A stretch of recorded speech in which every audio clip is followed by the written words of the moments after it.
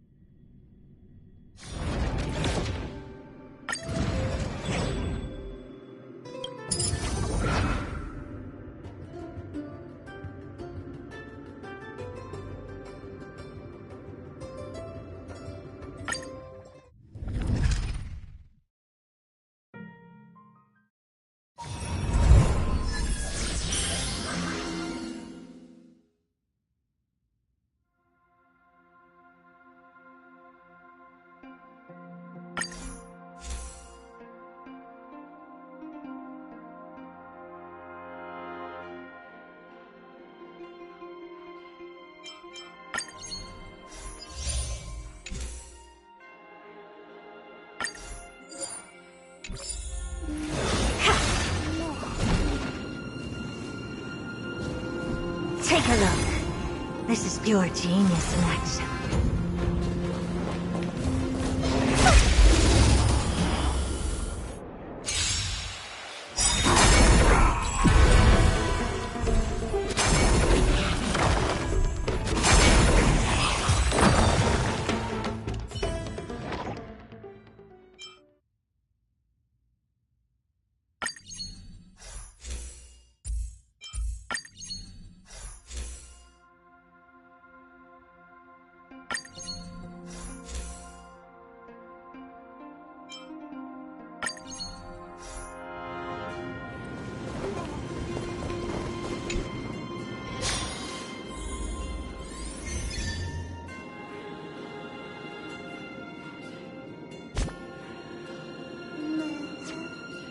Take a look. This is pure genius in action.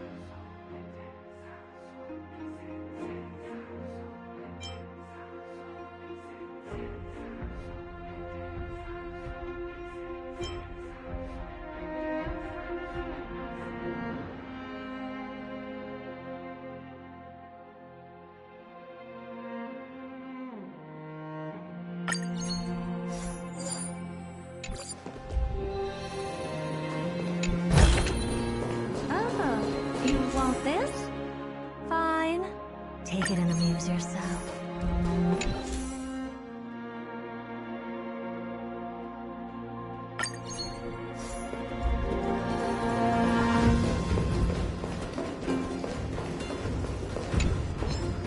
Is that it? I was expecting something...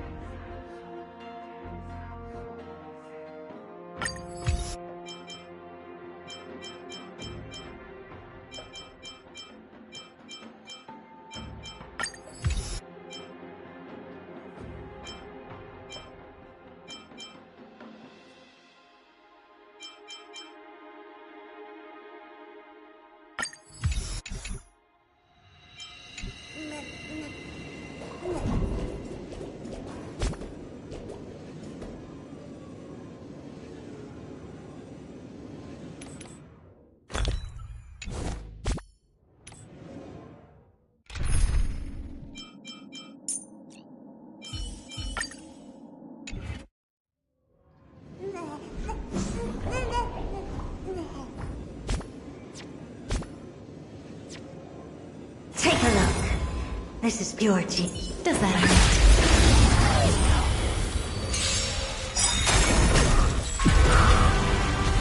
Look, Bust. VIP. Or maybe I'll take it all! Endless riddle. Nothing but a void. There's no backing out now. For me or you. Time to say bye. Boom. Don't let me down. Expand your thinking. Glimpse the unknown.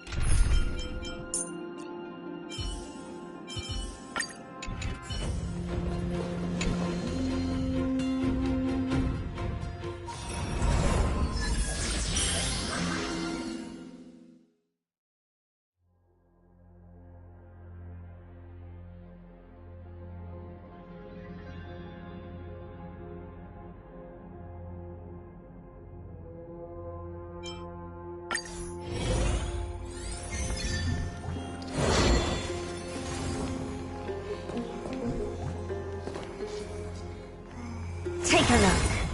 This is pure genius in action.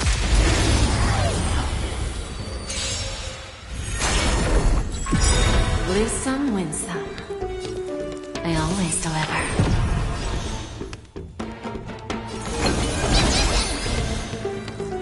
Open sesame.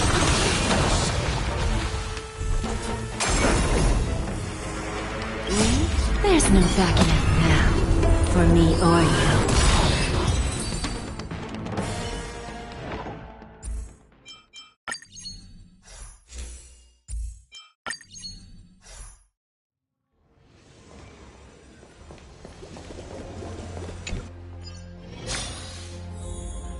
Take a look. This is pure genius in action.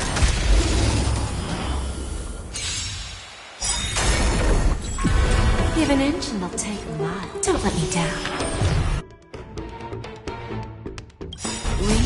There's no backing out now. For me or you.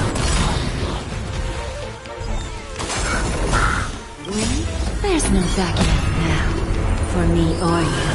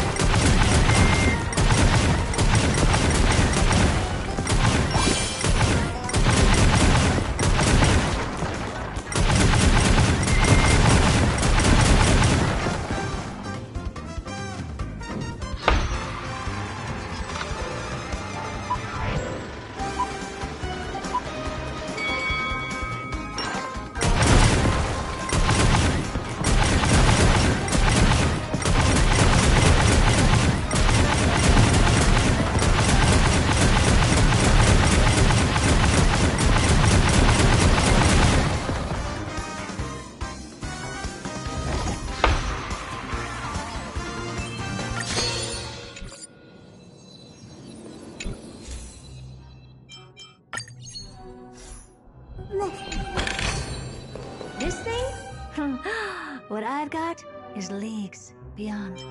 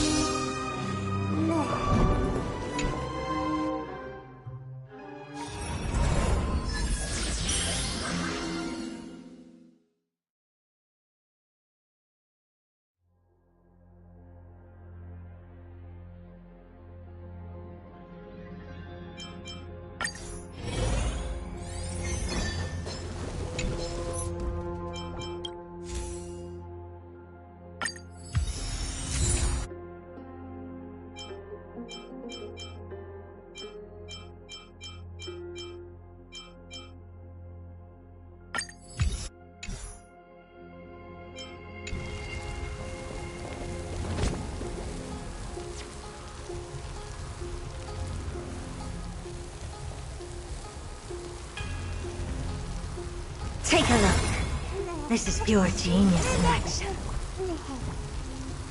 Feeling lucky.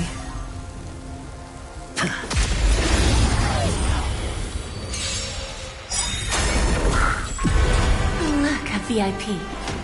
I always do it. Never. We? There's no backing out now. For me or you.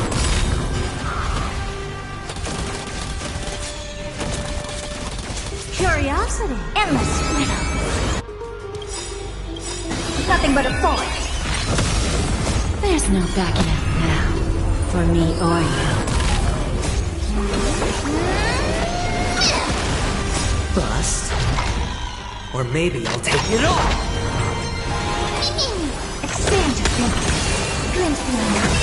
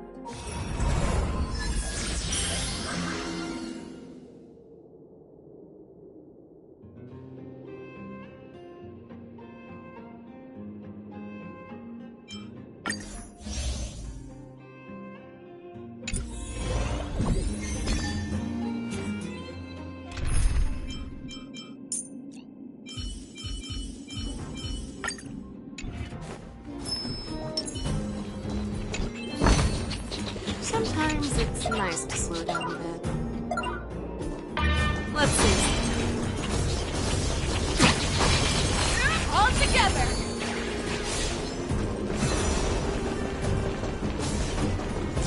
All together!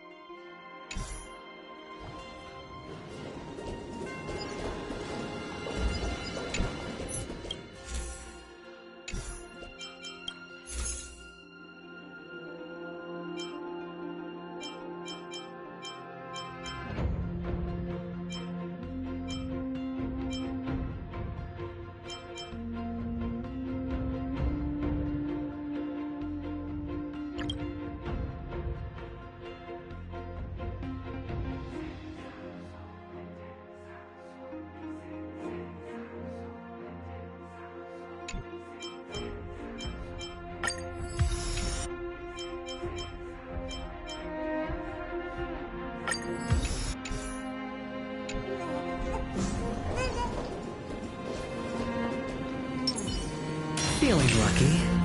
Take a look. This is pure genius in action.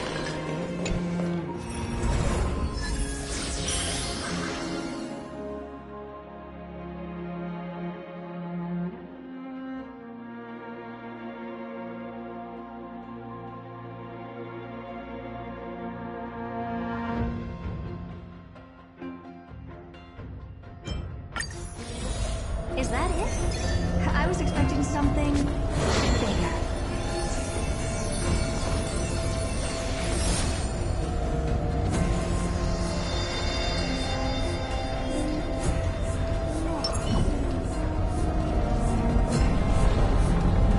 There's a good shot. Let's face it.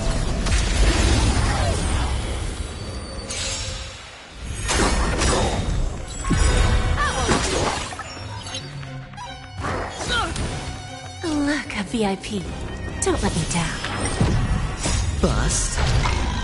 Or maybe I'll take it all! Endless freedom.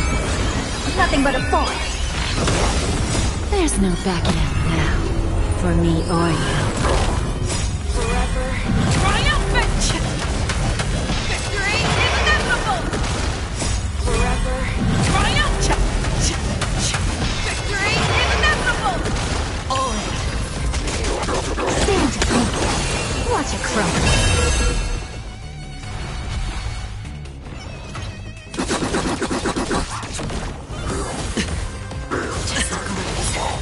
Watch your head.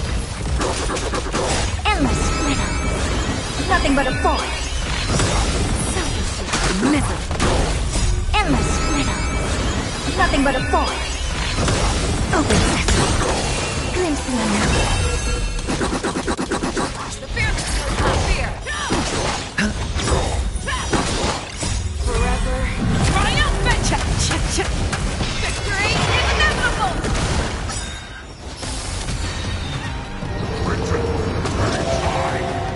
Forever triumphant! Victory is inevitable! Forever triumphant! Victory is inevitable!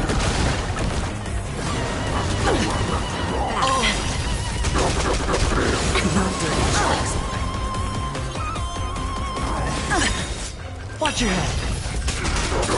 Bust. Or maybe I'll take it all! Expand. Watch it crumble.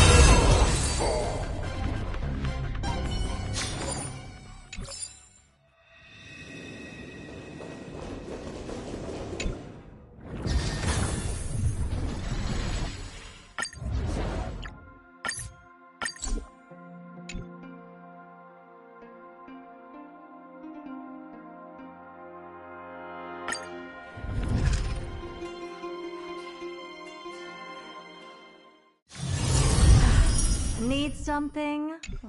If not, then I'll be looking.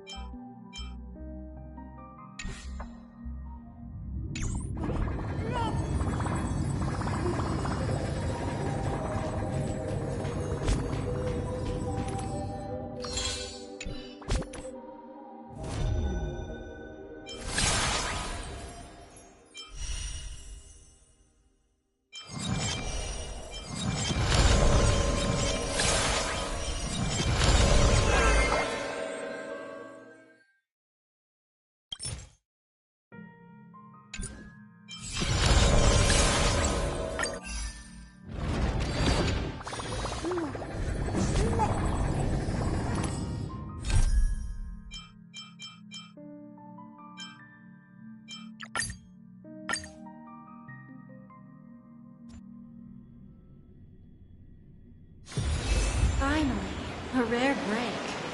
Why don't we head to the Bonajade Exchange and hang out for a bit?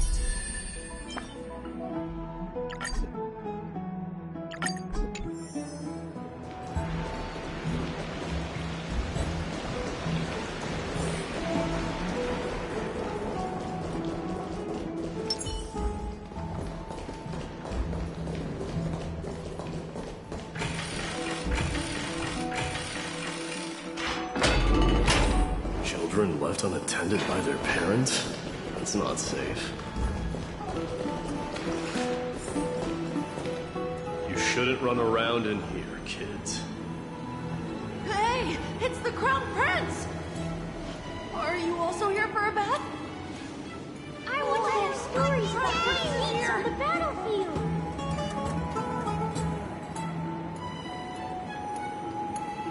The Crown Prince?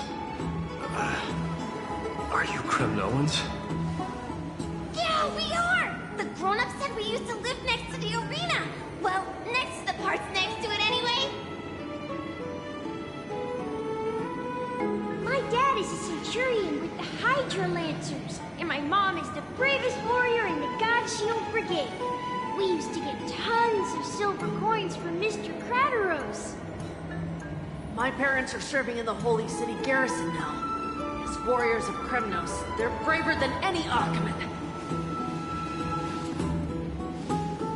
Why are you kids here alone? Where are the grown-ups? Mom and Dad were asleep, so we snuck out to play hide and seek with Mr. Crateros. That old man can be such a child sometimes. You know where Crateros is? I happen to be looking for him. Sorry, I don't. Come to think of it, we haven't seen him in a while. Did he get lost while trying to find us? No way! Mr. Crateros is a member of the Royal Wing Elites. He's the best at hunting down enemies.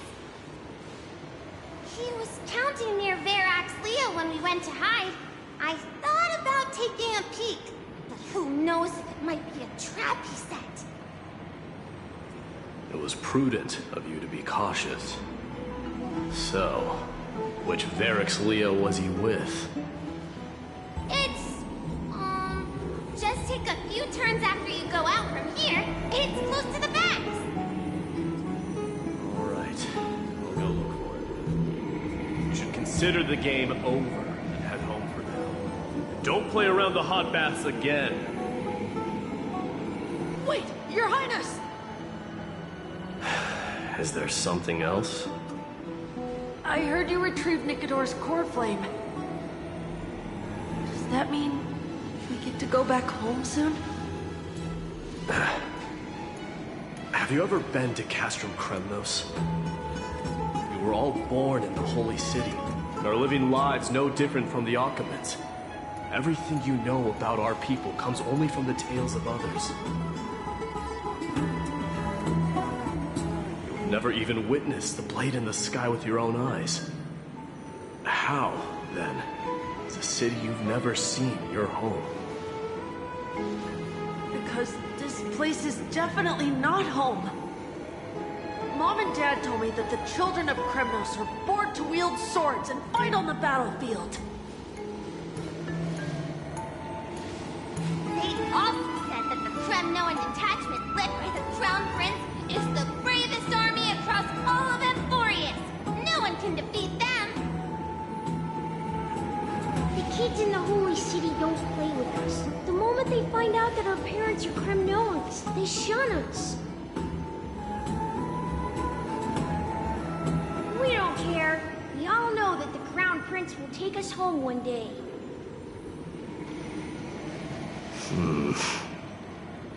That time has not yet arrived. But, young men of Kremnos, heed my command. Return to your parents at once. From here on, you are to dedicate yourselves to rigorous training and a healthy diet. You must not neglect these two aspects if you are to become a brave warrior of Kremnos. Only by following this path can you be deemed worthy of returning home. Yes, Your Highness! The future of Kremnos. I should find Crateros.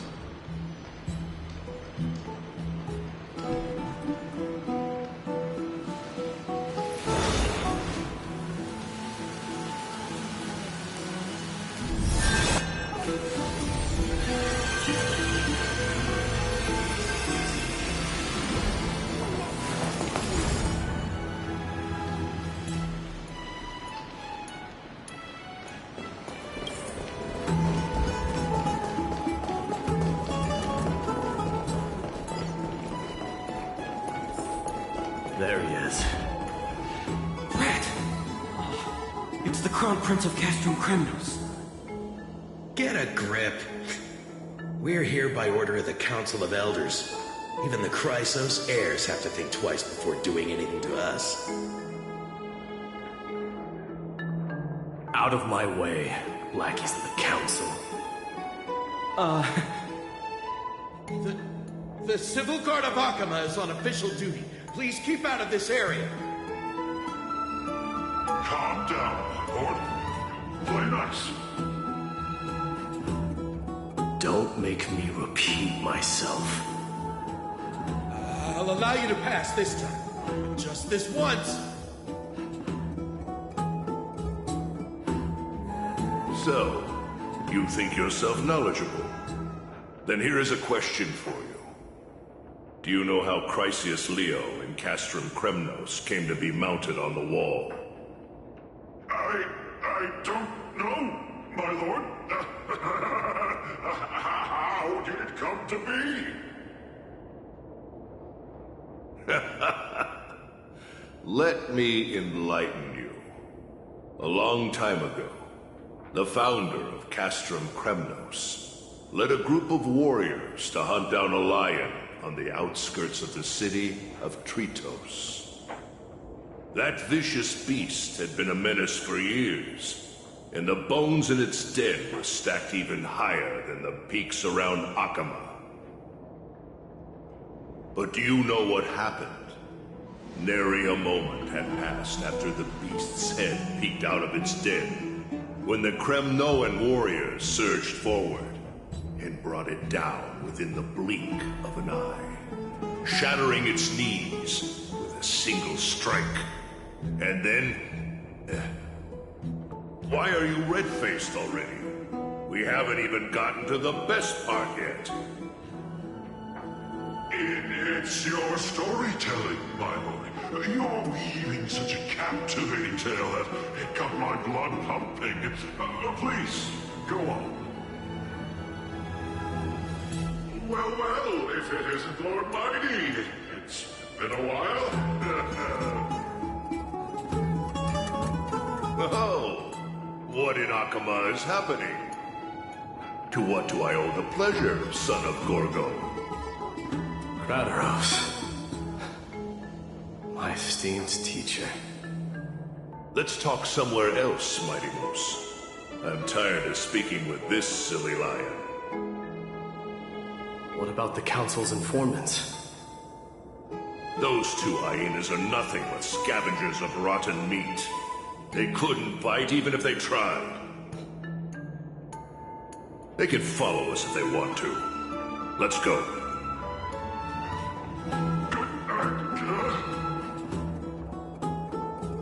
Wait, so how in the world did Chrysius Leo get mounted on the wall?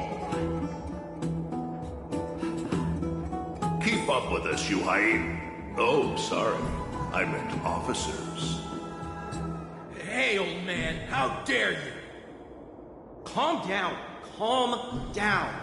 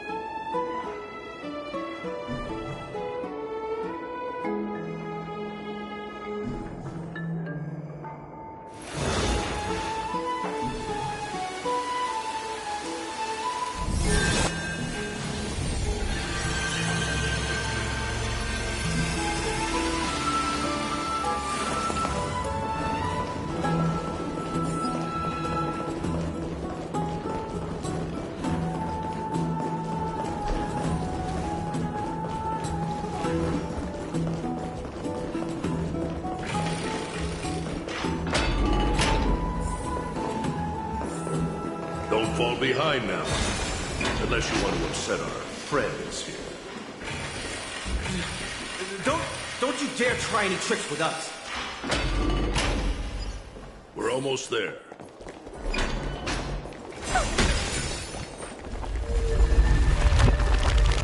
Why have you stopped?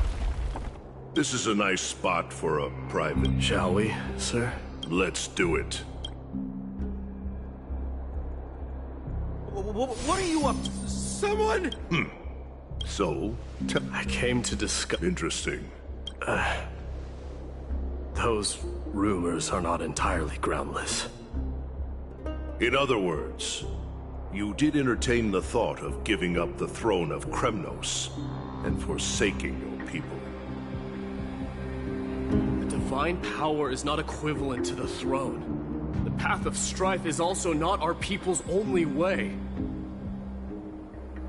Enough with the word games. You, of all people, should understand the plight of the Kremnoans. Think about all the warriors of the Kremnoan detachment who left their homeland with you. Think about their children. Only the yearning for our former glory days has kept us going all this time. If they ever learn that the Crown Prince they look up to so much is actually toying with the notion of stepping down, think of the disgrace it would bring upon your departed mother, Martimos. You best remember that she died for you because of Europon's schemes, to restore the glory of Kremnos. Since you've brought that up, tell me, who is responsible for my father's death? Are you trying to shame me, Martimos? I may be old, but I haven't become so decrepit that I've forgotten it all. Of course I remember that Europon died when the Kremnoan detachment surrounded him. You drove the spear into his chest with your very own hands. That was merely the final outcome. Do you still not see it? What led my parents and our people to their downfall is none other than the strife we speak of. The quest for glory.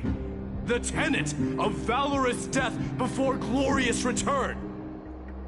This is the creed of every Kremnoan, no matter whether these beliefs are justified or not.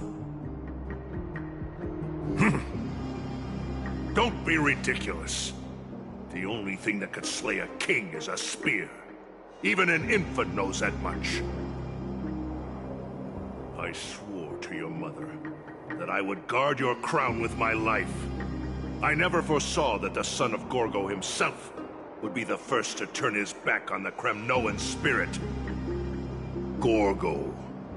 Your mother bore that name. The name of the great founder of Castrum Kremnos. And she upheld that name with honor. If you choose to turn your back on her legacy, like a wretched deserter, do not fault me for withholding my loyalty, Martimos. I came to discuss the future of our people with you. But it appears this is not the right time yet. Go, mighty. Yeah, that's what those Chrysos heirs call you, isn't it? Go down the path you have deemed correct. Deep down, you have always been one to do as you please. And I am well aware that no one can deter you once you've made up your mind. But don't you ever dream of renouncing the traditions of Kremnos. We may reside in Akama now, but we remain eternally bound to strife by blood. Bloodlines no longer hold any significance in this era of destruction. My young lord, always bear this in mind. Never reveal your vulnerabilities to anyone. A lion should never dwell amidst its prey, especially when it wields power enough to dominate the entire hunting ground. Europon, the boy did nothing wrong! This is murder! Do not sully the noble name of Kremnos with the blood of an innocent child. You mustn't reveal your weaknesses to the enemy. Enough! My decision is final.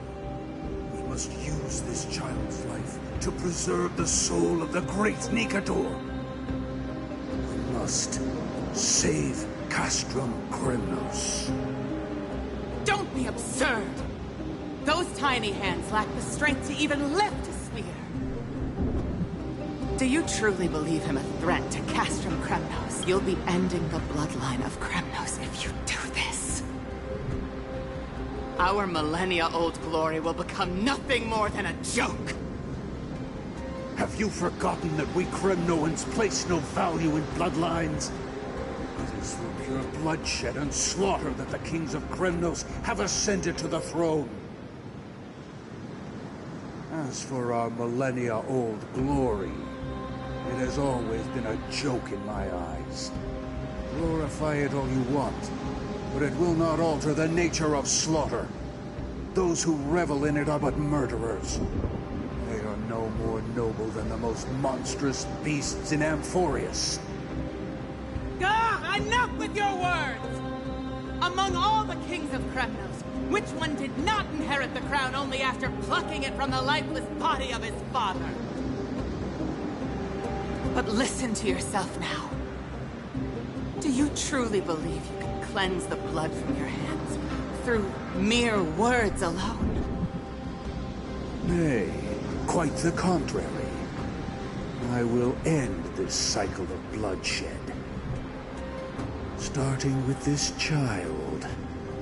With these blood-stained hands, I will end it all. Your failure is inevitable, Europe. You are just a coward who can only raise his blade against his own child! A beast that murders his own kin. Royal Wing Elites and Emperors of Kremnos! You cannot sit idly by and watch this atrocity unfold. If you consider yourselves the honorable sons and daughters of Gorgo, then take up your spears and join me in putting an end to this bloody charade! Does anyone else have any objections? If so, come forward with your spear and prove your mettle. Understood. 5, 4, 3. No one dare stand by my side. Cowards! Has that crown stripped you of your courage? 2.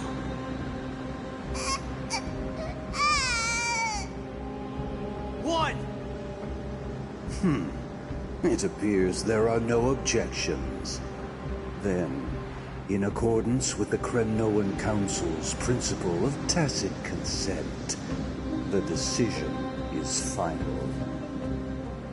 With all present as witnesses, this child shall descend into the Sea of Souls, where he will nourish the Lance of Fury and join the fallen heroes. May fate and the gods await your arrival. My son, my Deimos. Stop!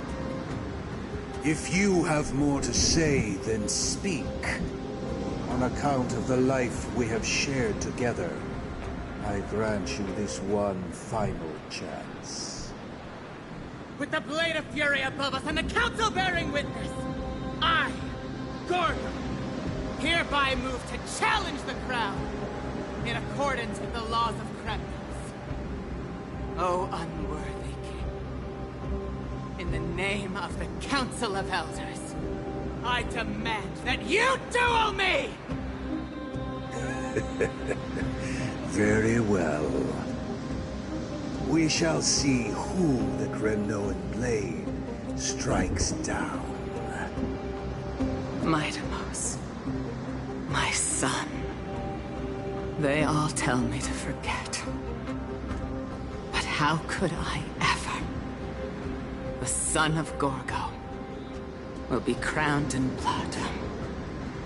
If there is no Kremnos without the crown, then I shall seize the crown and smash it to pieces to bring the people to their senses.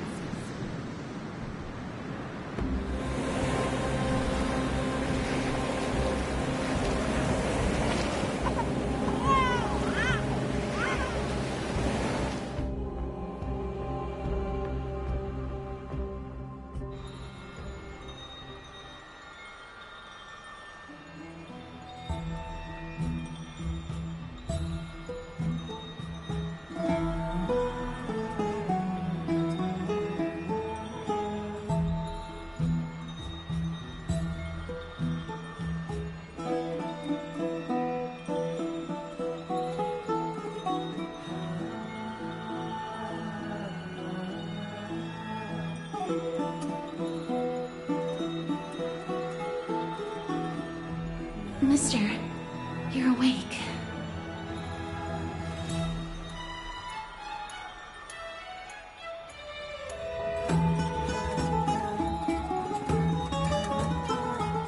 That's a complicated question. I'm not sure I can answer that. I apologize for arriving uninvited. I saw that you were still asleep, so I took the liberty of waiting nearby. I bring a message from Lady Aglaya. She has prepared a gift for you and Dan Hong, and wishes to present it to you in person. I'm glad you're in good spirits. All right, let's set off.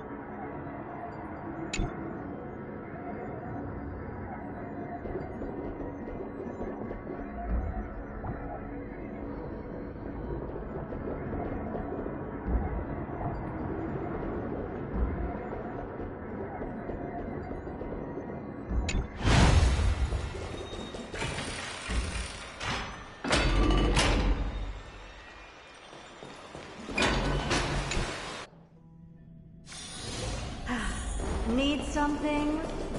If not, then I'll be leaving.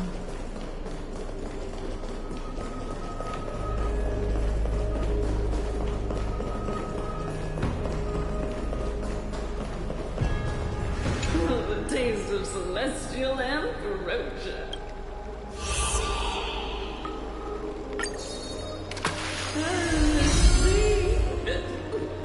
The sea is right here.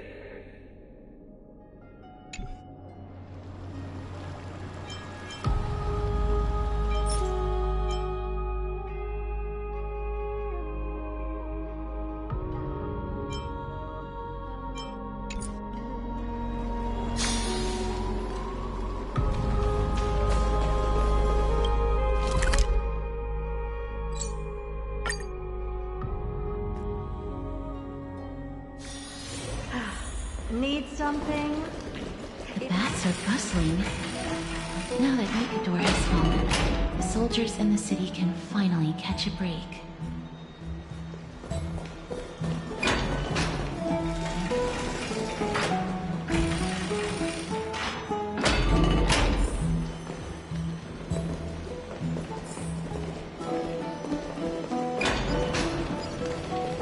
Have you heard? Seems like all the winds. I don't know how long I'll be able to live like this. Is that Lady Treby and Lady Trianne? Ah, you must have forgotten. This is a precious relic from our hometown. We definitely all saw it back then. Trianne, this is a counterfeit. We both know it's impossible for something this fragile to have survived all those years in one piece. Nothing is impossible! We are fragile too, but we still got through those sad times. Ugh, look at that color! And how it glitters in the light! It's exactly as we remember it! I want you buy it! If someone else gets to it before us, we'll miss our chance forever. Calm down, Trian. You need rest. Please, there's no need to fret. If you need more time to make a decision, I can put this aside for you until tomorrow. Or until you're ready? No, it's alright. Trian is just... She'll come to her senses tomorrow. We'll be off first. Trian is just... what? Trian is super mad, that's what! You've forgotten all about Mama! Mama gave us something just like this before! Trian...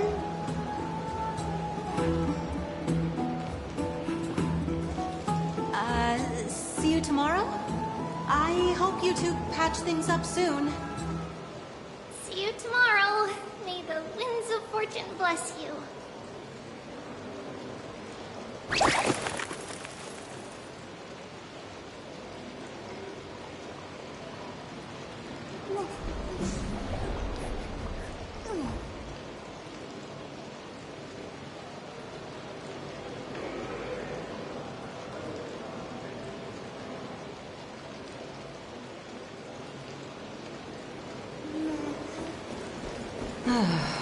It's so hard to understand what they're thinking sometimes. Excuse me. Oh, see, I have a little hobby of collecting handicrafts. Some time ago, I found this trinket being sold at the Memorial Market, and bought it to use as decoration at my stall. When Lady Treby and Lady Trian walked by earlier, Lady Trian happened to catch sight of it, and promptly insisted that it was a precious memento from her hometown. But Lady Treby believed it to be, for some reason... I see, madam. Certainly. I understand. Feel free to name your price.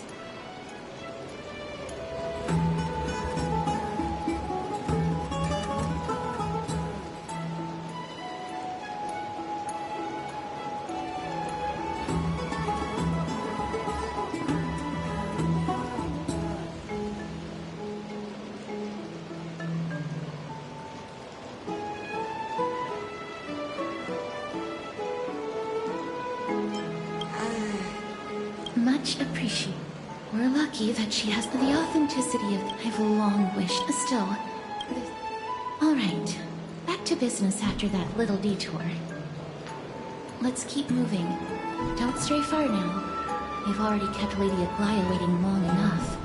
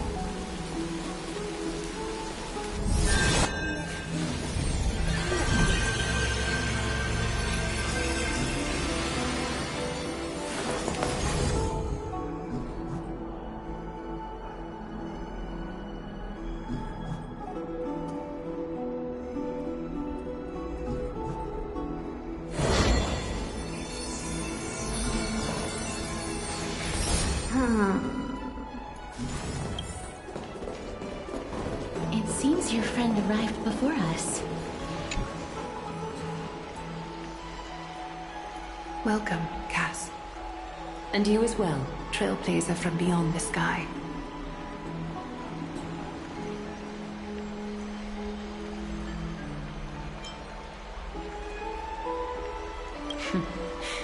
Your companion here kindly explained the meaning behind the name to me earlier. Through him, I've come to understand that you and your friends walk the paths of Kefali and Yanis in places beyond the sky. Addressing you appropriately is the least I can do, as a show of respect. For all that has happened, it was never our intention to drag you two into the battle against Nikador and jeopardize your safety.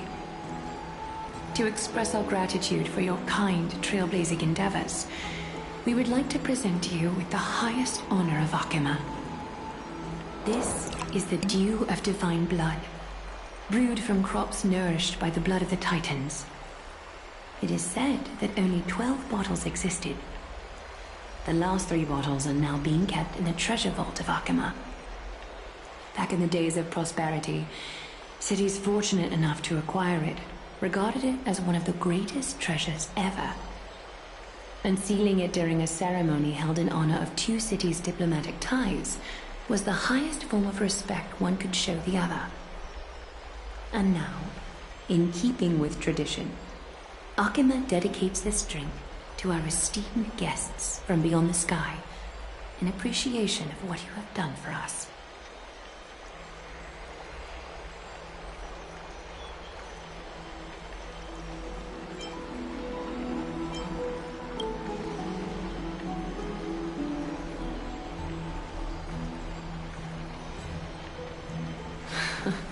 Very perceptive, Mr. Dunham. Your heroic deeds have proven that you come in good faith. With the dew of divine blood as testament, we wish to forge an alliance with the Trailblazers.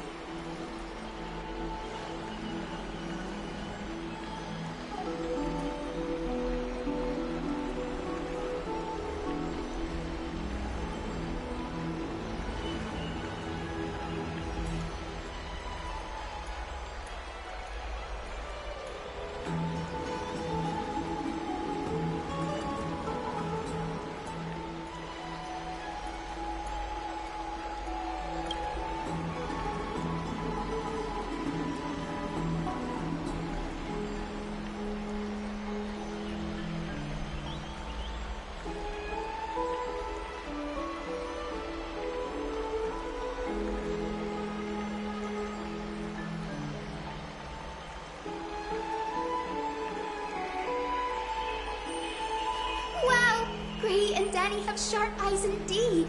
You'd make outstanding members of the Twilight Courtyard. No need to worry, by the way. I can tell from Lady Aglaya's tone of voice and micro-expressions that she's being genuine.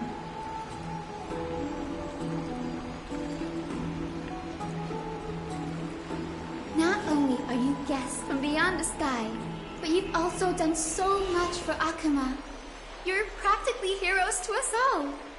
Lady Aglaya would never subject you to Aquila's judgment.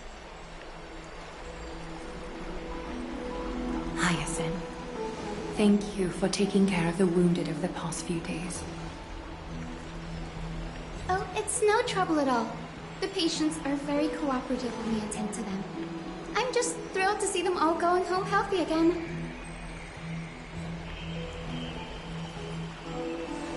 Oh, it's Cassie. Oh, I've missed you.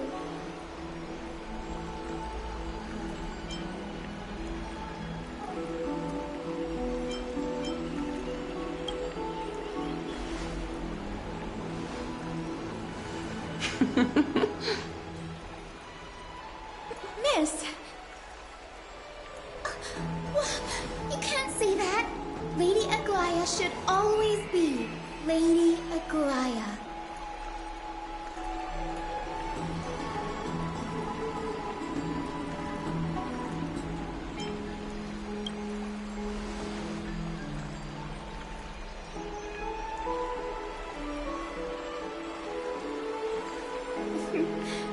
an acolyte of Aquila, I'm here to bring healing light to the world. Plus, I've heard you're also children of the distant skies. Fate must have brought us together. Can we be friends? I'd love to hear your tales of the sky. And oh, it's a rare occasion that Akama presents such an invaluable gift to guests.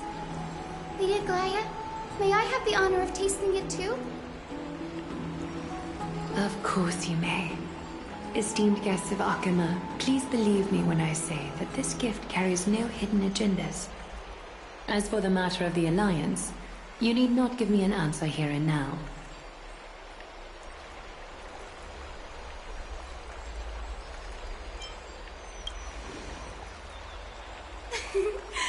You're mistaken. The capable Lady Aglaya doesn't need my help with things like this.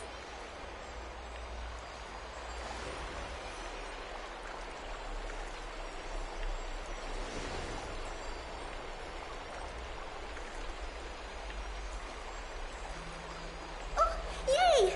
Then I'll get started on my questionnaire.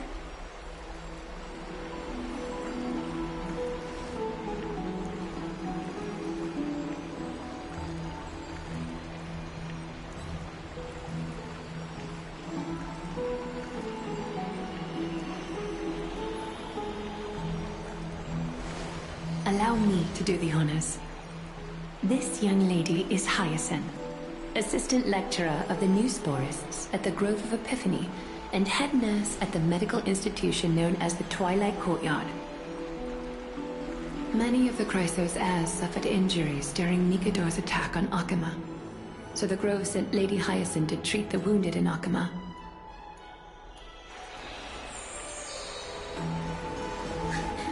What I'm really good at is helping people sort out what ails their mind and spirit. If you're ever feeling troubled, come find me. A little sunbathing in the courtyard will chase all your worries away.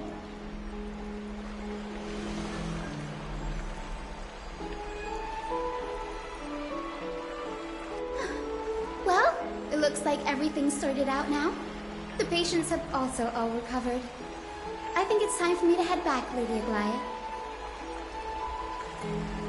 I would love to keep you in Akama for a few more days, but I would hate to provoke the ire of the Grove.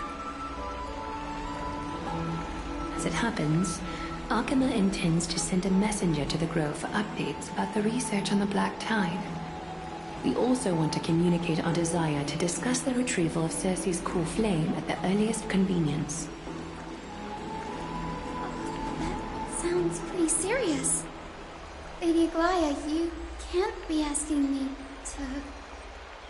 No need to fret. We won't put you on the spot.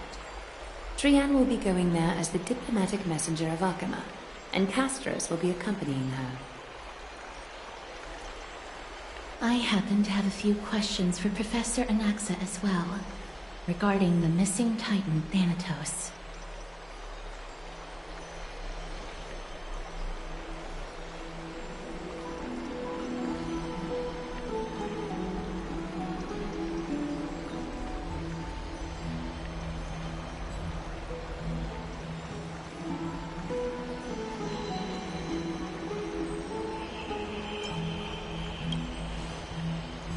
If you're not keen on just sitting around, Mr. Trailblazer, why not go with them? The Grove is a picturesque place, perfect for sightseeing. That's a wonderful suggestion. Come visit the Grove Grade. I'd be delighted to show you around.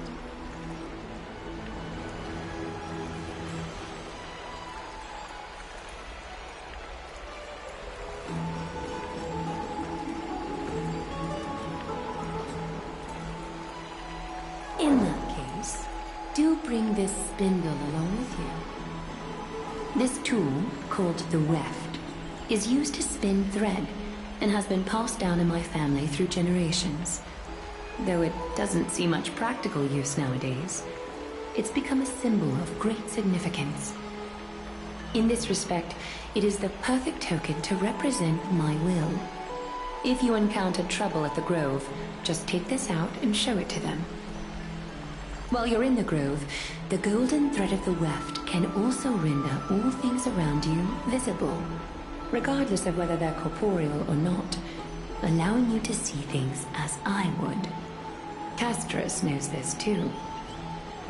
Make good use of it. Trian is already waiting for you at the outskirts of Okima, so I won't keep you any longer. May your journey be smooth.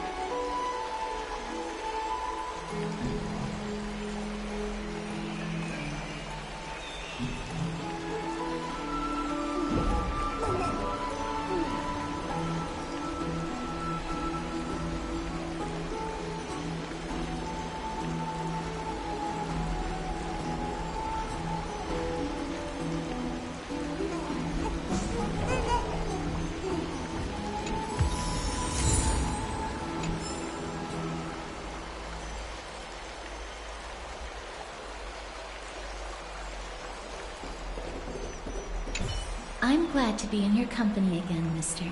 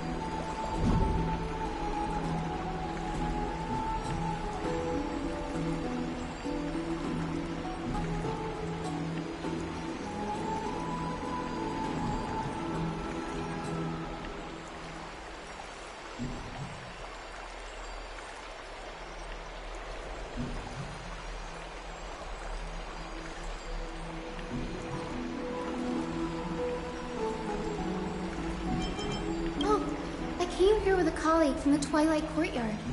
I've asked her to pack her luggage in advance, so she's already waiting for us by the city gates. Let's go meet up with her.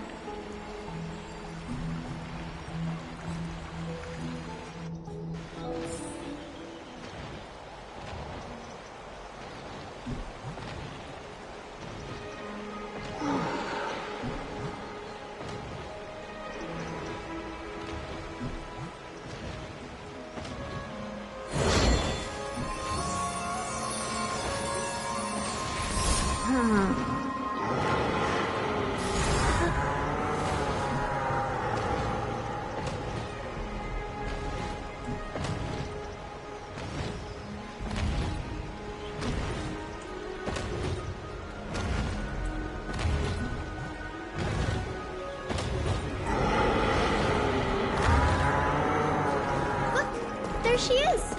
And Lady Trianne. But... did something happen, Clementine? Oh, that's a serious injury. Miss Hyacinth, this man was discovered by Trianne! Trianne was in a bad mood this morning, so we went to the outskirts of Akama for some fresh air. But then we found him collapsed on the roadside. Trianne knows the city has good doctors, so Trianne brought our new friend into the city to look for a doctor. I was waiting here for Miss Hyacinth when I bumped into Lady Trianne. But by then, this man was already in critical condition, so I had to perform some emergency treatment first. These wounds, they're caused by the Black Tide. This is bad. Clementine, prepare a ward for this man at once. I'll treat him myself. It's a miracle he's still alive, considering how badly the Black Tide injured him. Bree, Cassie, and Trianne, would you mind making your way to the boat first? Once this man is out of danger, Clementine and I will join you. As a healer, I cannot ignore those in need of medical attention. I understand. May fate have mercy on this poor man. Trianne believes he'll get better. Everybody, follow Trianne! Fly, fly, fly away from Akama!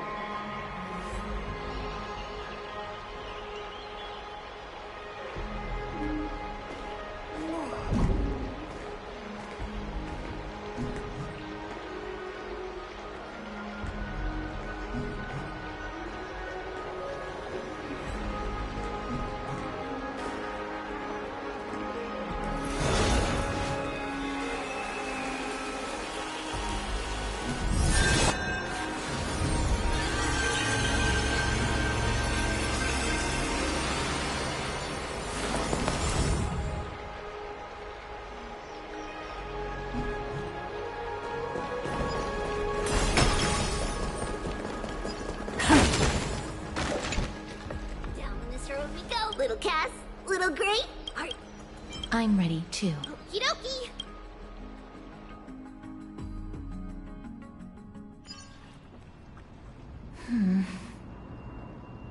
It's harder than I thought to sew gemstones onto wool. Cass, Memmy, Mem.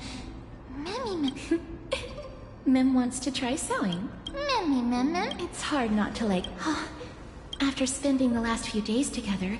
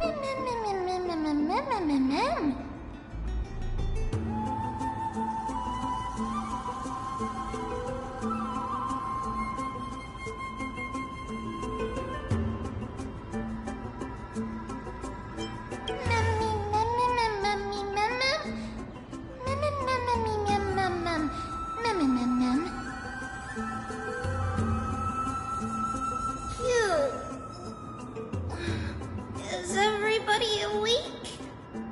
Little Gray, little Cass, and a little pink puppy? Puppy?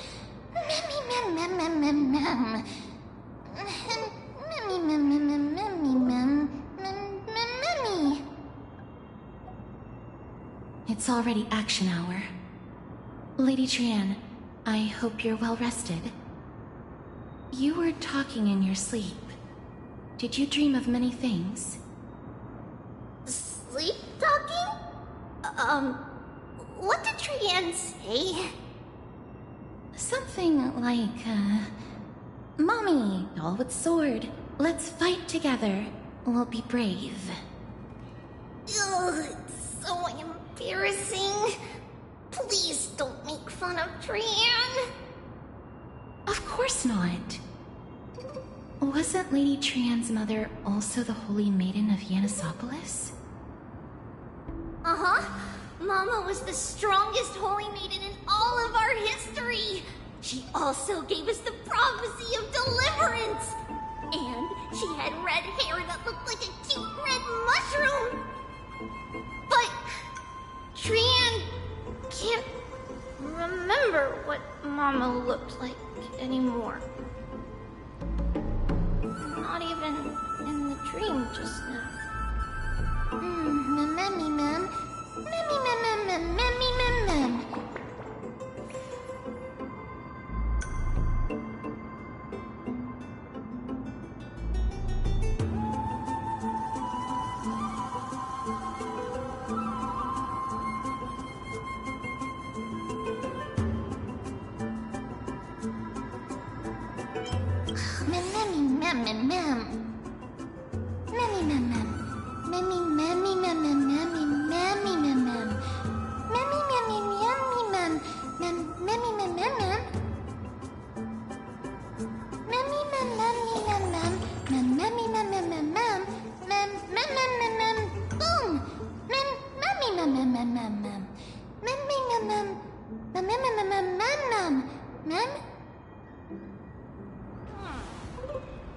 Trian thinks that's a great idea. Can the pink puppy help Trian out?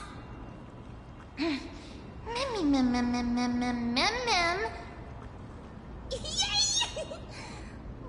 Then I'll call you Little Memmy from now on.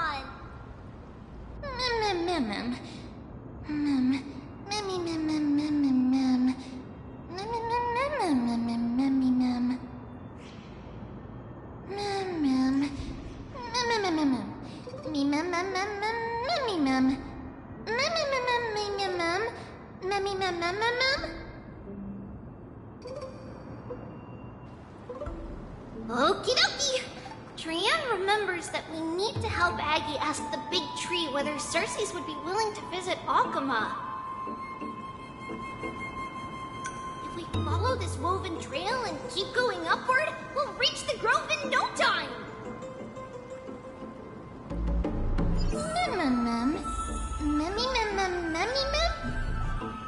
Legend has it that whenever they requested an audience with Cersei's, Nestia would always come to the meeting in a long white dress. As the warps and wefts of the dress came into contact with the ground, they turned into paths and downstairs. May this romantic path bring good tidings to Akuma.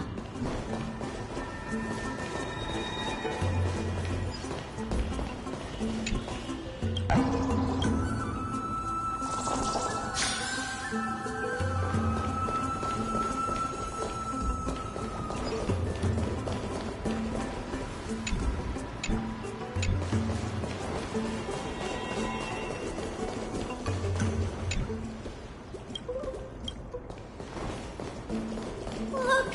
A huge tree! It's huge!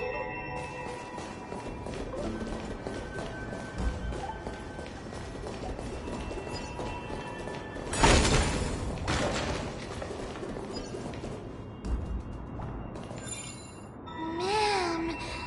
Mem. Mem.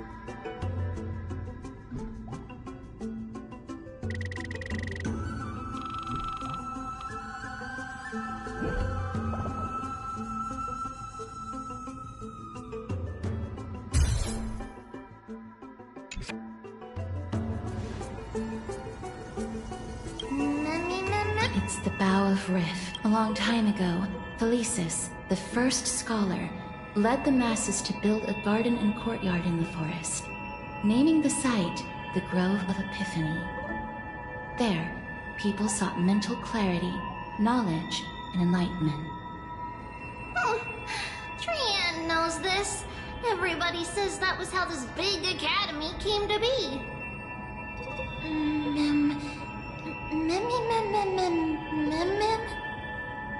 Something feels off.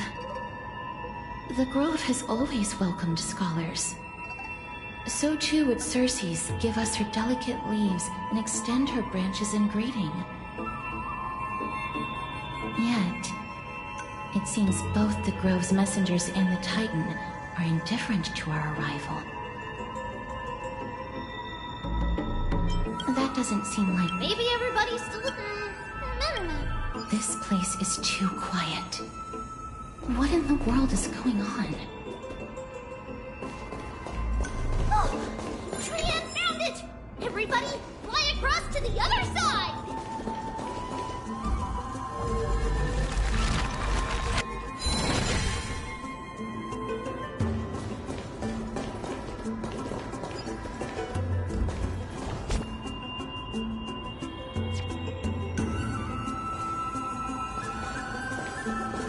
The entrance on the other side. Where could it be?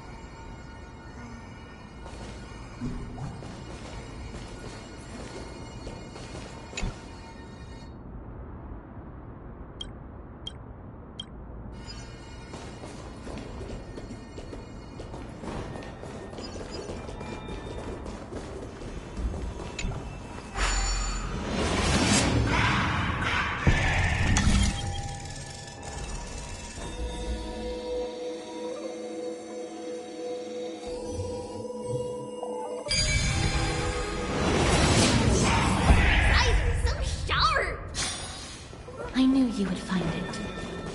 The courtyard of Storky should be just ahead of us.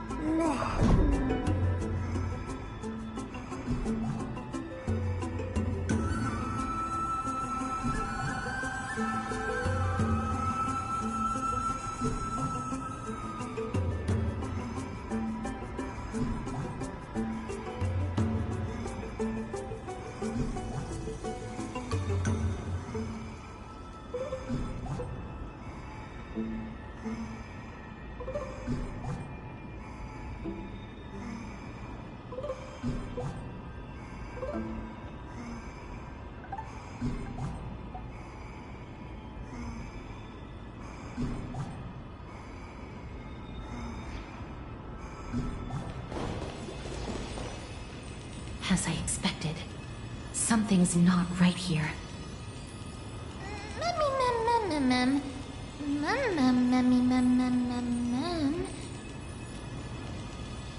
Not to mention that this whole place is also eerily quiet. Hello?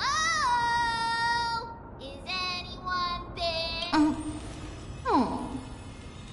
Huh, no one's here.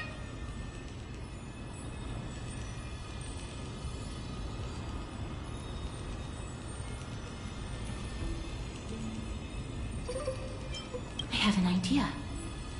Lady Trienne, could you lend me that golden spindle? Do you remember? Lady Aglaia said this. While you're in the grove, the golden thread of the weft can also render all things around you visible, regardless of whether they're corporeal or not. This is achievable because the grove is not only where the roots of Circes are, but also where the chrysalis of gold manifests. Oh, Nestia, with the weft as my vow, I beseech you, entwine my body with your golden thread and affection.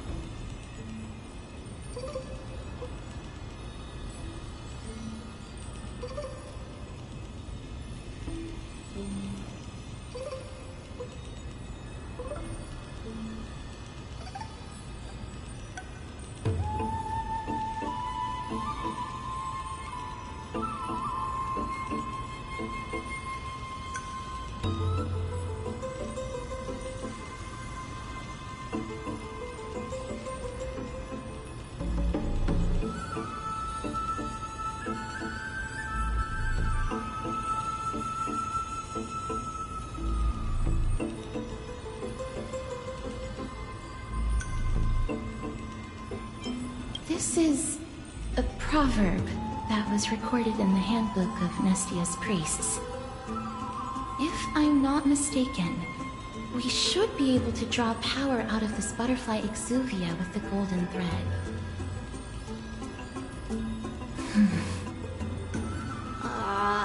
There isn't a reaction.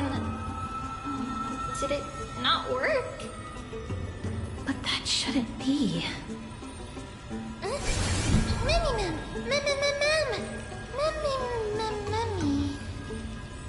Are they white dryad flowers?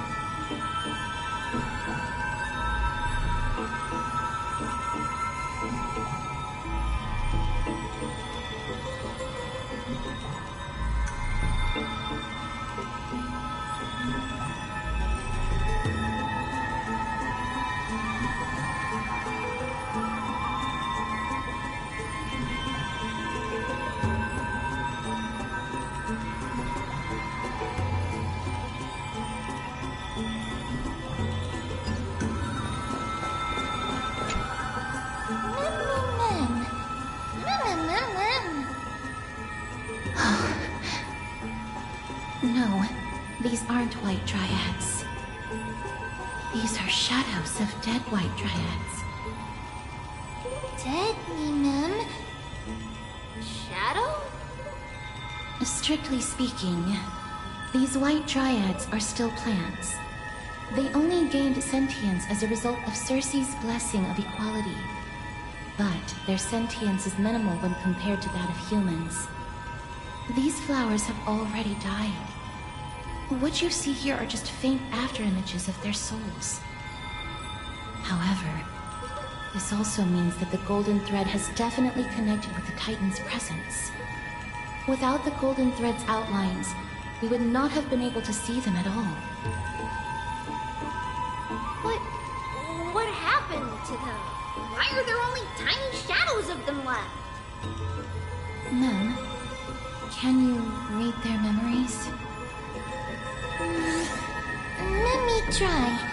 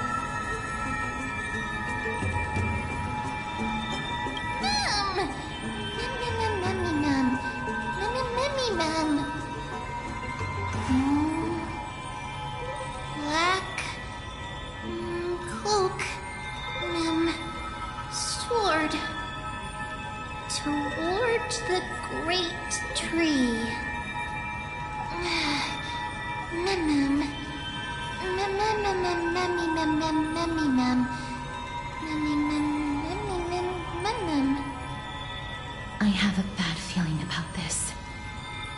The deathly fog of Thanatos is fast approaching. Oh! Trianne will be on high alert!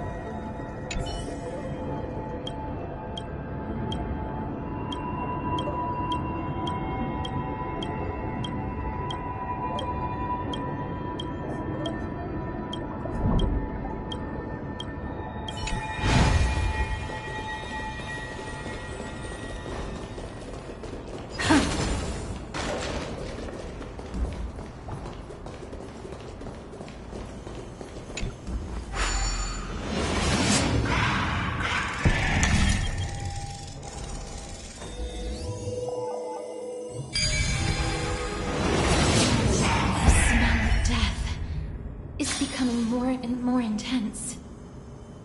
There, on the steps.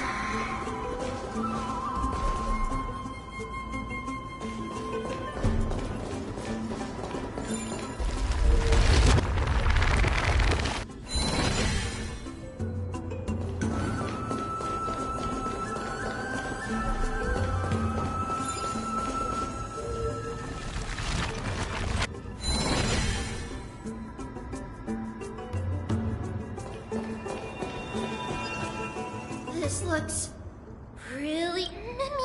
No, this is a creation of the Black Tide.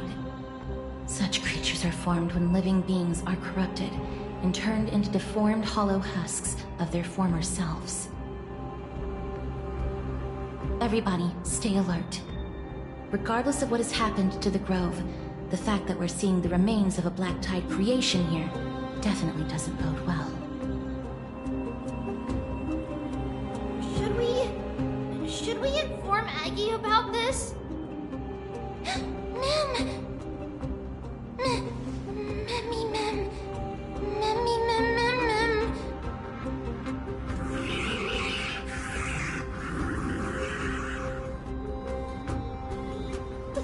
The monster is alive! Trienne will protect everybody! Trienne, please hide behind us. Mister, let's do this.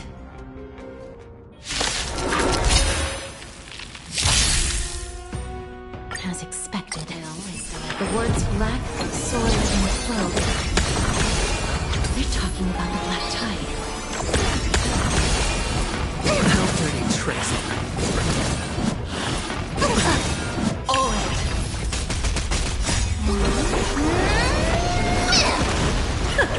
Bending the rules.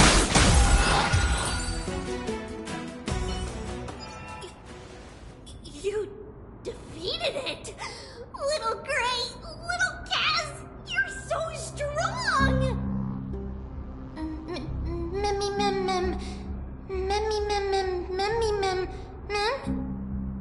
To think the Black Tide has spread this quickly to the Grove despite its remote location. I'm afraid a world where strife has fallen is far more dangerous than we ever imagined. Oh no! Does this mean that Akuma is also in danger? Looking at this mess, it seems the scholars at least succeeded in fending off the first wave of attacks. But at what price?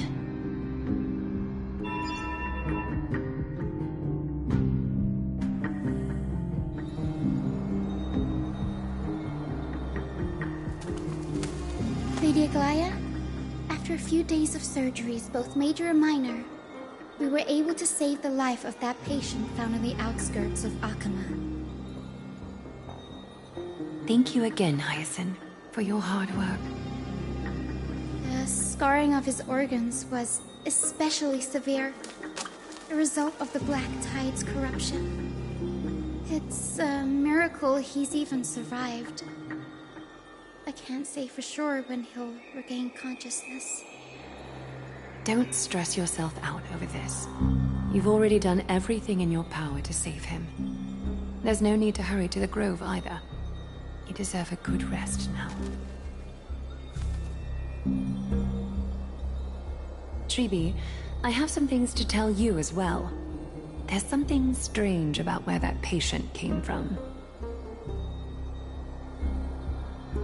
He is not Ackerman. The way the stitches on his clothes are hidden is quite unique. Such craftsmanship is undeniably from the Grove.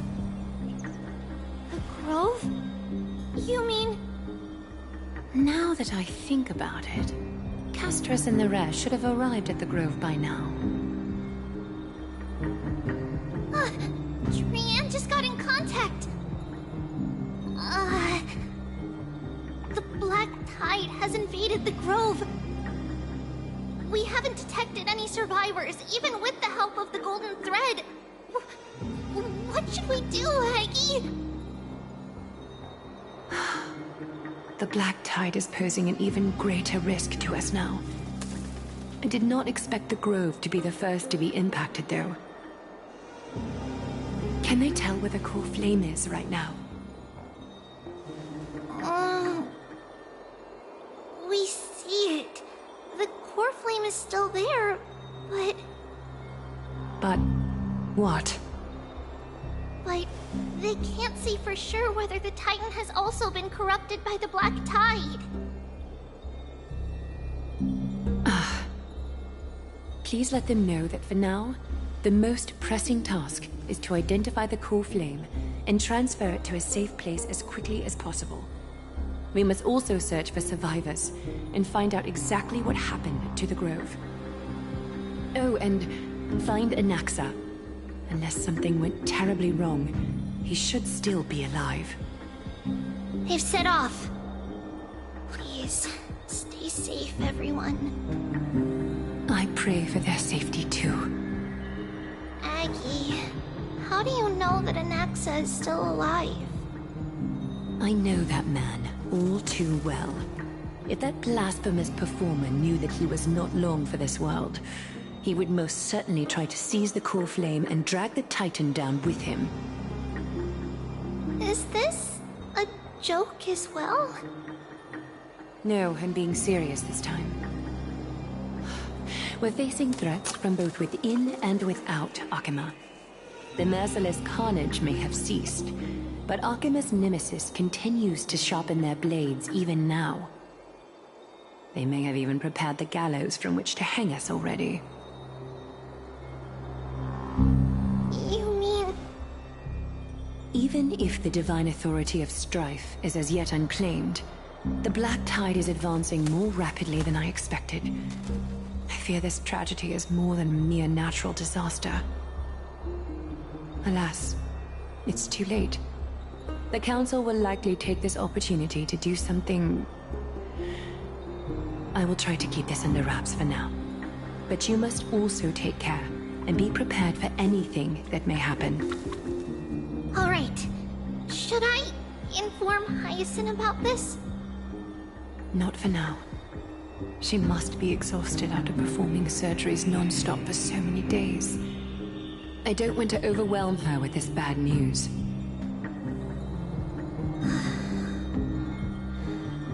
We can only hope that the Grove weathers this crisis with as many survivors as possible. That being said, based on the condition of this patient, Treevee, we should prepare for the worst. It's likely he is the only one who managed to escape from the Grove against all odds.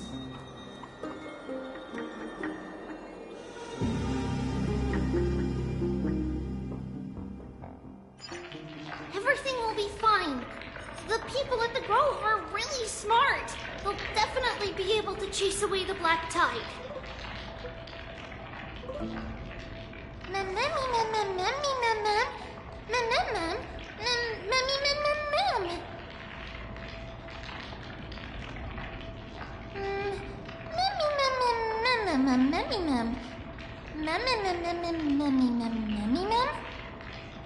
How should I put it?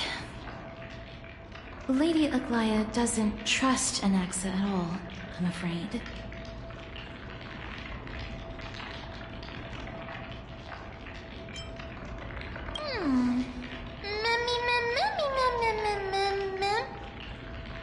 Believe me, she is far nicer to the two of you than she is to Anaxa. Despite being a Chrysoseer, Anaxa resolutely believes that titans and prophecies are a load of nonsense. During our regular citizens' assemblies, he always votes to oppose the flame chase journey. Mem? Memmy mem mem mem? Memmy mem memmy mem mem mem memmy mem mem!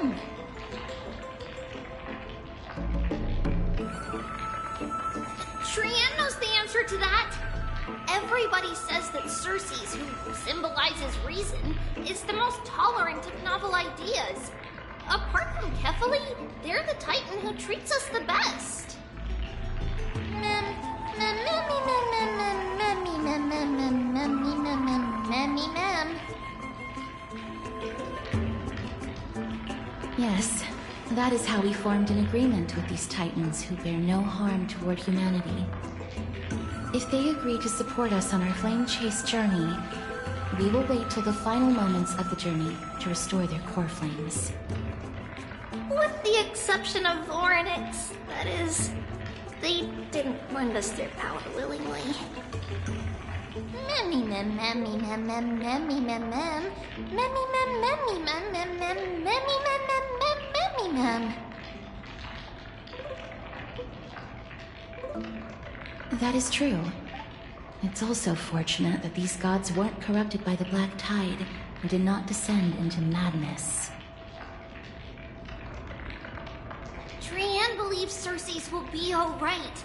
After all, everybody says that the people of the Grove are really smart.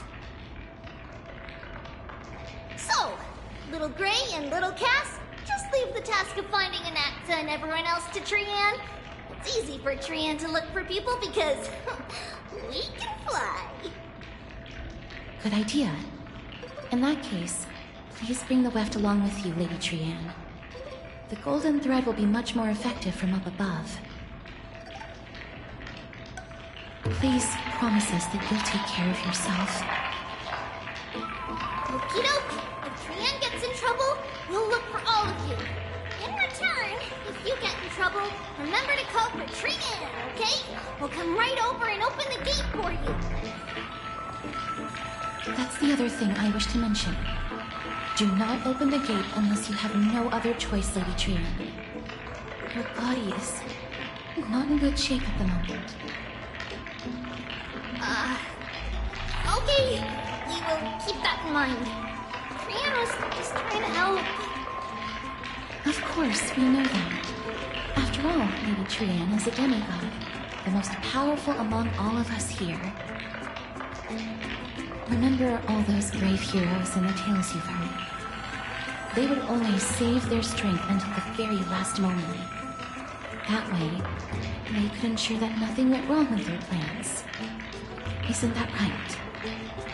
Mm-hmm. In that case, brave Trian shall clear the way for all of you. Memmy mem memmy mem mem. Memmy mem mem mem. Memmy mem mem mem mem mem mem. Mem mem mem.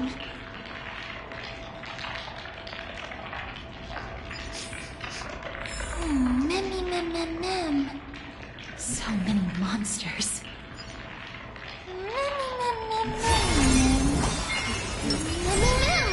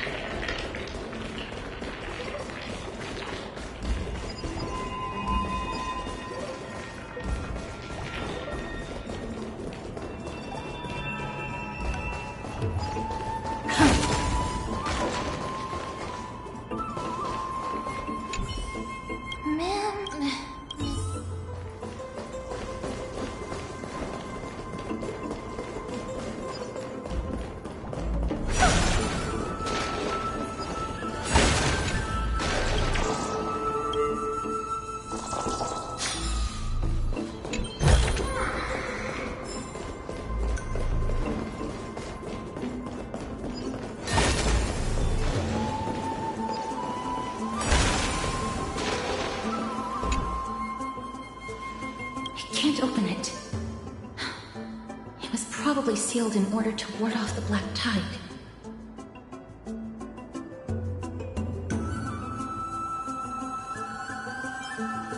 Save your energy. Yanis's power is far stronger than we could ever imagine.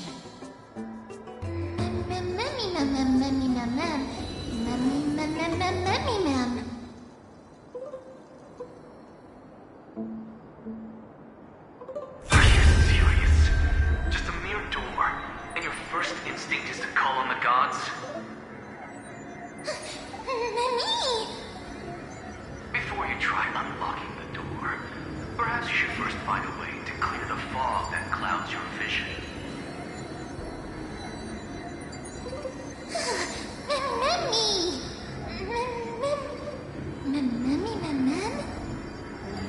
My name is Anaxagoras, one of the 7 sages of the Grove of Epiphany, and the founder of the New Sporists.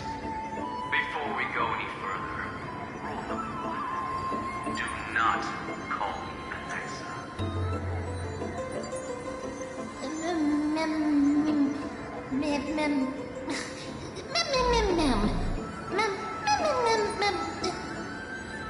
Rule number 2.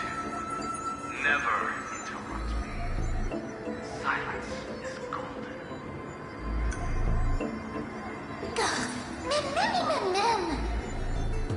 The person standing here and conversing with you right now isn't the vestiges of a memory. Rather, it is the culmination of the greatness of science and the pure, irrefutable, and undeniable exalted truth. Through the wonders of alchemy, I have shattered my soul and transmuted it into gold before burying it in this spot. I have recorded these words so that visitors may learn where their next destination lies.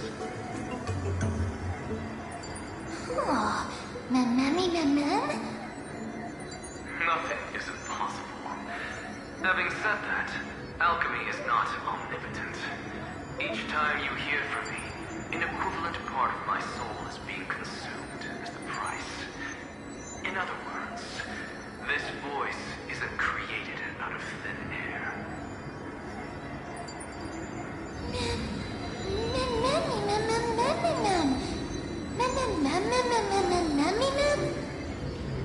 That's because my precise calculations account for every possibility. I also know that you have already discovered the cause of the calamity at the Grove, the Black Tide, and that you mistakenly believe that the scholars have been wiped. But that is where you're wrong. While the Black Tide was still approaching the Grove, the sages found a way to evacuate the vast majority of the scholars. They are heading toward the holy city of Akama as we speak. Only a small fraction of the scholars stayed behind with me to defend the Grove. If all goes well, Cersei's core flame will reach Akama before long. But since you have accessed this message, something unforeseen must have occurred. For now, you should continue onward to the Luminary Throne, where you may retrieve the core flame. And our mortal remains. And now, the objective is complete. That is all.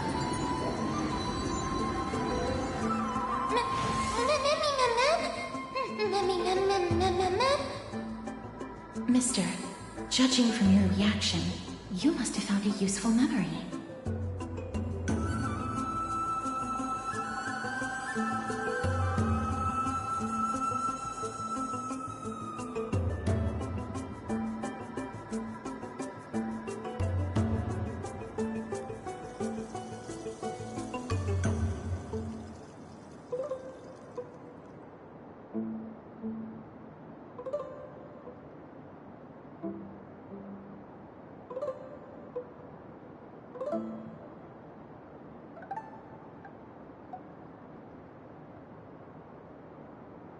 Professor Anaxa?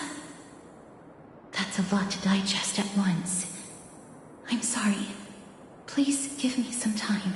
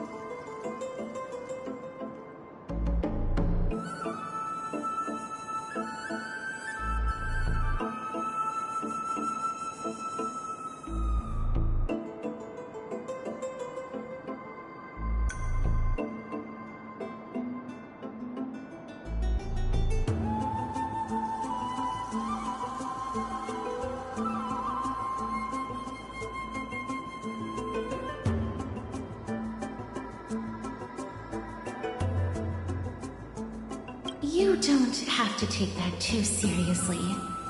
For some reason, he's especially particular about his full name.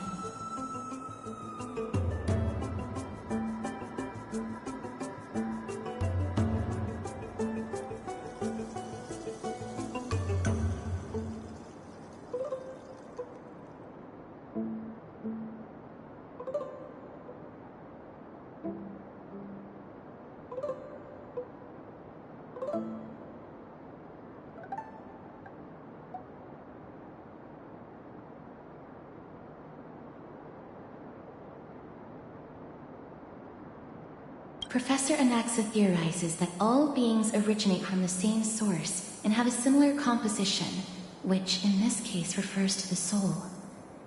He calls this theory Nesporism.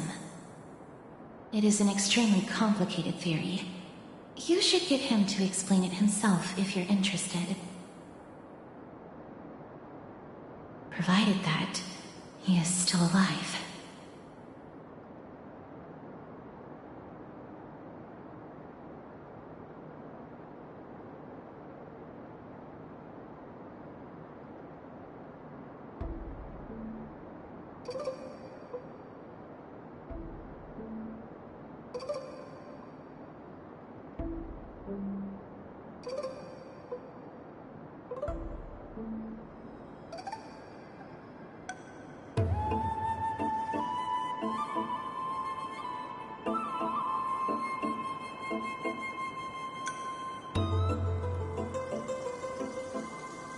Yes, that seems like the only good news so far. We can just focus on retrieving the core flame then.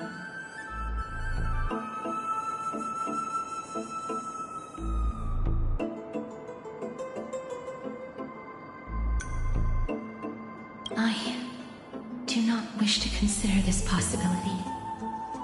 Perhaps they were just unable to transfer the core flame, but managed to escape.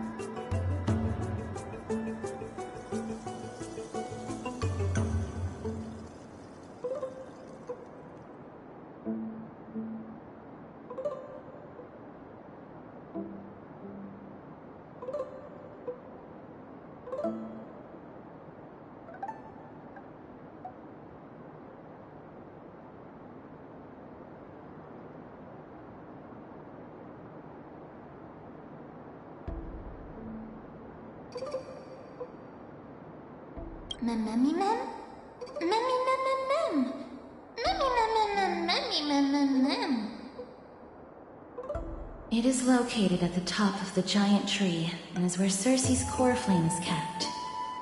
According to Anaxa, the core flame should still be there.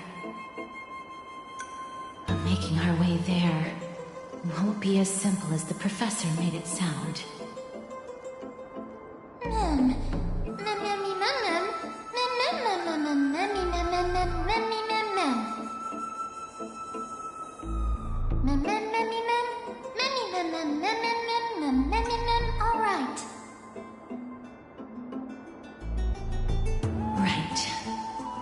Let's see whether he left any similar directions for us along the way.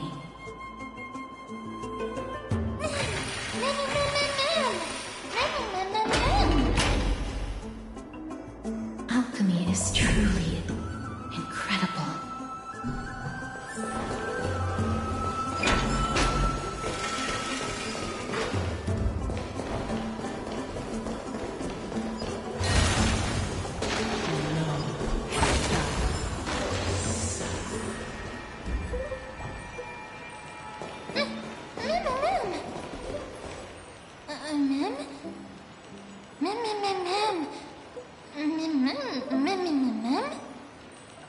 No, you didn't imagine it.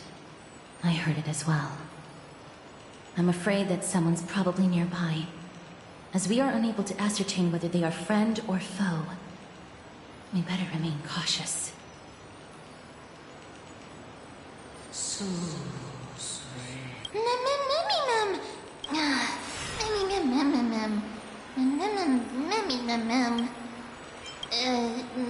Found it. The voice is coming from... No. It seems to be coming from somewhere even further that way.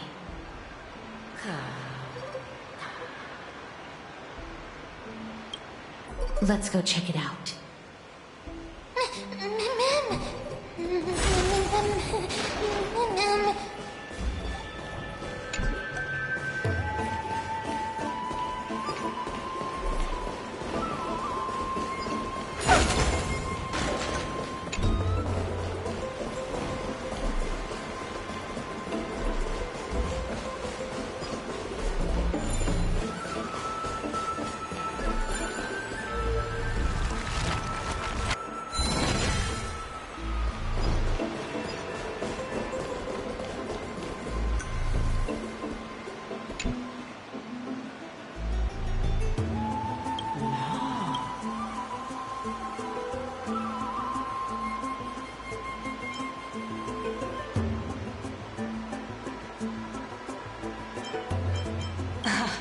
Regardless of...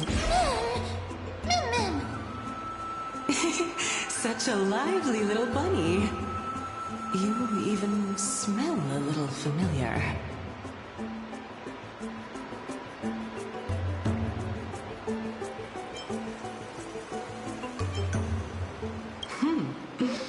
What a smooth-talking child. I'll accept your praise. Who are you? Keep your distance and identify yourself. Otherwise, you'll face the consequences. The scent of Thanatos. I recognize you. Idonia's renowned goddess of death. Since you are aware, stop provoking the authority of death. Answer my question. Baring your fangs at me. How cute. Just call me Calypso. I greet you on behalf of the 7 sages and the litophagists.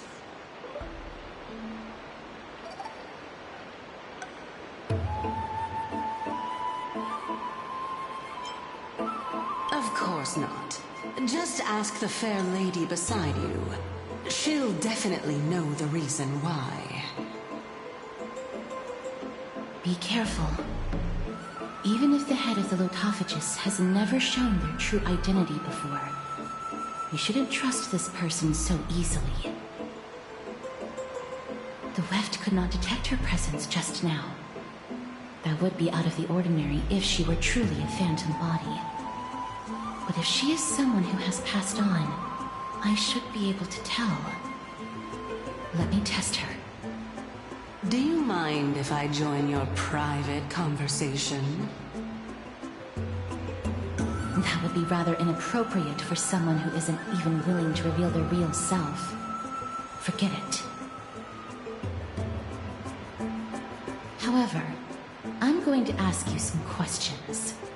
Please answer them truthfully.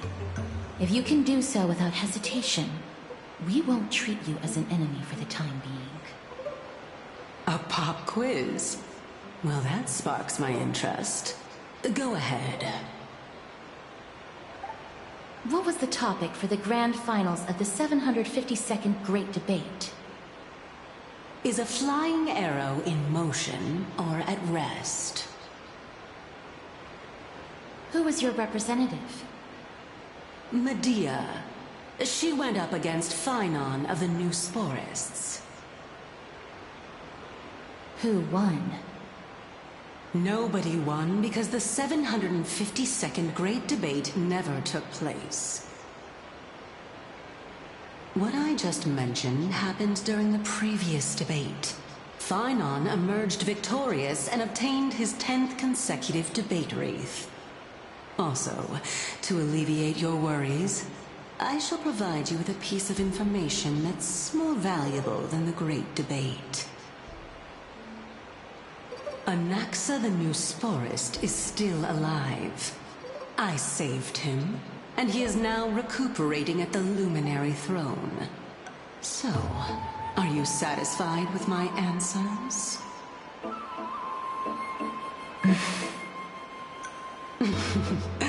This dumbfounded expression of yours is much more adorable and likable than the previous one. As the saying goes, seeing is believing. Why don't you follow me to the throne and take a look for yourself? I'll keep my eyes on you at all times. Oh, that's truly an honor.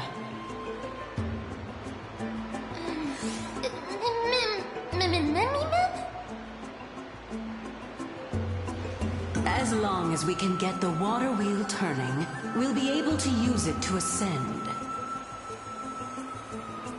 So, the solution is to awaken this heart.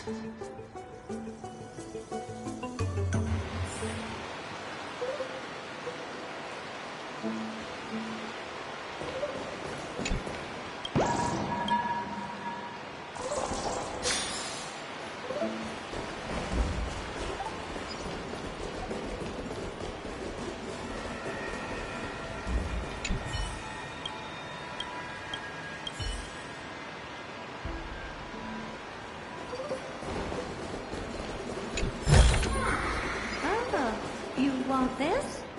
Fine. Take it and amuse yourself.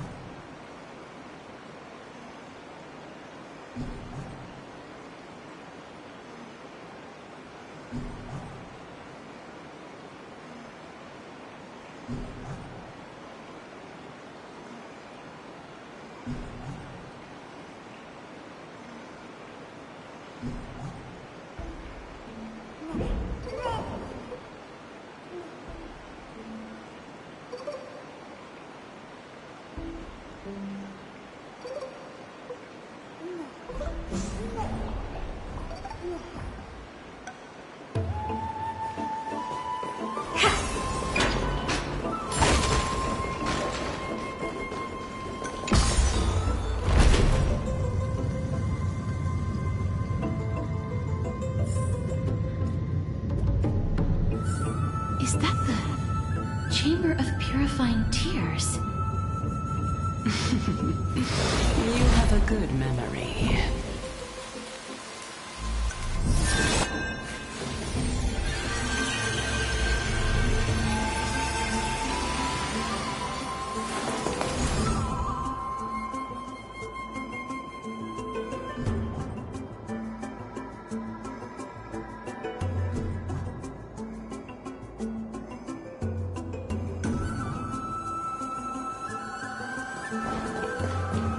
Why exactly did you... My intention should be obvious. See that shallow pond over there? Water lilies grow there. Initially, Circes watered them with their tears, while Nestia nurtured them with affectionate love. They are a token of the eternal companionship between the two gods. All the two of you have to do is to cross the deep well and retrieve the golden bough of vows for me. Ma'am. Ma'am?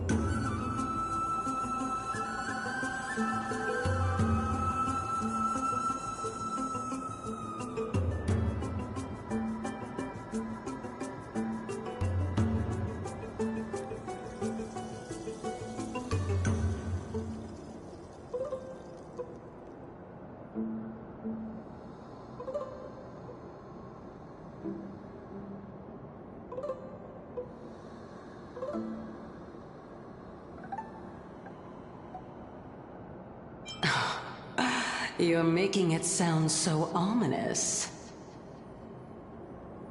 We can retrieve it, but I advise you not to waste your time on any schemes. Oh my.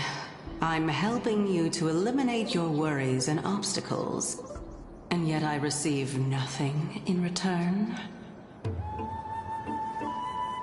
Besides, the bow is essential for awakening the heart and drawing water out of the source. If you can't find it this time, we can just remain trapped here for the rest of eternity.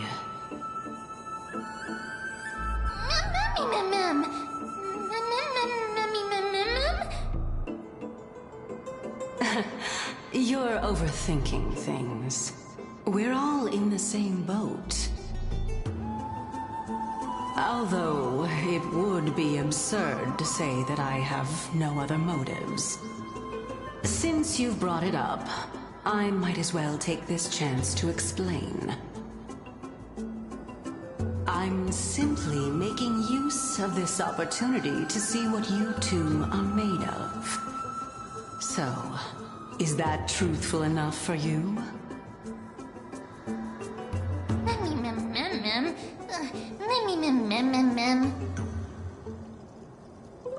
Now is not the time for me to elaborate further. So, please proceed. As a student of Anaxa, equivalent exchange should be something that you are familiar with. I cannot deny that. Mister, since our interests are aligned right now, it's better for us to do as she says. Besides, she knows about my past. Even though I'm not able to elaborate much, I can tell you that she has reasons to fear me. If you unfortunately turn out to be her ultimate target, please don't worry. I will promptly intervene.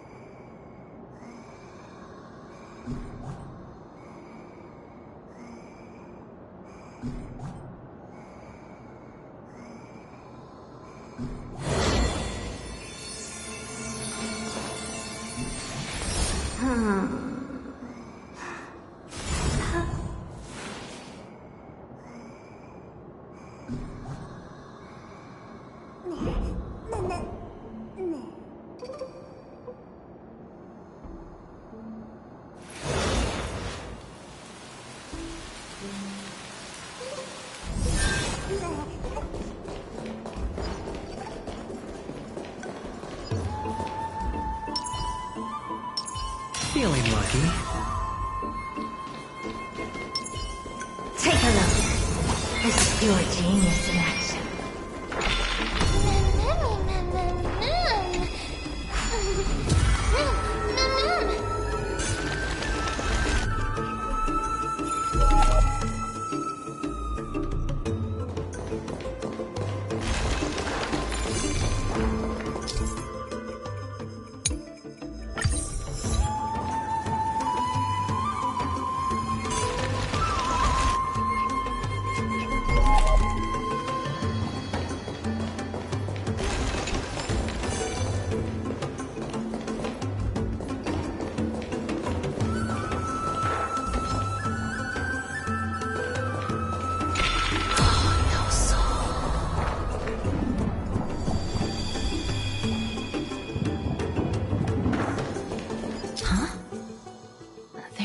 Core vessels stored here.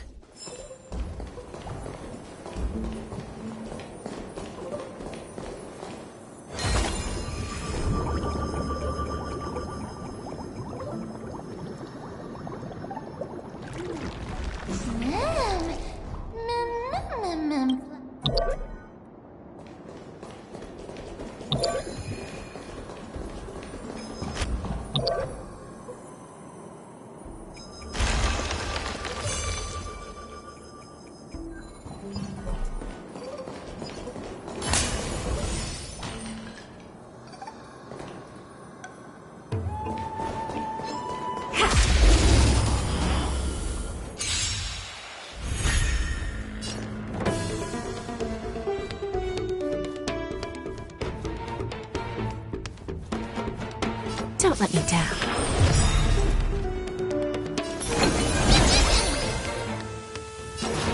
Open sesame. There's no backing out now, for me or you. Selfish miserable.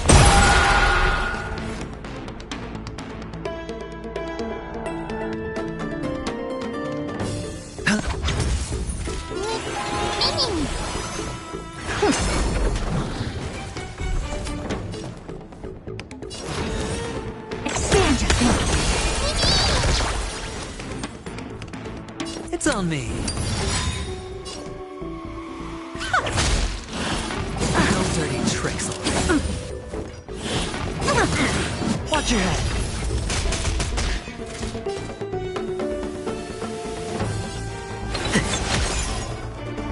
Open sesame. Amazing. But then again, it's me we're talking about.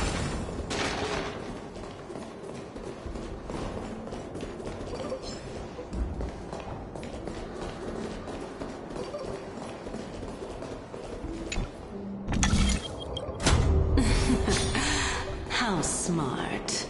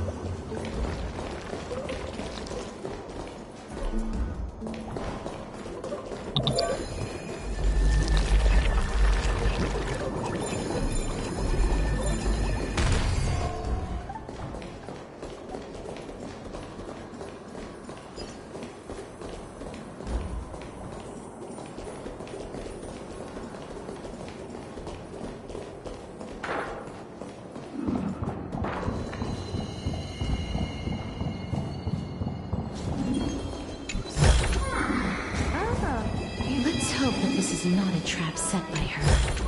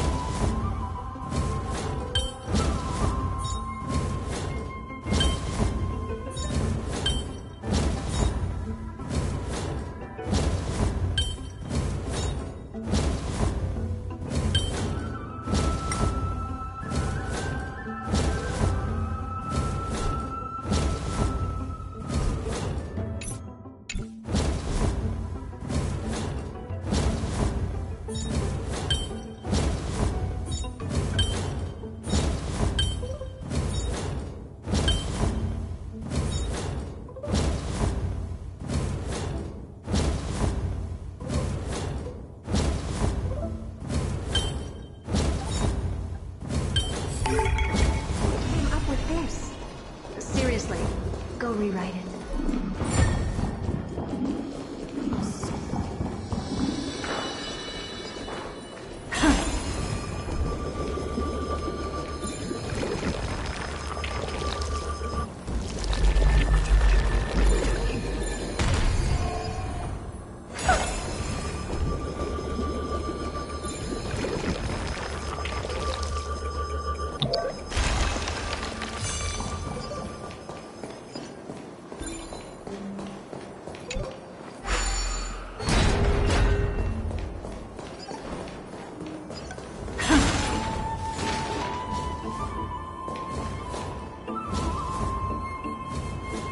Take a look.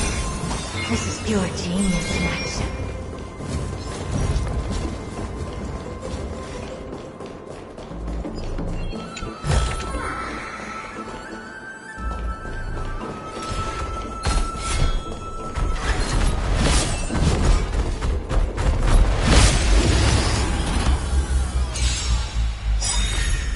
Lose some, win some.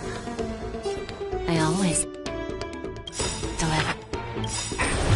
Curiosity. Endless riddle. Nothing but a force.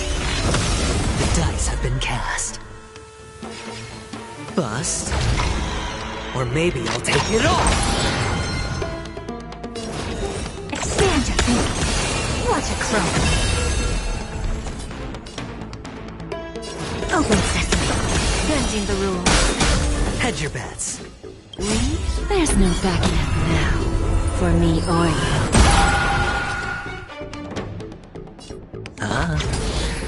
Given.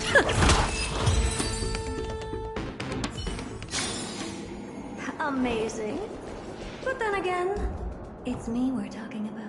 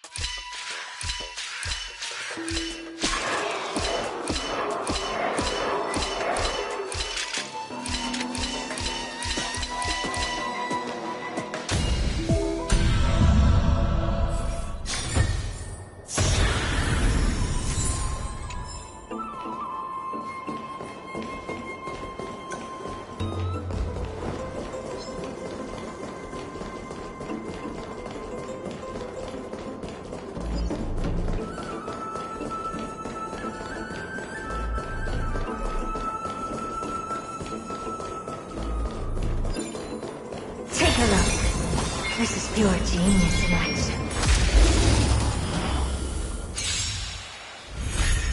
I always deliver. Expand your thinking. Endless freedom.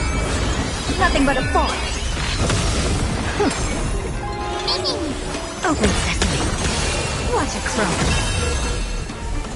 Time for a lesson.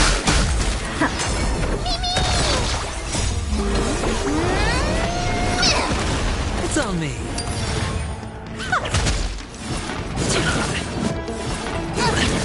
All in. Endless freedom. Nothing but a force.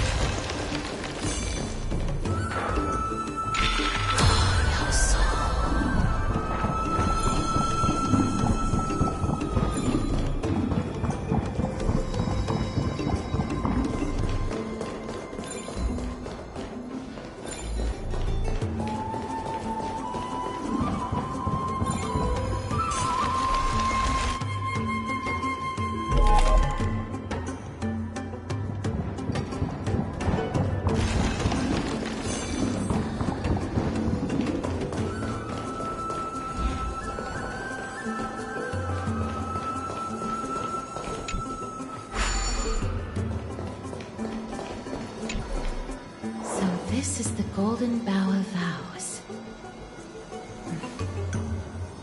I hope that the Titan will not take their anger out on us.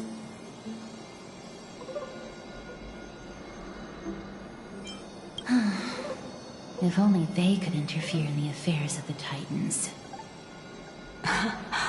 So lustrous and beautiful. It's even more magnificent than before.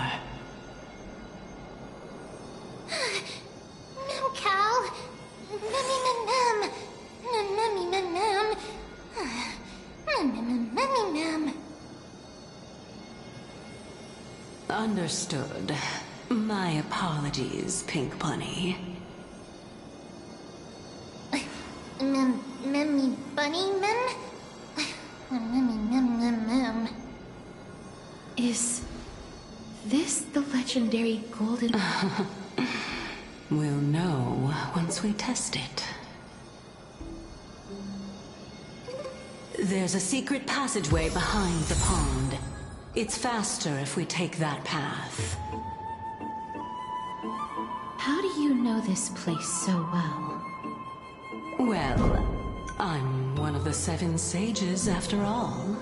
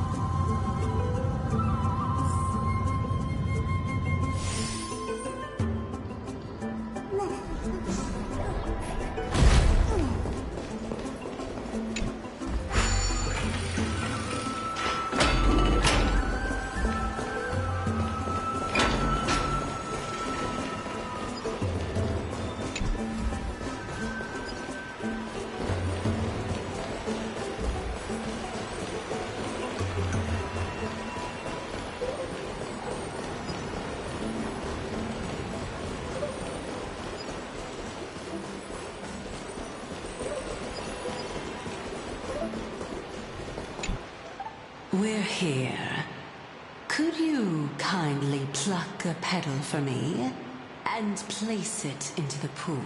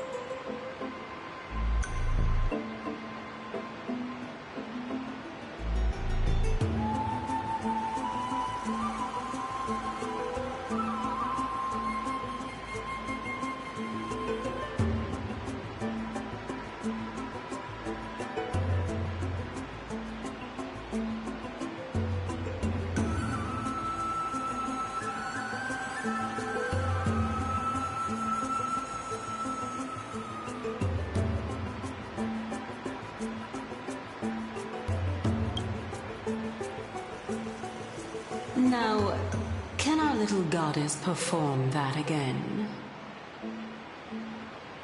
Huh? That being the oath of Nestia's priests. Right. Got it. O Nestia, with the weft as my vow, I beseech you, entwine my body with your golden thread and affection. Ma'am! Ma'am, up.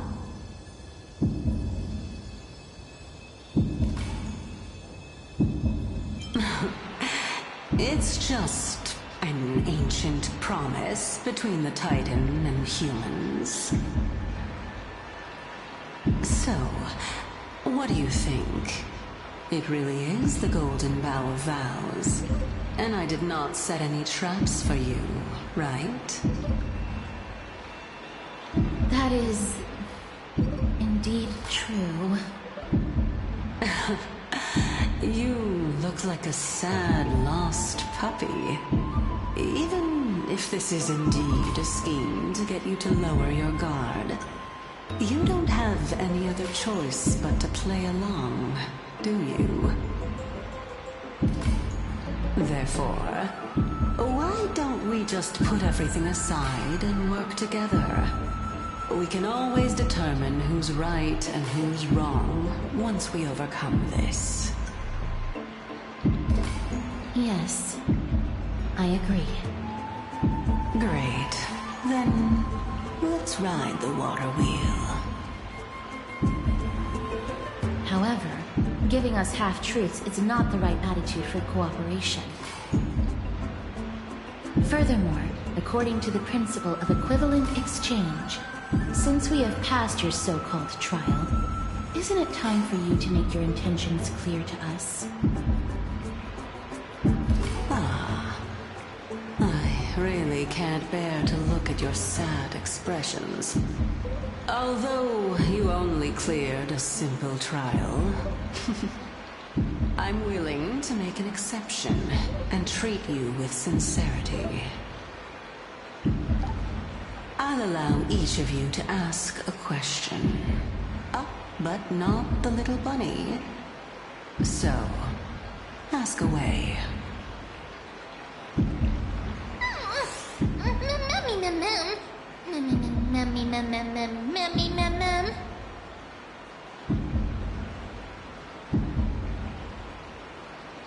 Well, in that case, mister, please go ahead.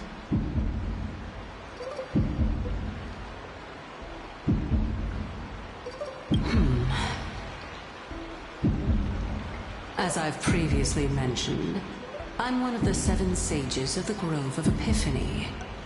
If you think that this answer is insufficient, then I'll add to it.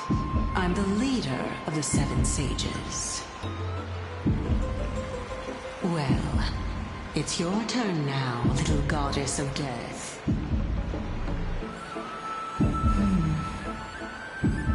My question is, was your previous answer the whole truth and nothing but the truth?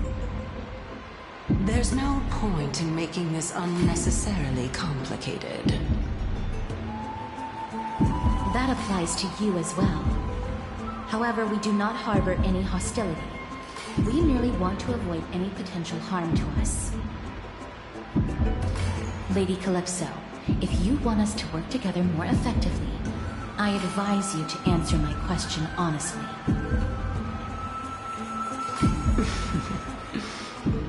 All right. I was completely truthful in my response just now. I have not deceived you, nor will I. With all due respect, omitting facts can also be considered deceit. Is that so?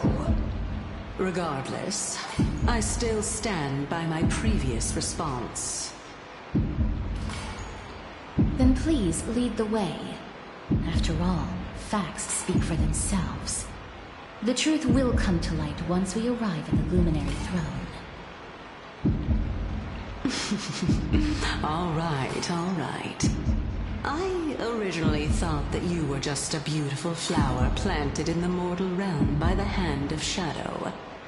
But now, I see you have some prickly thorns, too. I'll just consider that a compliment. Indeed. I'm complimenting your charming naivete. All right, go ride the water wheel. I'll wait for you up there.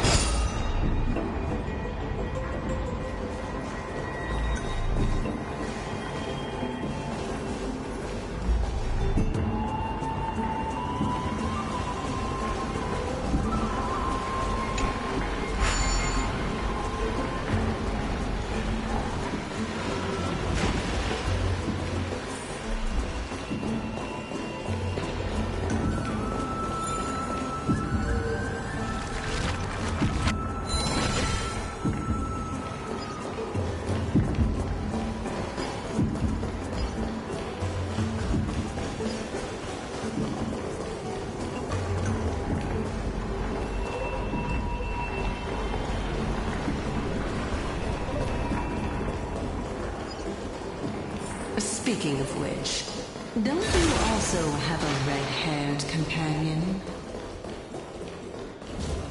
Memmy mem. Memmy mem memmy mem.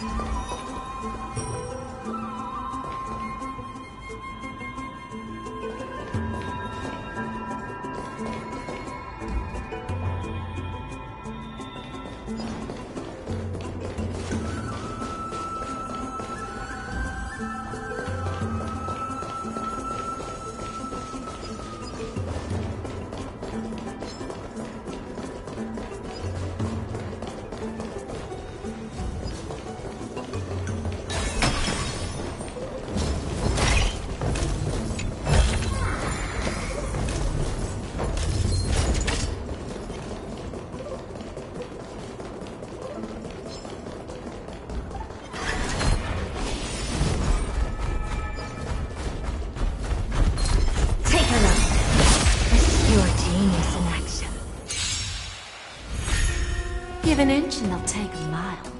Don't let me down. Me? There's no backing out now. For me or you. Open sesame. Bust. Or maybe I'll take it all! Expand your thinking. Selfish miserable. Amazing. But then again, it's me we're talking about.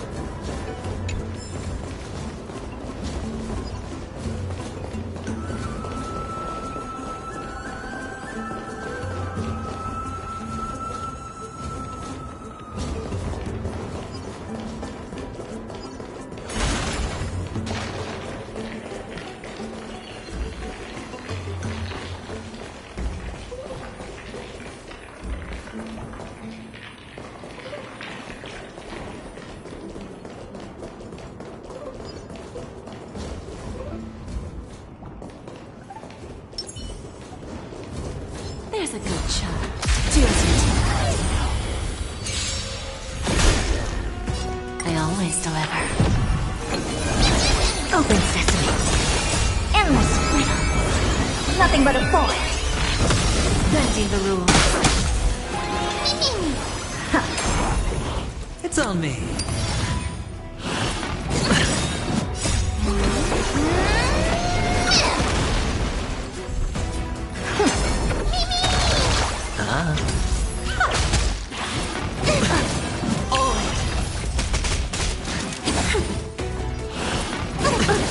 Watch your head. Expand your thinking. Watch it grow. I'll keep your desires close to my heart.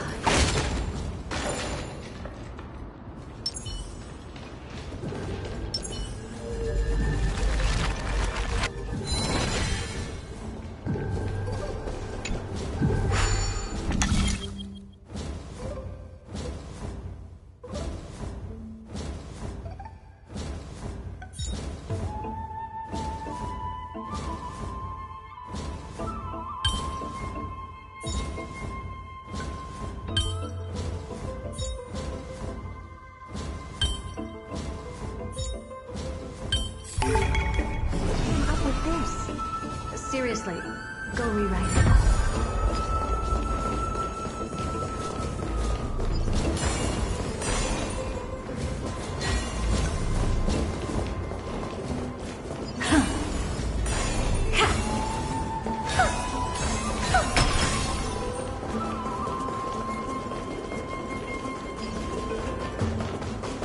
Take a look. This is your genius in action.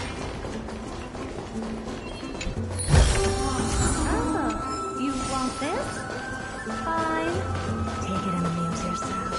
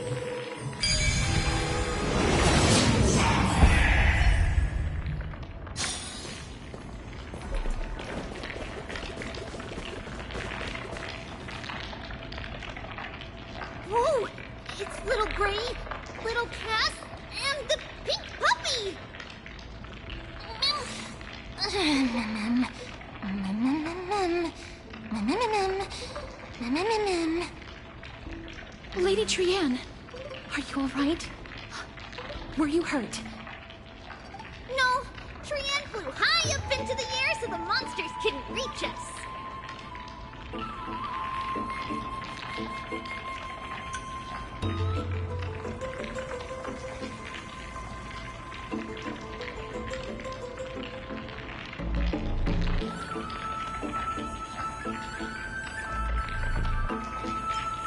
Yup! The spindle that Aggie gave us is so powerful that Trian seems to have found Nax. He's near the treetop. Even though our perception of him is very weak, it's not like the White Dryads from before. But since Trian was alone and afraid that it might be dangerous, we did not fly there to take a look.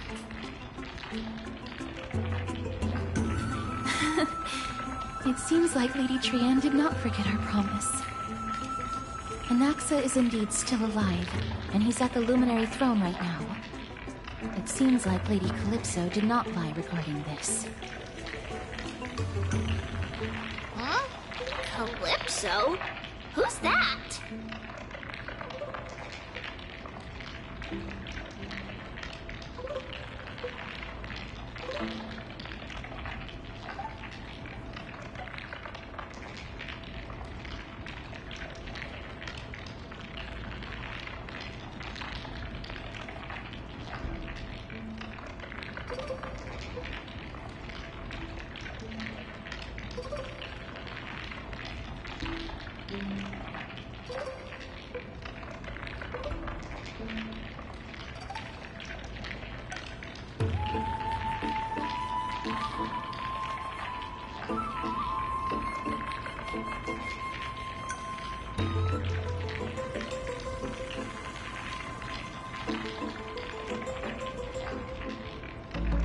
Oh, so you received help from a kind-hearted person.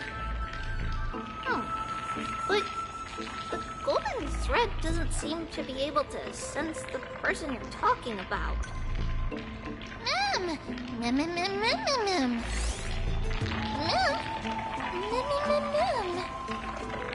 Coming and going without a trace. She's such a strange person. Oh! Actually, Trian also found this. Could this be related to the person you're talking about? This is a piece of burnt cloth. Yup! Trian found it on a branch not long ago. Trian even used the golden thread to search around and found that the entire grove is giving off a similar aura.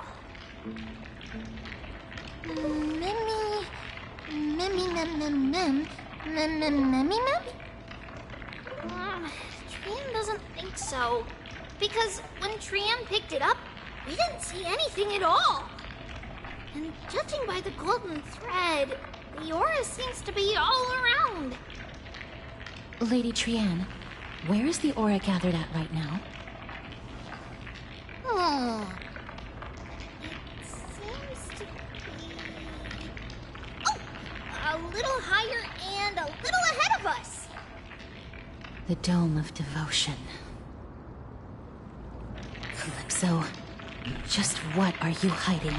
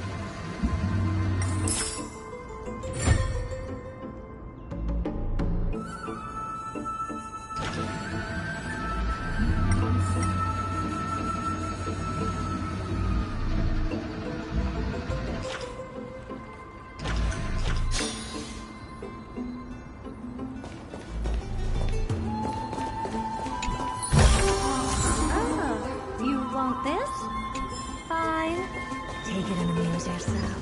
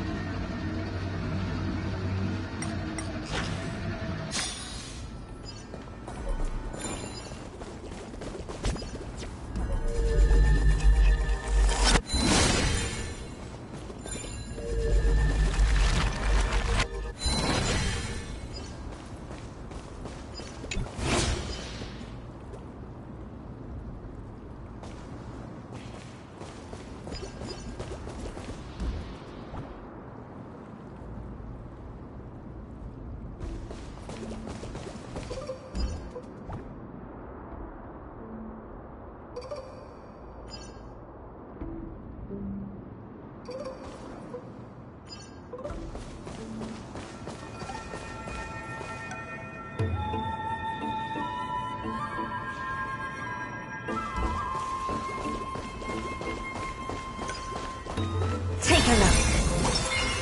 Feeling lucky.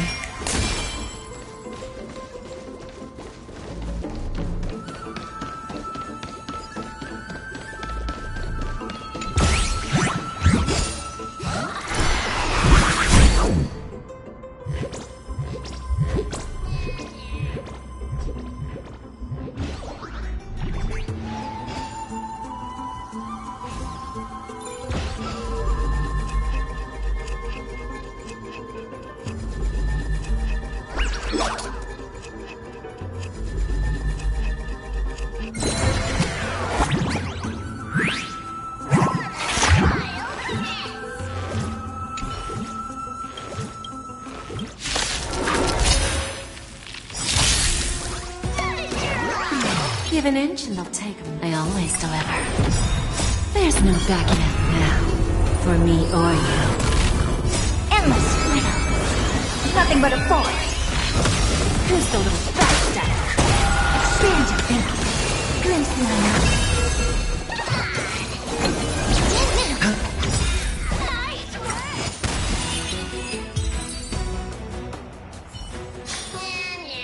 That's it, victory.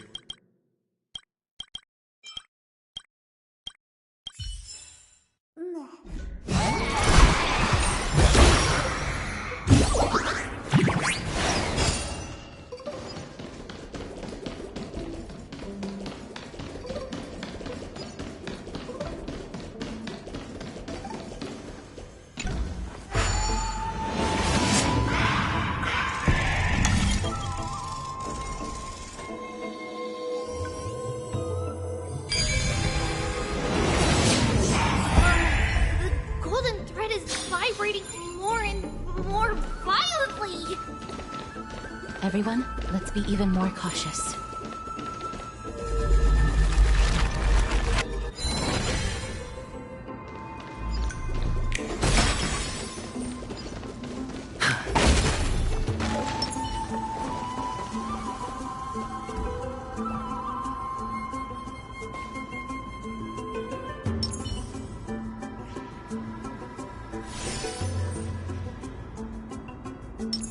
Take a look. This is pure.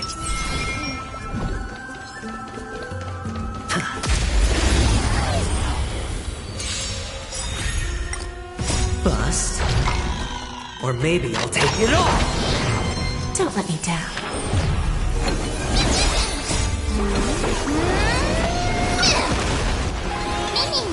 Open sesame.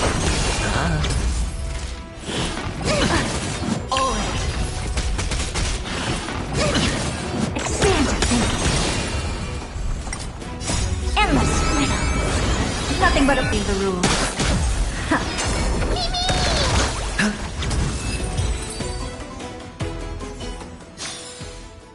As if victory were ever in doubt.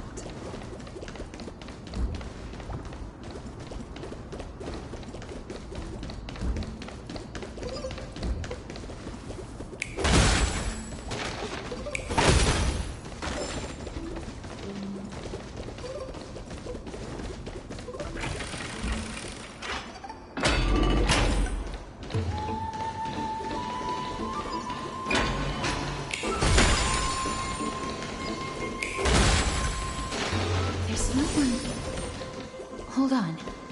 The butterfly of divine mind is gone? That can't be. Was it for fending off the black tide? Or perhaps... What exactly is this butterfly of divine mind? Is it a very powerful guardian monster? No. How should I put it? It's considered a safeguard for the Titan's core flame. This butterfly is created from Nestia's remaining divine mind and bears the responsibility of guarding the core flame. Legend has it that someone can only pass the trial of the butterfly by proving they possess pure and unselfish love within their heart. Only then can they awaken the great tree to open up the path to meet Circes. But how are we going to prove it?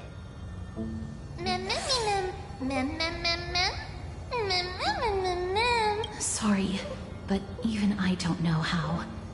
After all, this is a secret among secrets that only a select few in the entire grove and even Amphorius know. Rather than worry about this, Lady Trianne, did the golden thread react to anything around here?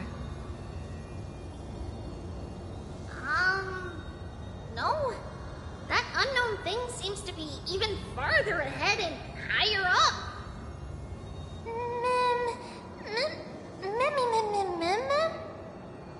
Perhaps we can try again.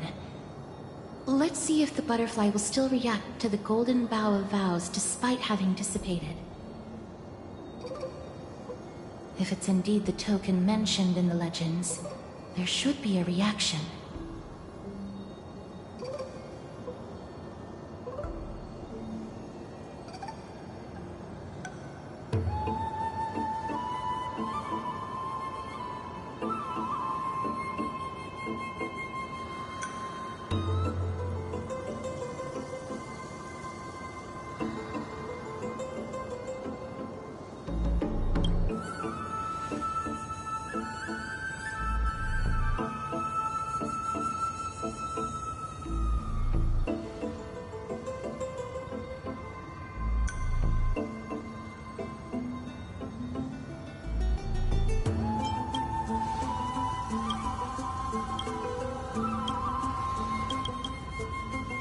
Let me give it a try. Oh, Nesty. Lady Trianne! Little Gray, little Cammy, he is about to... The voice seems to be coming from the Star Chase atrium.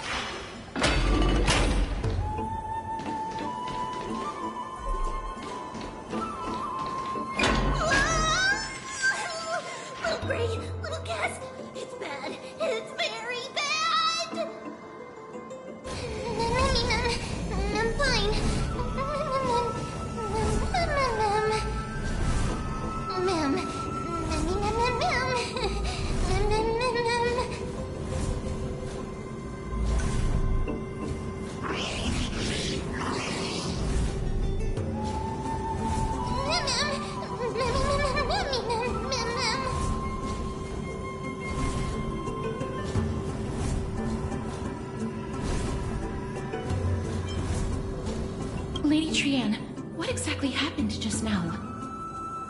Trian and Memmy were looking around to see if there were any mechanisms nearby. But just as they went to take a closer look at that big piece of amber, they were surrounded!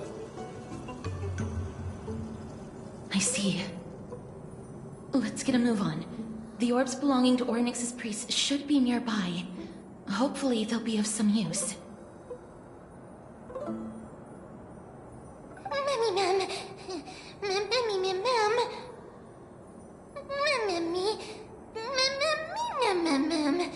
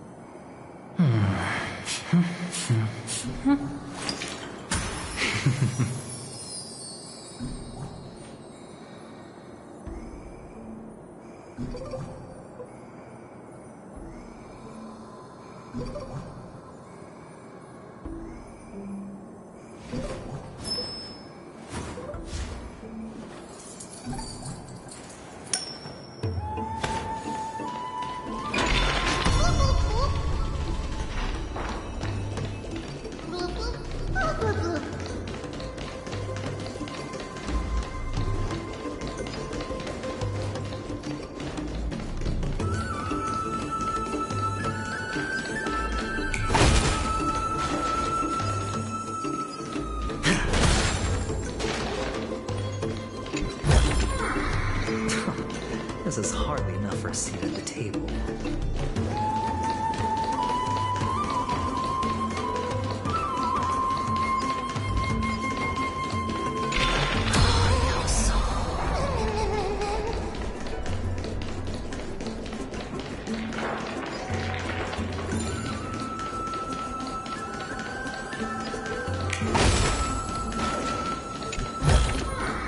A reward with no risk? I'll take it.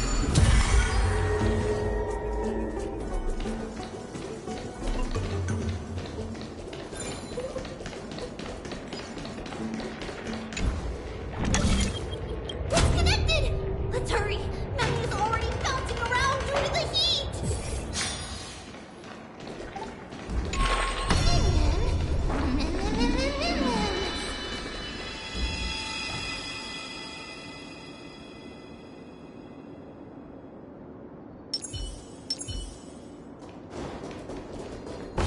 There's a good child.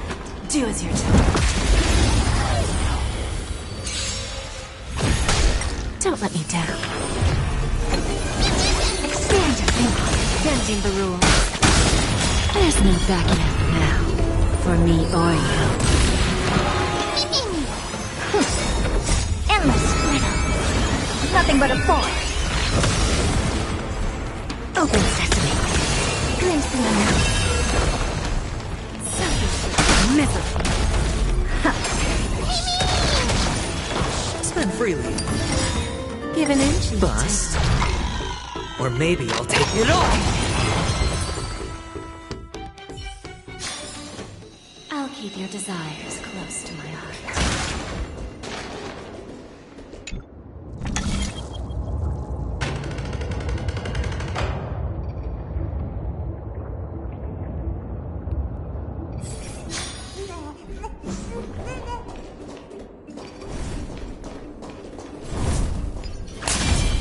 See that one there?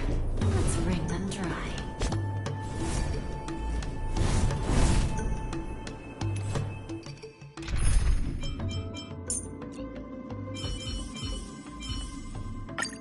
One day, you will understand my perseverance.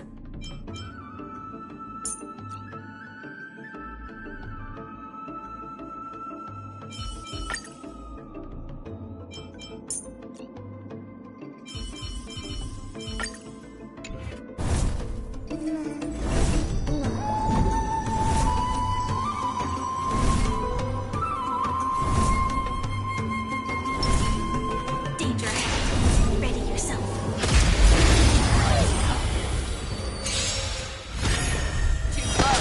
I always deliver. Until everything burns to ashes!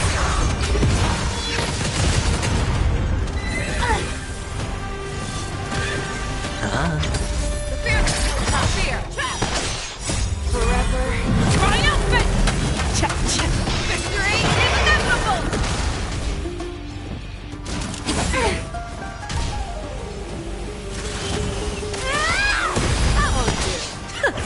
Bending the rules. Set to the seas of flame! It's on me.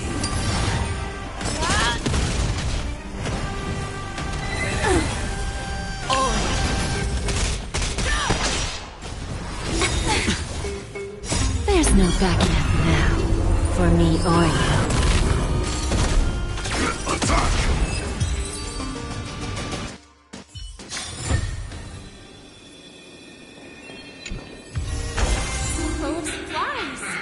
rare find.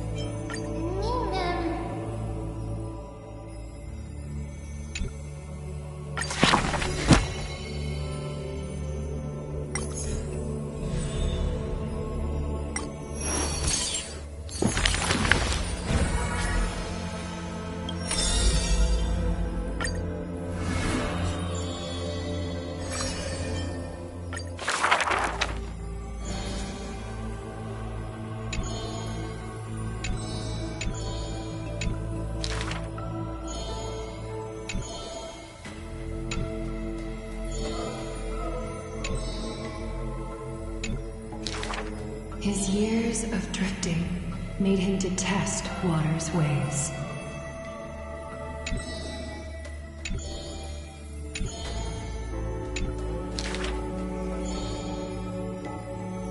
A blade that can cut through the mighty must be enough to slay gods.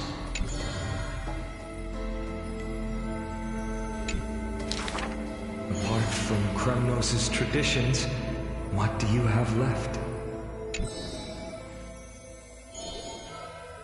That is why I walk on this path.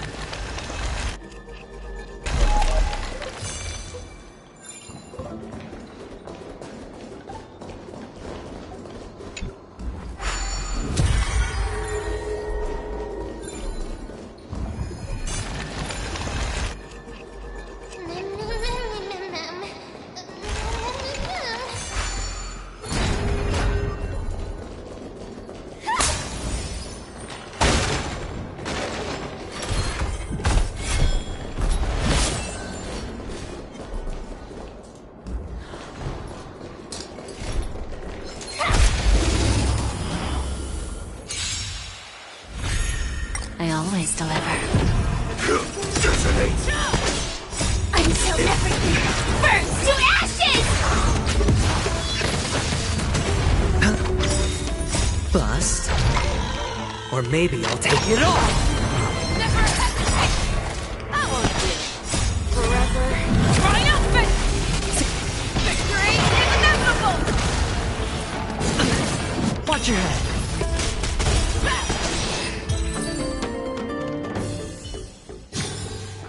Every victory is hard won.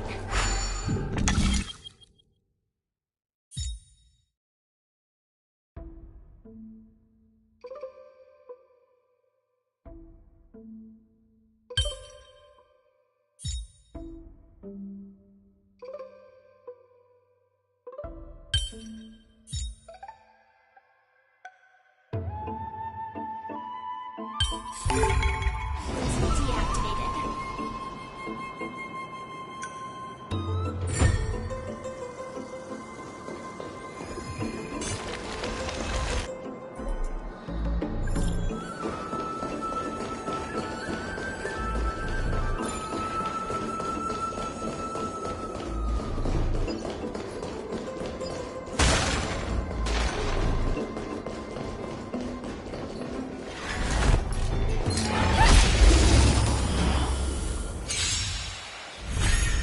Don't let me down. Until everything burns to ashes! The fearless is not fear. That won't do. Forever triumph! Victory is inevitable! Attack detected. Watch your head! Bending the rules. I will claim victory for myself. Fight! Sure, I'll...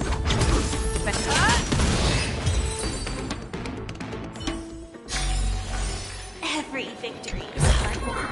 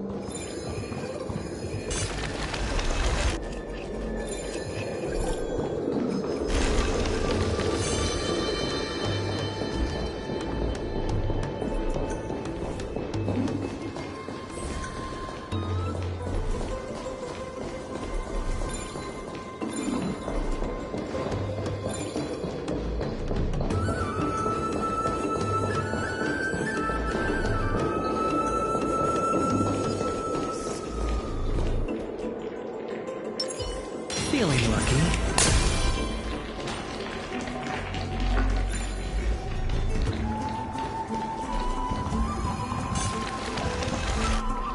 Oh no, I'm starting to smell something delicious.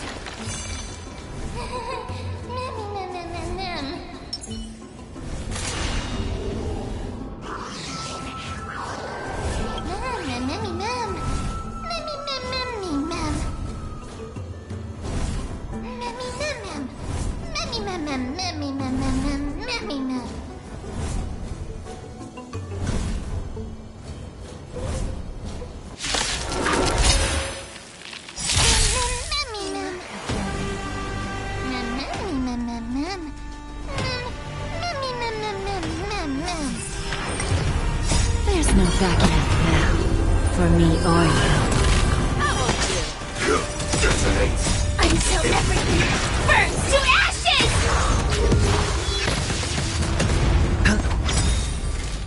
Bust. Or maybe I'll take it all. Forever triumphant! Victory is inevitable!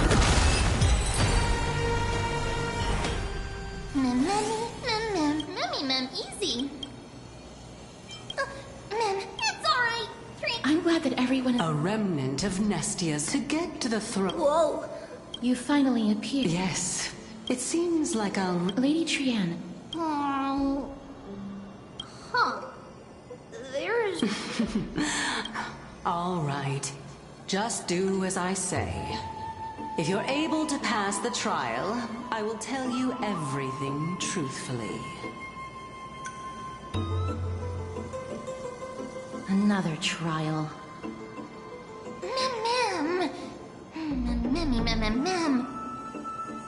But we have to go to the treetop to find Nax anyway, right? I've got a hunch.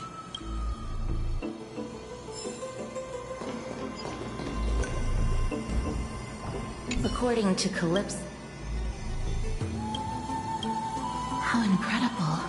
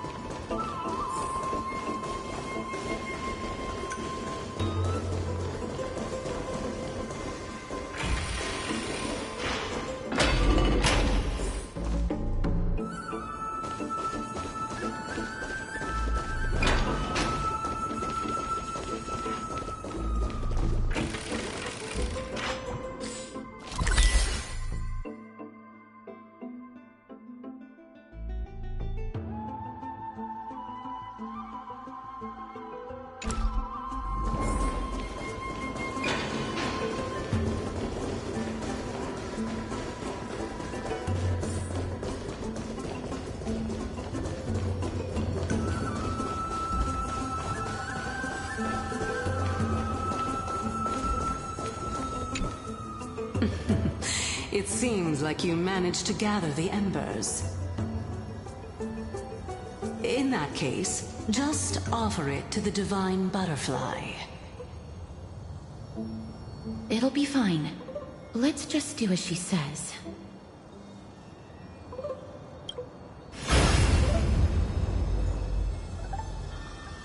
It's a success! Path has appeared! All of you have indeed passed the trial.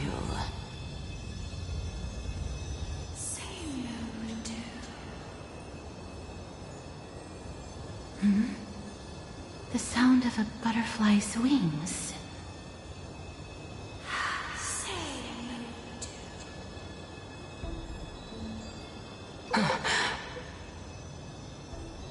I'll be back shortly.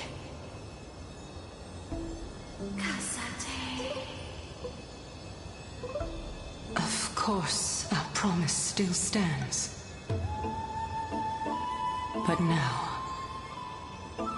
it's time for me to sacrifice myself.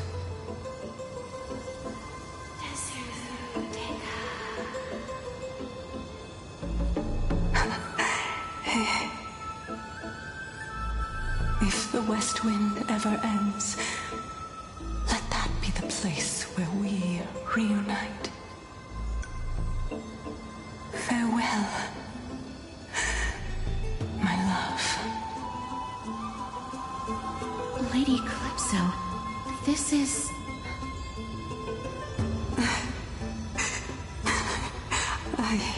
It's nothing much. Thank you so much for your help. Now, it's time for me to fulfill my part of the promise. Well, in that case, I can start. You're actually Cersei's, right?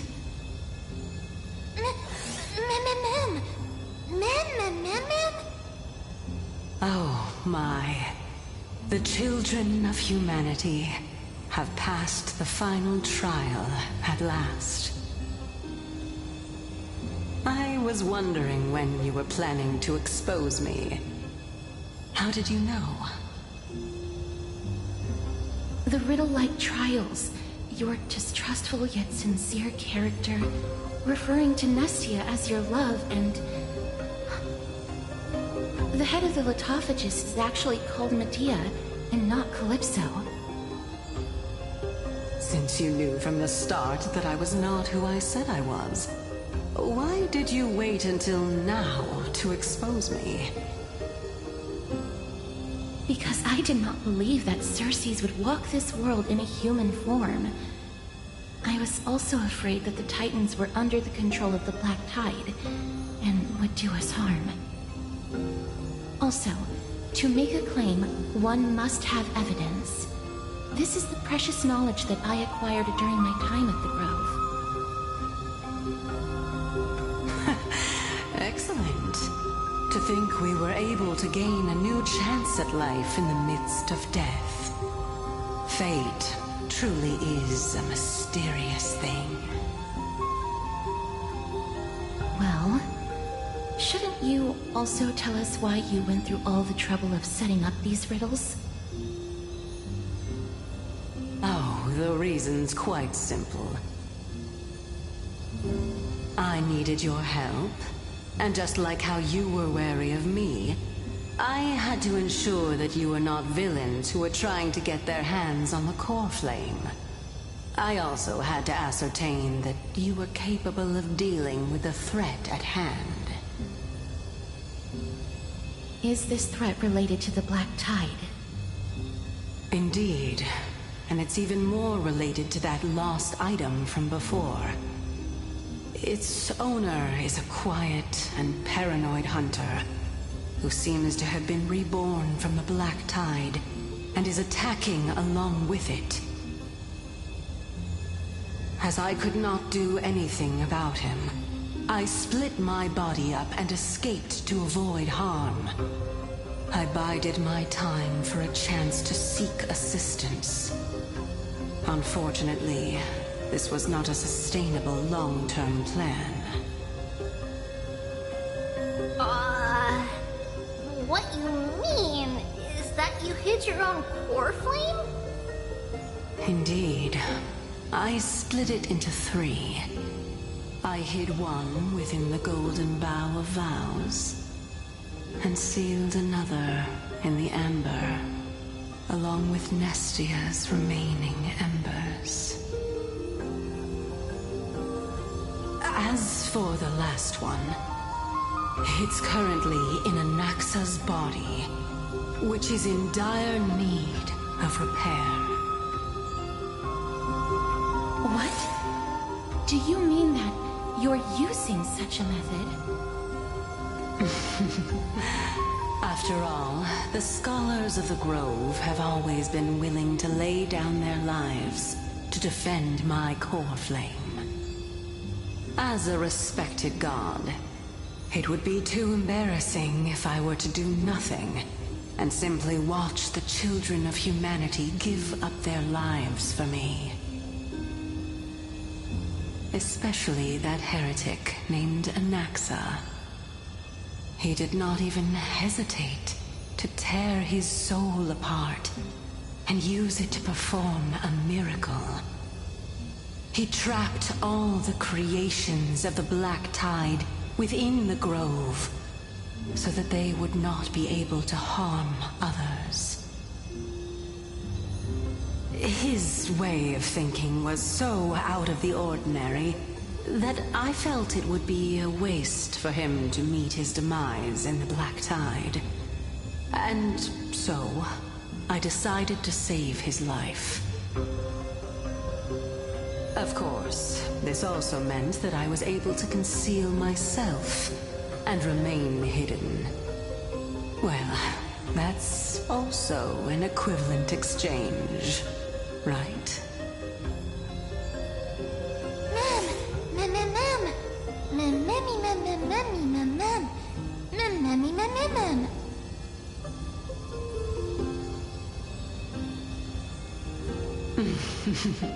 What a smart little bunny.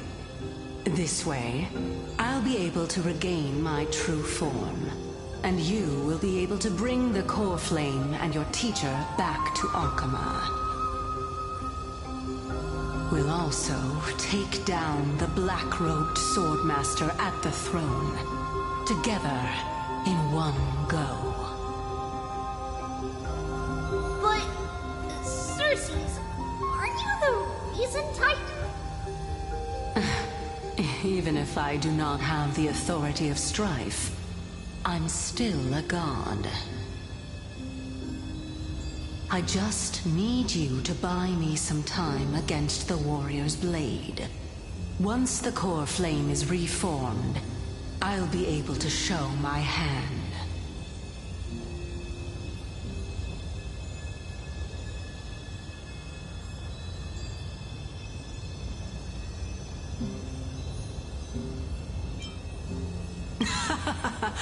Excellent.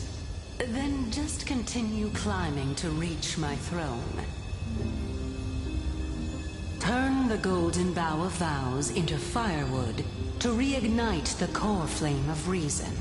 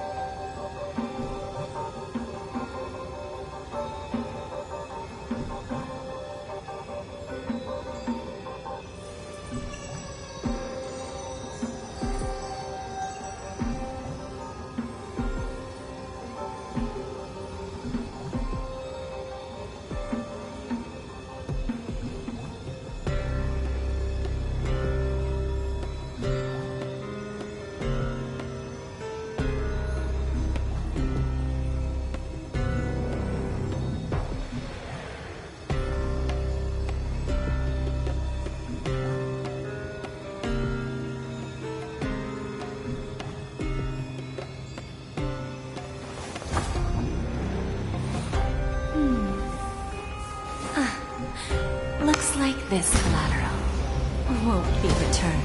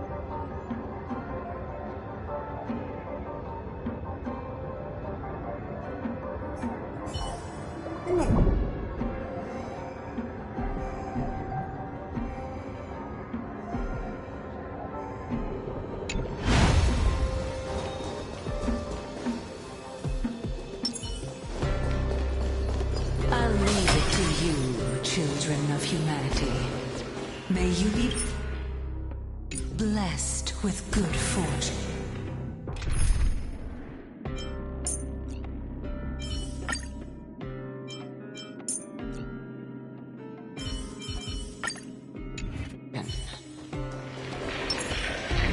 It seems like the fierce battle will be inevitable.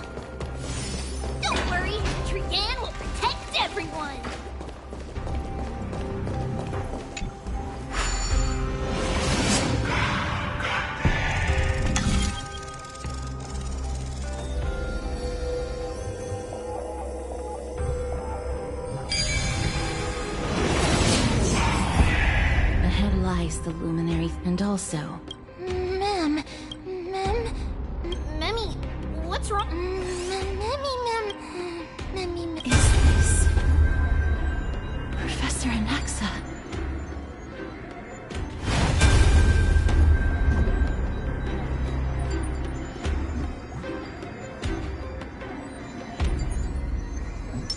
Feeling lucky.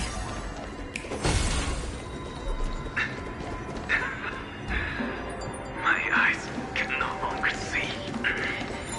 No matter. All I have to do is to place this body at the core of the array for the sake of Emporium. Die with me, Titan.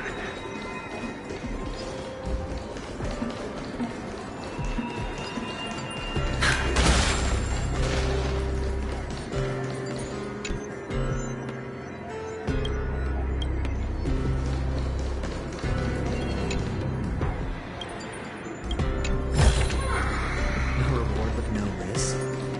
I'll take it.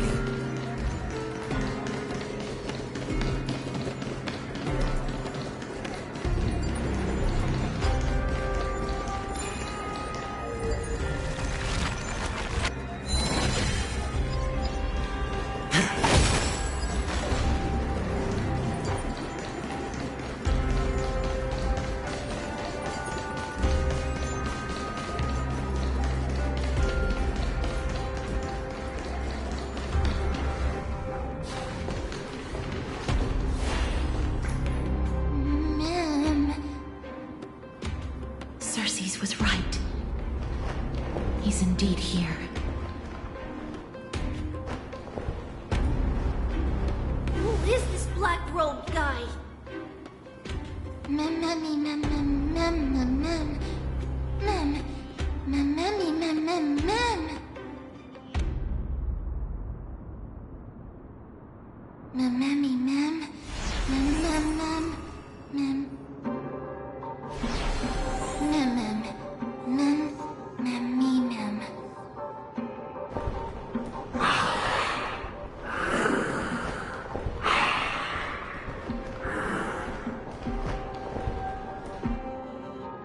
Everyone, brace yourself. This must be the hunter reborn from the black tide that Cersei's was talking about. The black sword and cloak. The owner of the piece of cloth. The north wind that sent over the deathly fog of Thanatos. You're not demigods. Stand down or die.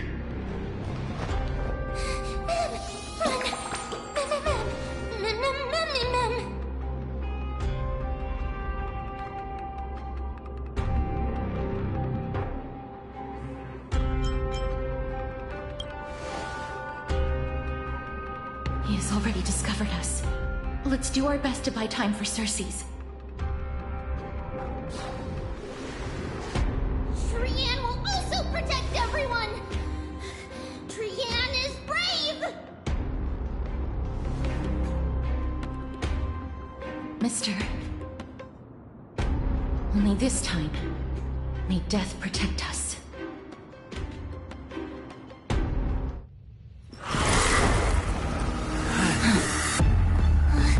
Be careful. One slash. Two slashes.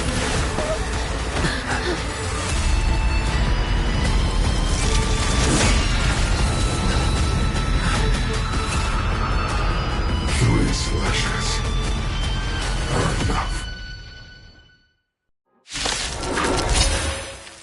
Who exactly are you? A VIP has dropped by. Don't let me down.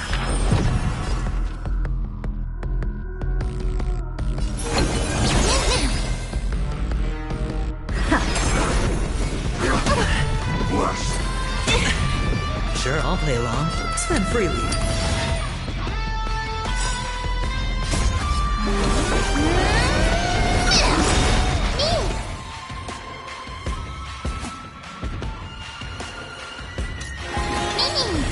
Never seen perfection before?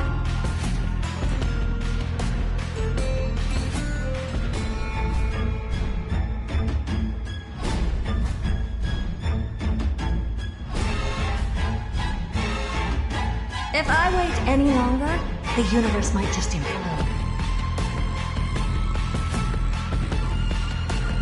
Open sesame. Curiosity. Endless freedom. Nothing but a forest. Time for a lesson. Watch your head. I don't have time for games. Give an inch and they'll take it. Never seen perfection before? Expand your thinking. Watch it grow. Bending the rules.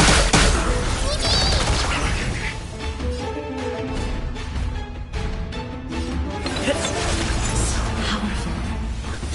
Cersei was right.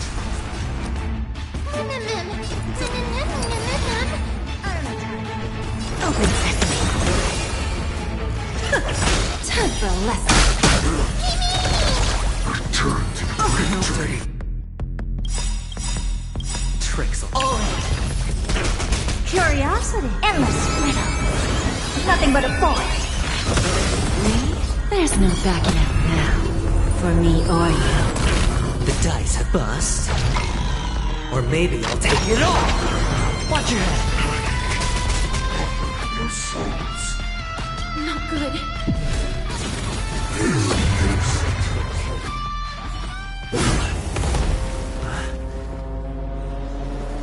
In that case.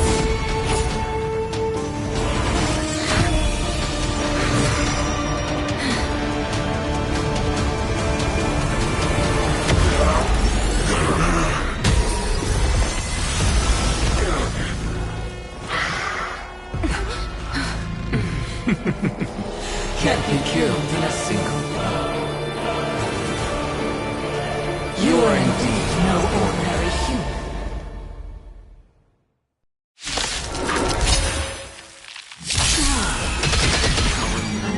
Since the ambush failed, it'll be difficult to find another opportunity. What a pity. Professor Naxa? No. It's Cersei's.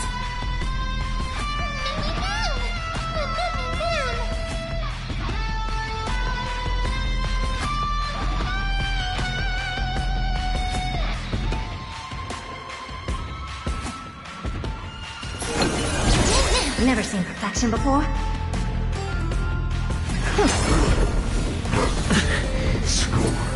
No dirty trick. All right.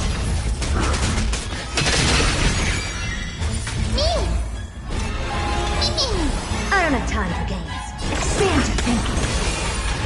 Hedge your bets. Spend freely. Give an inch and they'll take it. Open sesame.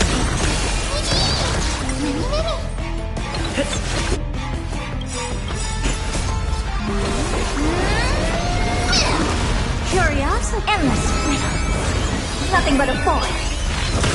Time for a lesson. Expand your thinking.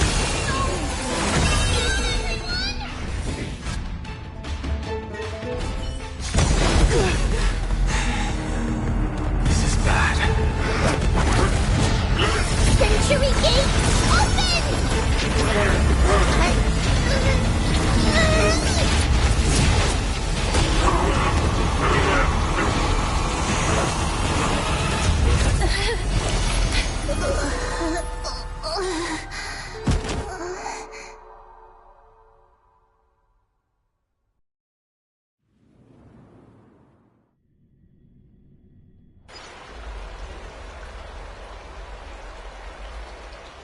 Phew. That was a close call. Thank goodness that we returned to Akama unharmed.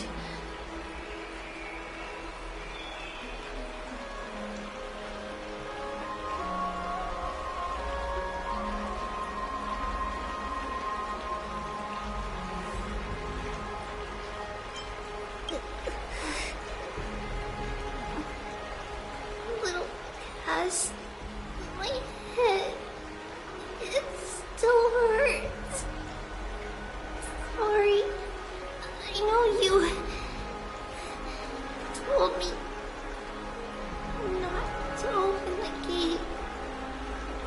don't blame yourself, Lady Trian. If it weren't for you, we would have already met our end at the Grove. I feel awful. I need to go back to get some rest. Lady Trian, you haven't been well since you woke up. Are you sure you can make it back on your own? All this noise and commotion. Akuma hasn't changed a bit, has it? Are you Professor Anaxa? There's no need for doubt. The Titan no longer speaks. It is I, Anaxagoras of the New Sporists. Indeed. You are the only one who would refer to yourself like that. Professor, let me be frank. The mission Lady Aglaya entrusted us is to search for survivors, uncover the truth about the disaster at the Grove, and retrieve the core flame of Circe's. That does not surprise me. And now, I'm a survivor who witnessed the entirety of the disaster, as well as the defenseless bearer of a core flame. Are you going to bring me to Aglaya to fulfill your duty? That is indeed my duty, but I prefer not to present you to her as a captive or spoil of battle. Fine.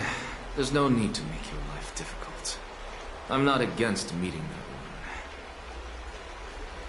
woman. But I have some things to take care of first. The families of some of my fellow Grove scholars live in the Holy City. Before we meet Aglaya, I want to visit them.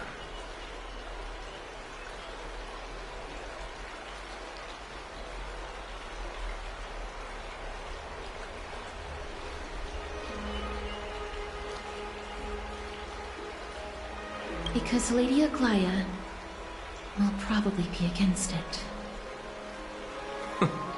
Let me guess. That woman will not only prevent me from visiting the families of the deceased, but will also suppress any information about the Grove. She's always been that cold-hearted. My fellows at the Grove gave their lives defending the core flame and fighting the Black Tide alongside me. Their families deserve to know the truth. You intend to do it without her knowledge? Do you really think that woman would treat me well, even if I behaved and proved my loyalty? I wouldn't mind seeing a bit more anger on her face. Are you going to stop me, Castorus? I will accompany you, but please understand that Lady Aglaya has her own considerations. You truly have the makings of a fine scholar, putting yourself in other people's shoes like that. Let's go. I won't go overboard. So, after all these years, you and Lady Aglaya are still... Neither of us is narrow-minded. You should know the root cause of our conflict.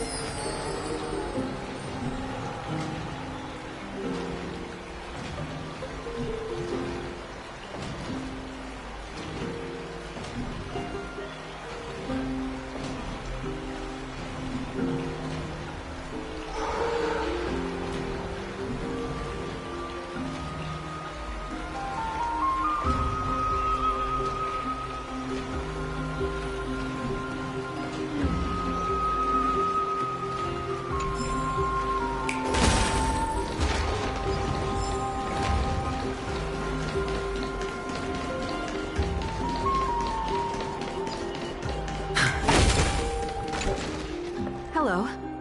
And you are? Hello.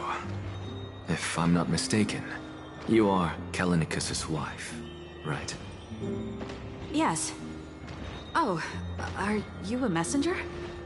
No wonder I haven't heard any news for so long. There's been a change in personnel, hasn't there?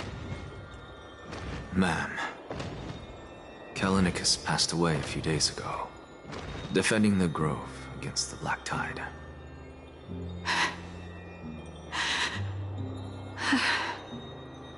So... did he manage to defend the Grove? Huh?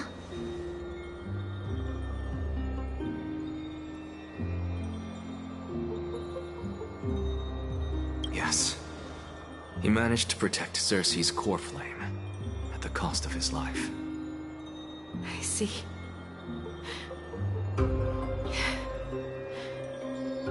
I'll select some of his possessions and pick a nice resting place for him. Please let us know if you need any help, ma'am. I come from Kremnos. Death and sacrifice are things I've learned to face with composure. You know, Kallinicus, even though he was a scholar, he'd always ask me to teach him how to fight whenever he came back.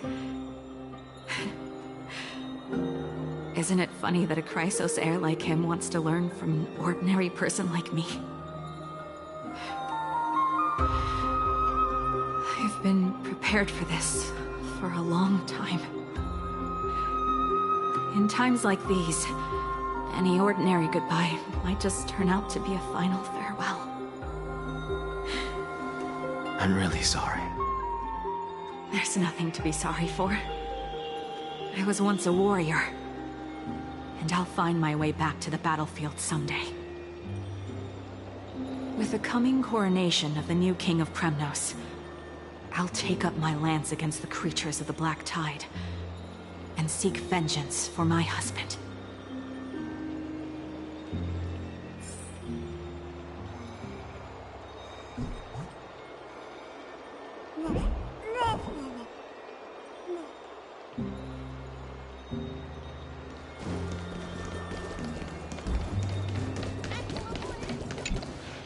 Oh, hello, young ones. Is there anything I can help you with? Are you the father of Keinani and Artakama?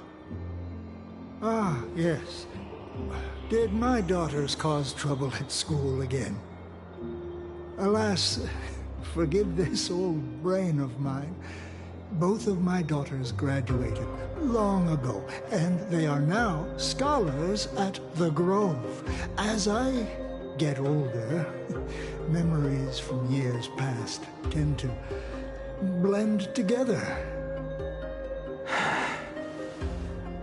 What's the matter, young one? Why so quiet? Did my daughters really get into some trouble? If they refuse to apologize, just let me know. Their old dad can still talk some sense into them. What should we do? I really can't tell him.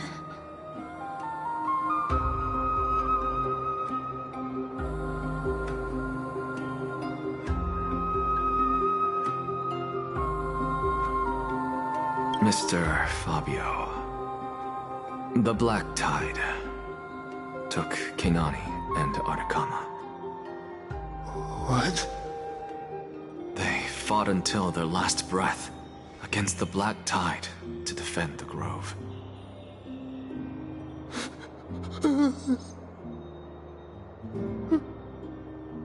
As the Chrysos heir stationed at the Grove, I failed to protect them.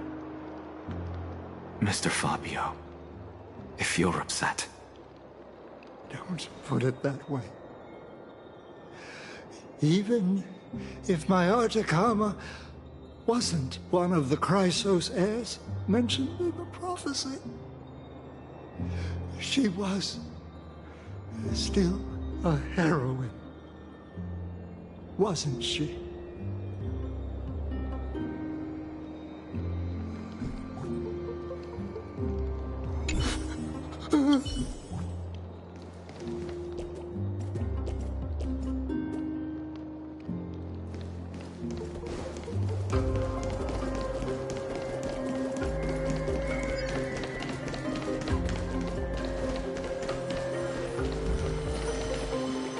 What's Dad talking about?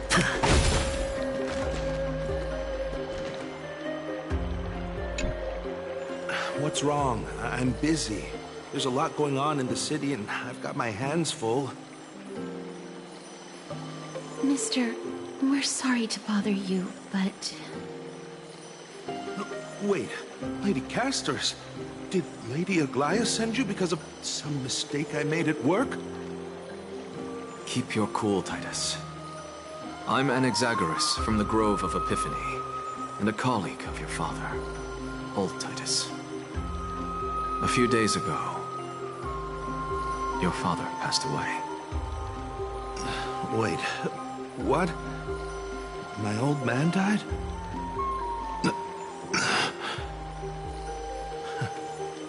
That's no shocker. At his age, he was due for the River of Souls any time.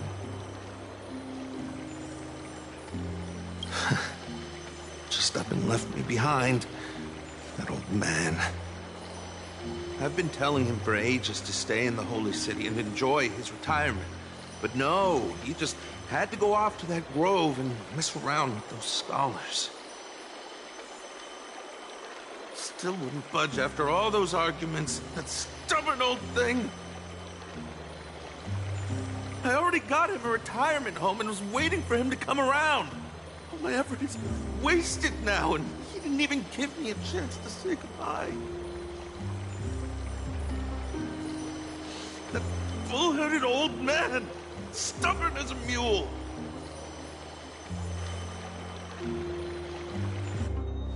That is it. That's all the colleagues' families that I remember. Good work, Mister. And Professor Anaxa. Let's go. Take me to see Aglaya. All right. I'll lead the way.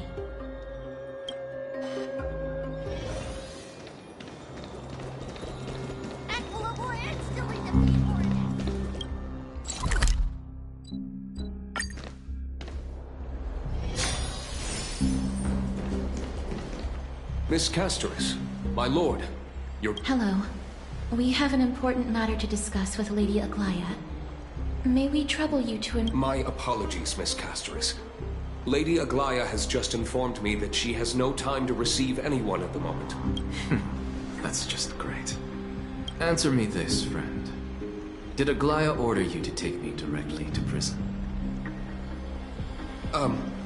Who are you?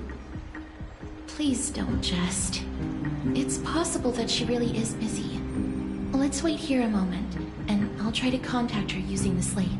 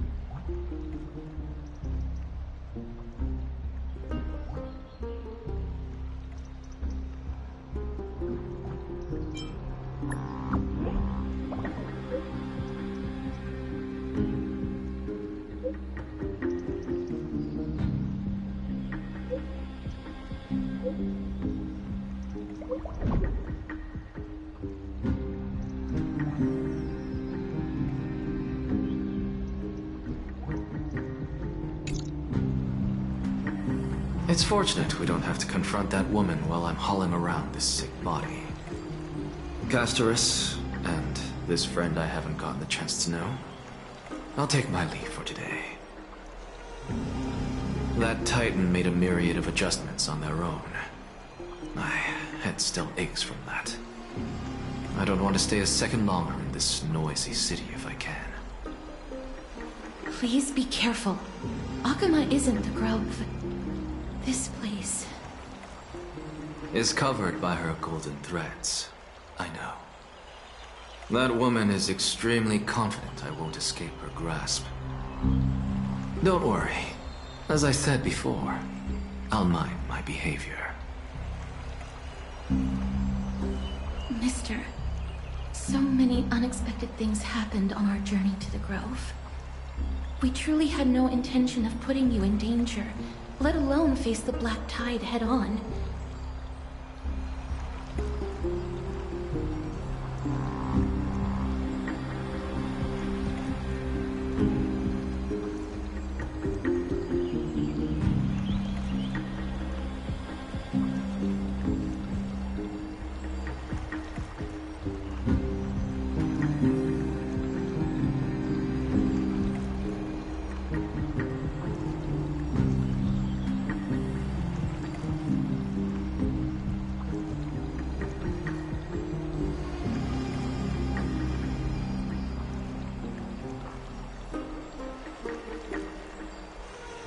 Please do not underestimate the threat the Black Tide poses. The Black Tide is not just an enemy of Akama, but all of Amphorius. Even back when the forces of strife coveted the Holy City, their warriors still undeniably halted the Black Tide outside Castrum Kremnos. Nigador's core flame now sits vacant, and the Black Tide has returned. The Grove is an academic city with the best understanding of the Black Tide. It shouldn't have fallen so easily, and yet it was taken overnight, leaving the city in blood and tears, haunted by the spirits of departed heroes. The trial of strife is imminent. I pray Mighty will be able to steel his resolve soon.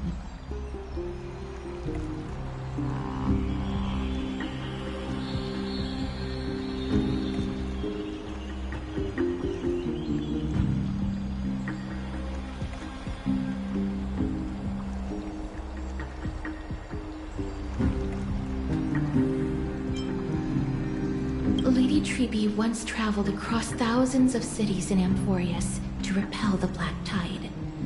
But even they have no recollection of this powerful enemy in all their journeys. Perhaps the fall of strife has triggered even more terrifying events in unseen places. As for me, I detected a strong stench of death from that entity. But it wasn't because it had a connection with Thanatos. I'm afraid it's purely because it has sent countless others to their deaths.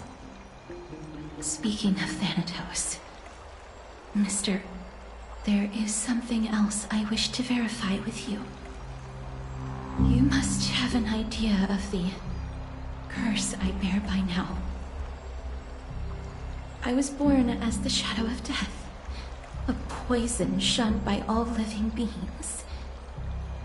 Yet when you caught me in the grove, I'm curious why you weren't affected by my power, Mister.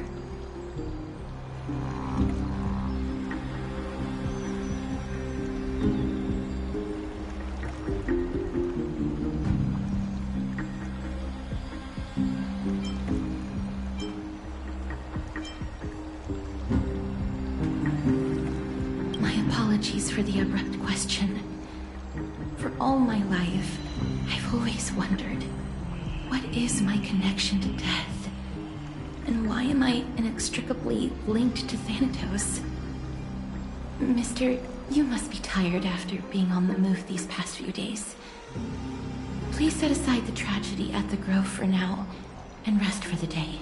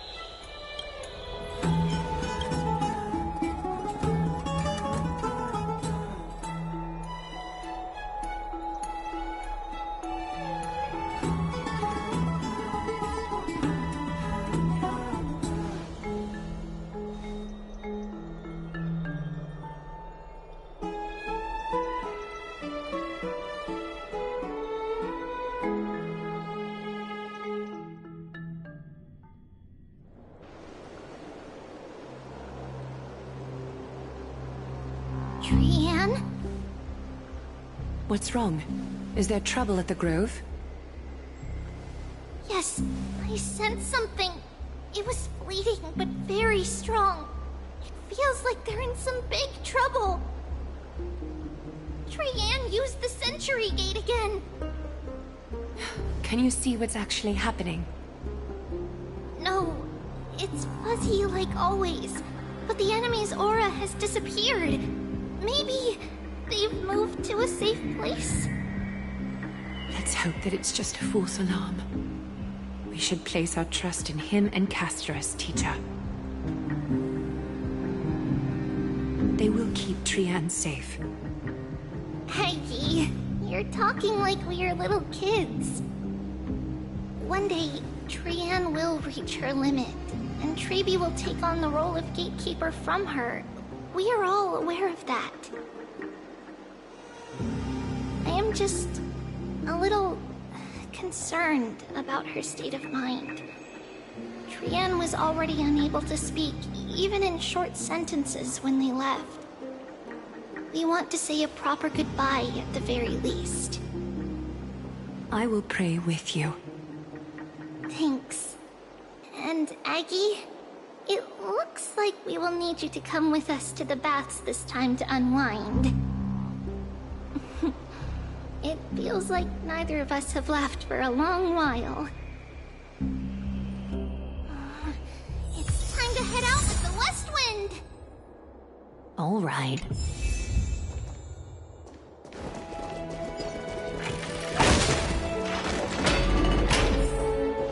Here's really hot and heavy.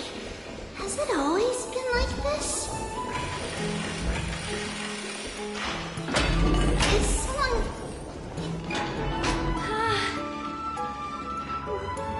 What happened here? Watch out! Watch out for the Kremnoan! Kremnoan? This is their doing? Aggie, now's not the time to dwell on that. Let's help the injured people first. Excuse me! Coming through! Oh, you two are here as well. That's a relief. Even the Twilight Courtyard is involved? What in the world happened here? I actually just came to relax. But as soon as I got here, I saw all these people lying on the ground. I've examined them, and they don't seem to be seriously ill. It feels like they've just spent too much time in the hot water. Multiple individuals fainting simultaneously from the hot pool steam? Where is the manager of the baths? He disappeared, and no one knows where he's gone to. Some people have been saying that the Kremnoans are behind this.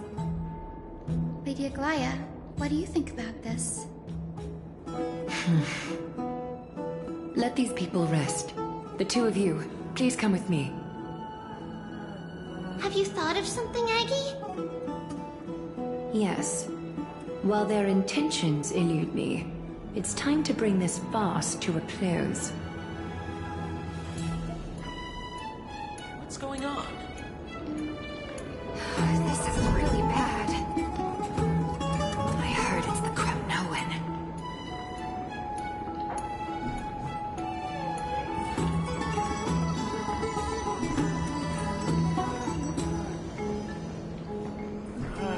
So hot. What's going on?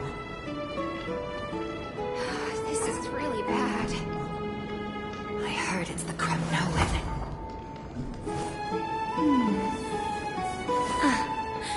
Looks like this collateral won't be returned. So hot. What's going on? This is really bad. I heard it's the Kremnoan.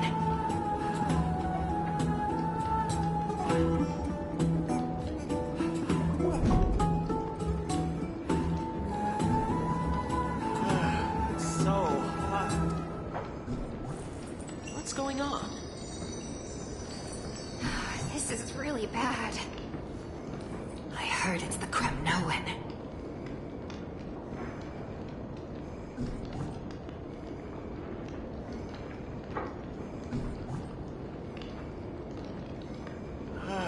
So hot.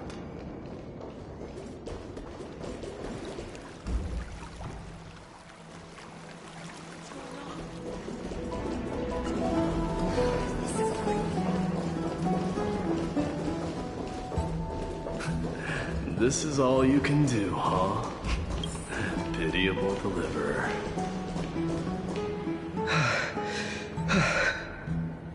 Snowy!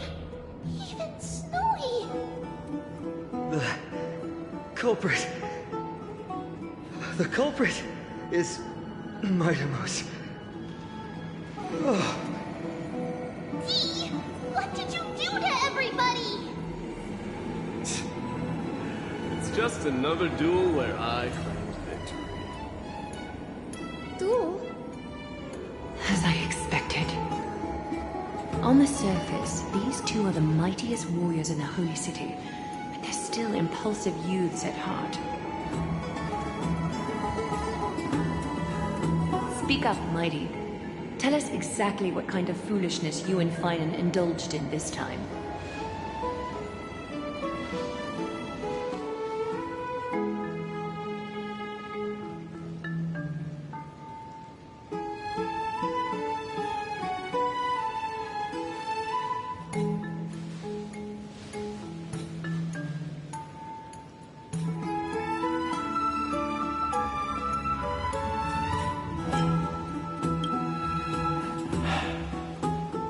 No, none of those sound right.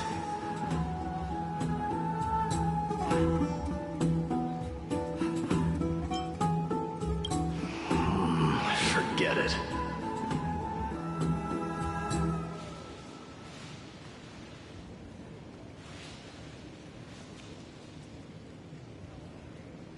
Am I seeing things? Is the magnificent deliverer finally deigning to step outside?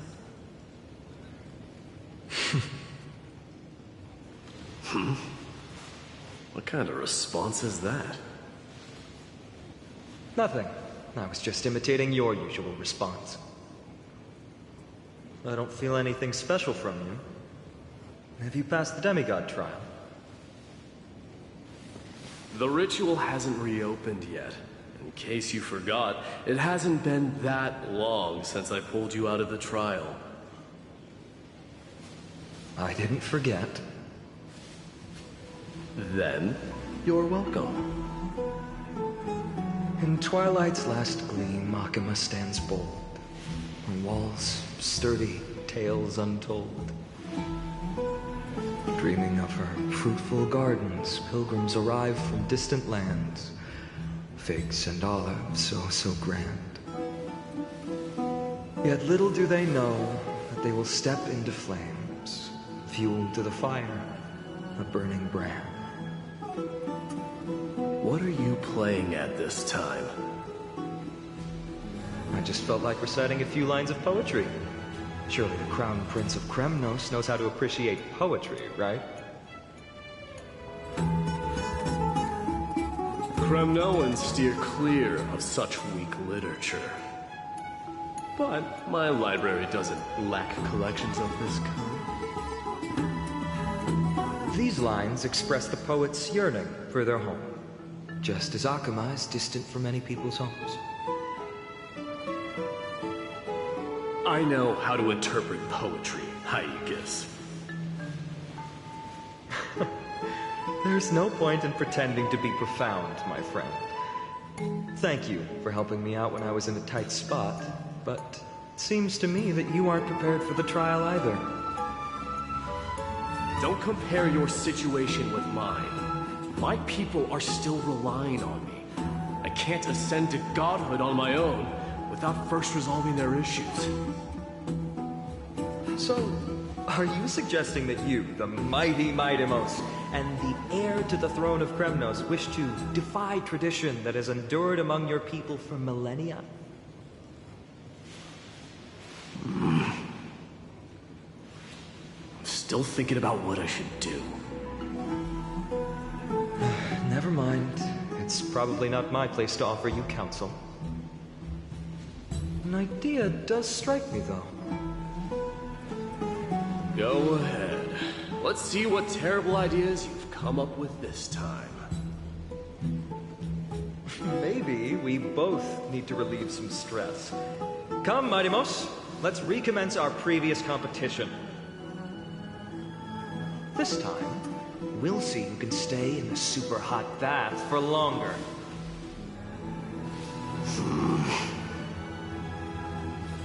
What are you chickening out? The phrase chickening out does not exist in the Kremnoan language. I just find this situation absurd, that's all. All-knowing historian, are you not aware that we Kremnoans use boiling water from sword forging for our baths? Looks like I'll have to teach you some royal etiquette today. And thus, an unprecedented sauna battle commences! With unparalleled resolve, the two warriors' determination even alters the very hue of the steam. Flames intertwine with scalding vapor, reaching toward the heavens, shrouding the sky and the sun. The spectacle is so magnificent that none dare gaze upon it directly. Since we can't see what's happening in the competition, why don't I regale you with a tale of kings to pass the time? Do you recall the legend of the Gorgo lion mentioned by a certain veteran? The central figure, the main character, was not the sole sovereign of that land. An oryx stood as its formidable rival.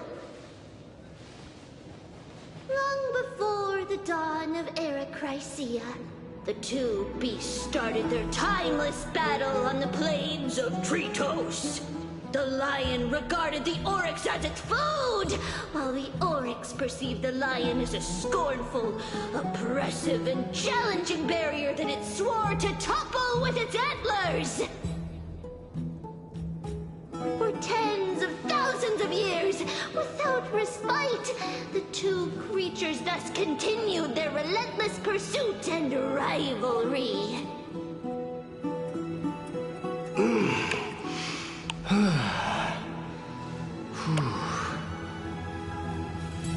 It fixated on its rival's fleeing form in the chase.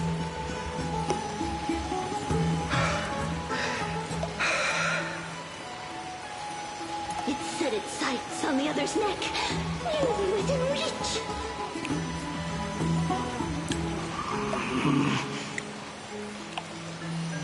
It was stuck in a corner.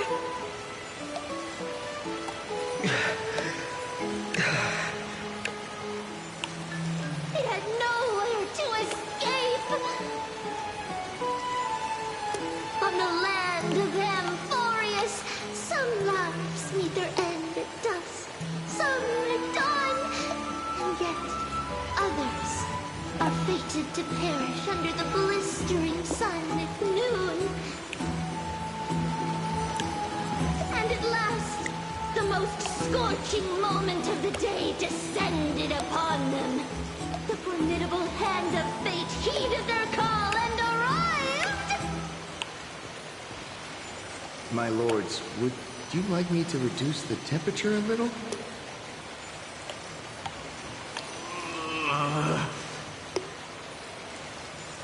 What? You're chickening out already? Get lost. Are you asking me to get lost, or...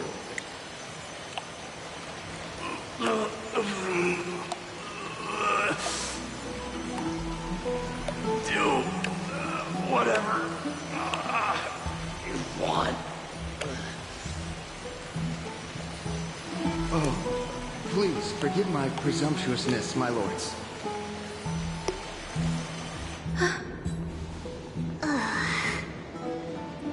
What a spectacle of folly.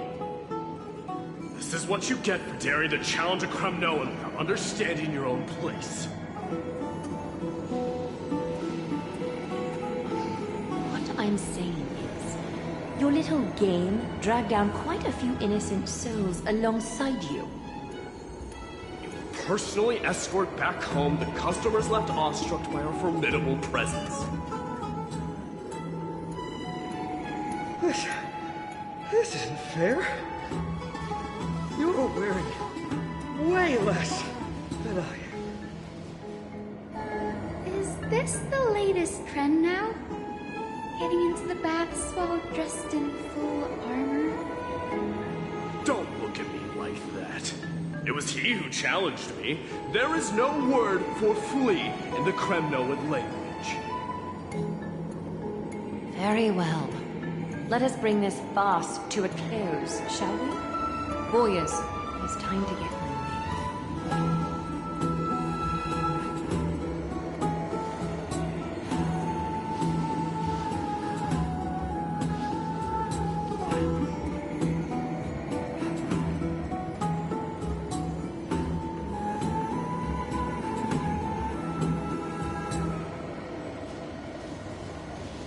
Alas, the flame chase journey is destined to be a lengthy one, replete with obstacles. But thanks to those two, all the gloom has vanished into thin air. Oh, we just had quite the commotion. It's not every day we find the Marmoreal Palace this serene. Shall we continue with our previous plans? Hyacinth, would you care to join us? Such an empty bath is indeed a rare sight. I was looking forward to unwinding after work. I'd be delighted to accept your invitation, Lady Treeby. How about we go to the biggest bath?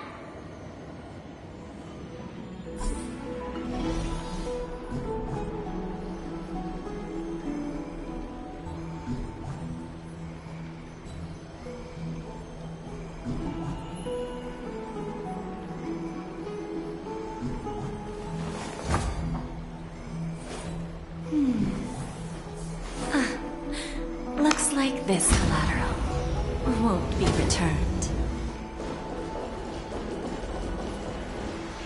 Let me check. So, It's so good. But, Lady Treeby, aren't you going to soak in the bath with us? We will have to pass. After all, we've become children. please understand that she can no longer endure the heat of this pool due to the blessings of Yanis. Oh.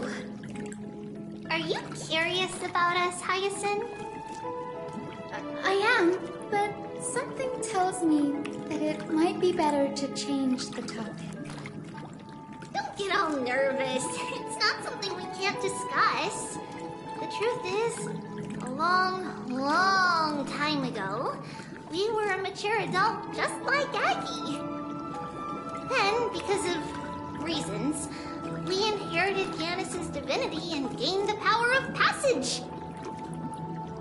And in return, the price we had to pay was the splitting of our soul. Each opening of the Century Gate intensifies the strain on Treeby and the others. They are gradually regressing towards infancy, both in body and mind. We don't know what awaits us at the end either, but anyway, that's why we've turned into children. In that case, when you opened that giant Sentry Gate above Akama during the battle against Nikador, Well, there's no way around it. We all know that the flame chase journey won't be a smooth ride.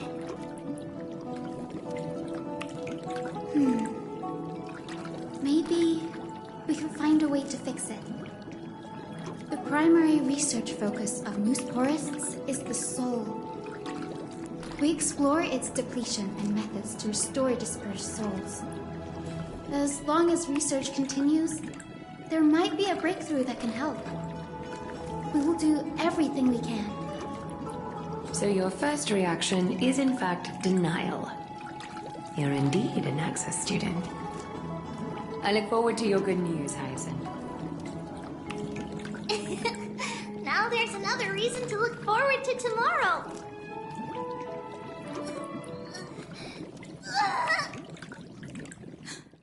Lady Treeby, what's wrong? Something's off. It's that strong feeling again. Is it Trian? Wait, no. It's not Trian this time. It's Trinan. Trinan is in danger.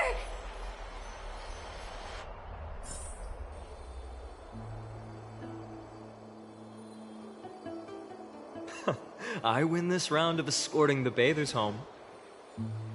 How does one contender alone make a valid competition? Offering a compliment or two wouldn't be the end of you, you know.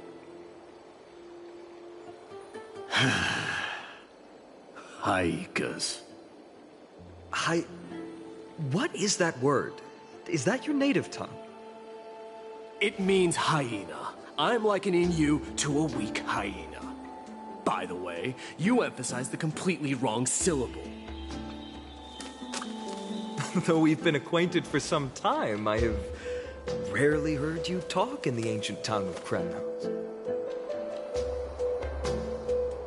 It's because I'm not exactly a master at it either.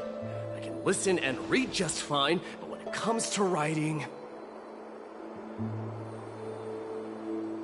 You can write?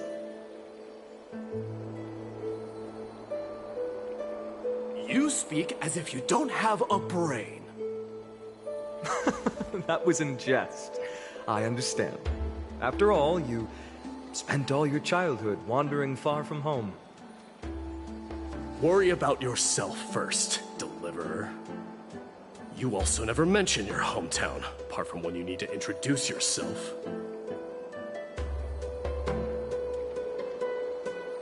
Well, it's because there isn't much to say. Aedes Elysiae is simply a tiny village that disappeared many years ago in the flames of war. The only times I get to see it are in my dreams, and in the trial from the Lance of Fury. I knew it. Yes, I saw it all. Aedes Elysiae ablaze with everyone. My family, friends, and my kin, lying in a sea of flames. A blood-red half-sun hung in the sky, just like on that day. And before my eyes, that murderer killed Cyrene. But I saw its form this time. A black cloak, an eerie mask, and a broken giant sword that carried an ominous aura. I fought it in the trial. But even though I've been fighting, improving, and resolutely getting stronger all this time, I still couldn't defeat it. You were blinded by hatred, and almost lost yourself in that trial. That's right.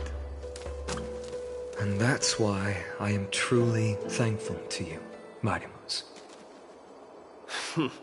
You finally picked up some manners.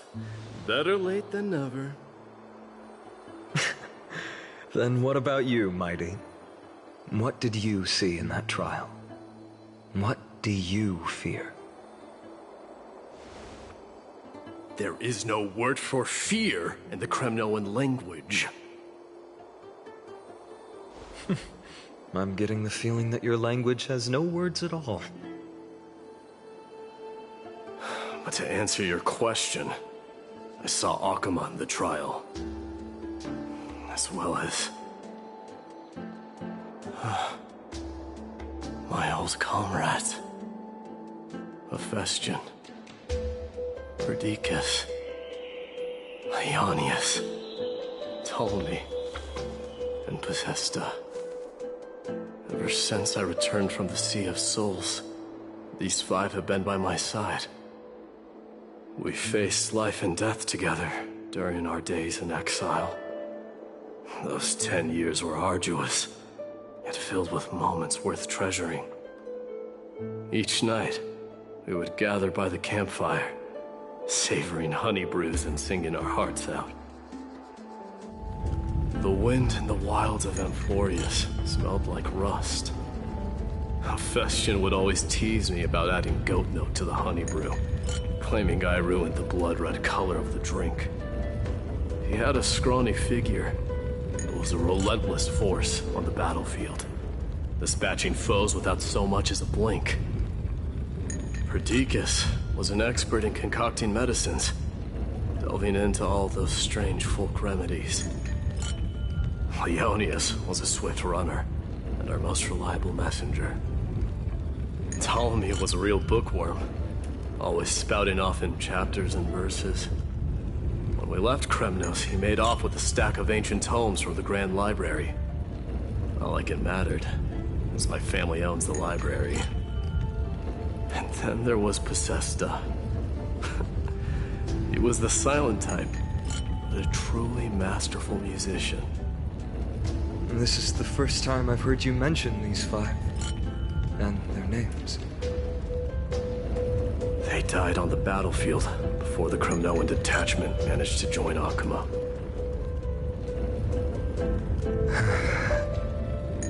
Perdiccas was the first to go. He was shot in the stomach by a poisonous arrow from the people of Ladon in the 2nd month of cultivation. In the end, his remedies mended all but himself. Midamos, do not mourn. I have achieved honor by bestowing a noble death upon the enemy. Leonius died in the 5th winter. Idonia's snowstorm lasted 3 full months. On the night of the fiercest storm, our foes launched their assault. Idonia. Is that the city Castorus used to live in? Yes. Those zealots were as fearless as Kremnoans in the face of death, but they lacked respect for honor. They cornered us in a bottomless swamp. Leonius covered for our retreat, and they cut his legs off. He vanished into the mire of a foreign land, his body never to be recovered. This is perfect. Mighty Most, I can finally deliver the news of you ascending the throne to the Netherrealm. 20 dusks later, we finally breached the walls of Idonia and entertained the usurper's plea for peace. However, rebels refused to surrender and set up an ambush within the city. Ptolemy and his cavalry met their end before they could even relish our triumph. Those obelisks that collapsed after being set on fire became their final resting place. Midamos, please tell my family. It was not cunning schemes that vanquished Ptolemy, but the immense weight of Amphorius' entire history. Then, it was Possesta. He lured the enemies into the city of Aenionis with his melodies, buying us invaluable time. Our enemies, consumed by indignation when they discovered the trick, set the entire city and my soldiers on fire. His final words were recorded on a small clay tablet, fractured by the flames. Midamos, don the crown. And at last, my most trusted friend, Hephaestion. He was supposed to stand by my side through it all. A sudden relapse of his illness hit him on the eve of my duel against my father. He hid his condition from me. By the time I returned victorious, he had but a breath left in him. A Kremnoan dying on a sickbed. I would be a laughingstock to everyone. Vestian, my dear friend, spare your strength. I'll go get a physician. No need. Even if Perdiccas were here, he couldn't stop destiny from taking me away. No! That can take you away.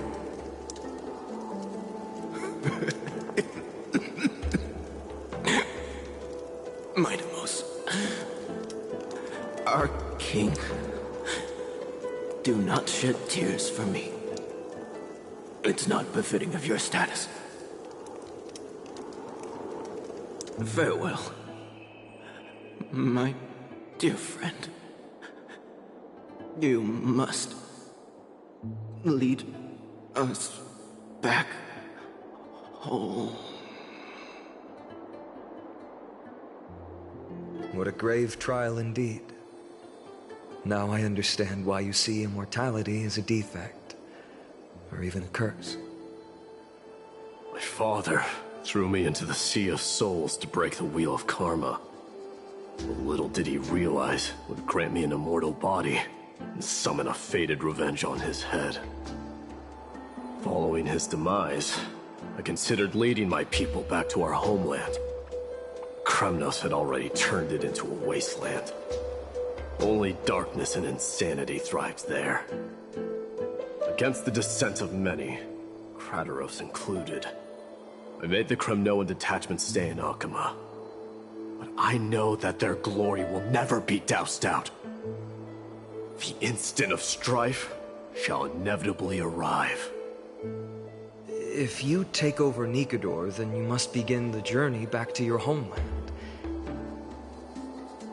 So, you hesitate because you think leaving your people in the Holy City is a better choice?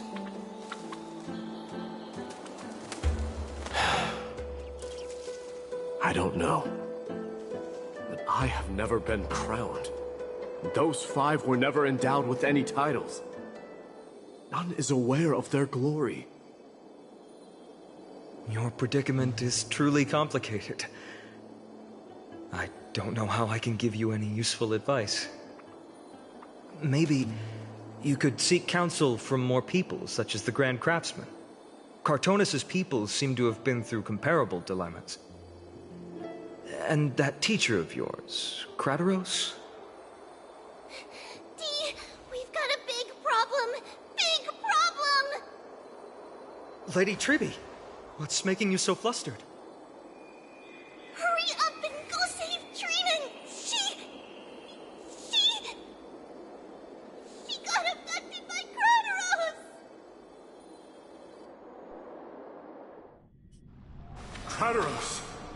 What's going on? Mightimos. It seems I was the one who exposed my vulnerabilities first. Aglaya, I demand an explanation. This man abducted Trinan by force and forced her to bring him to the vortex of Genesis. He then brazenly stepped into the trial of the Lance of Fury, and naturally failed. Is she telling the truth? Why did you do that? Because I don't want to wait anymore. Your hesitation made me desperate. If you want to run away from your destiny to become king, then keep running. Someone will eventually stand up and fill in the gap left by strife. Then they will lead our people home. Age has blinded you, teacher. Can't you see that I'm hesitating because of this very recklessness seared into your blood? Crateros, do you truly believe you're worthy of entering the trial? To blaspheme against the prophecy? Does the mission we Chrysos heirs bear seem like child's play to you? Do you know how the Kremnoans see you, Aglaya? You're a hypocrite and a megalomaniac. The prophecy of Genesis and the Flame Chase journey are just excuses for you to seize power. Silence, Crateros. Do you even know what you're saying? Are you defending this woman, Mighty Mos? How many wars did people start because of her and her so-called prophecy? How many cities fell in the past millennium? Their people massacring each other. Even if this so-called Genesis really exists, will there be a place for the Kremnoans in that new world?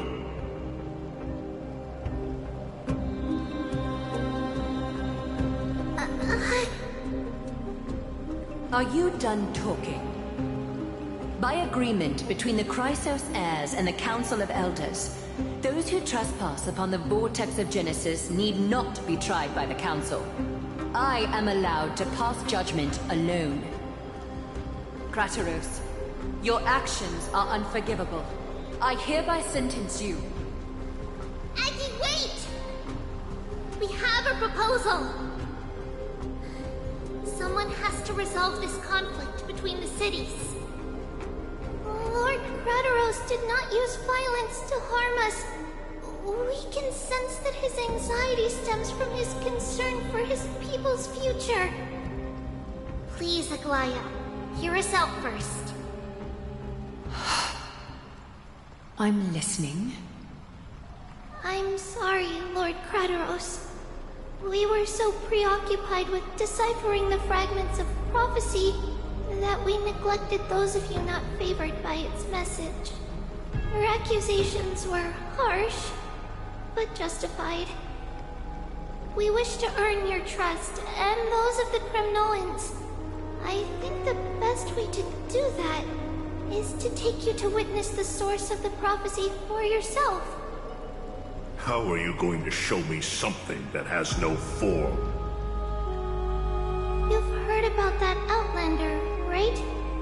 He has somehow made a connection with Orynyx and can completely replicate scenes from the past. We will ask for his aid.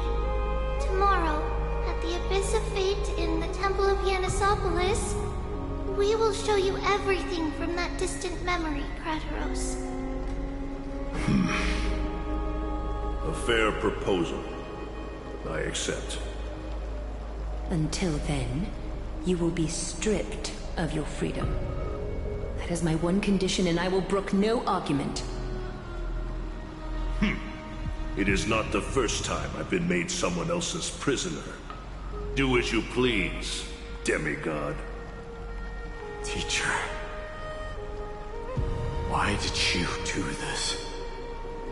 Forgive me, young master. But I just cannot wait any longer. Ever since your father died, our people and I have been waiting for a day to revive Kremnos. We placed all of our hopes in you, but never received an answer. This obsession for returning home has become a sickness for our people. Wise as you are, I refuse to believe that you can't see the truth. You have a clear head, which is why you're also incomparably alone. A smart person can only choose to tangle himself with the mundane of this world. If you're truly capable of leading our people beyond this blood-stained fate, then prove it to me once more, Mighty Mos. Just as you did back then.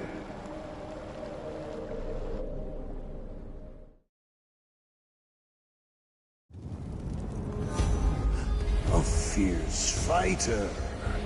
I did not expect such heroism from a feeble Acheron. Fulfill your duty as the victor, and tell me your name. I seek an honorable death from you. As if you have any honor! Listen closely. I am the leader of the Kremnoan detachment, Midimos. I'm here to finish you, Father.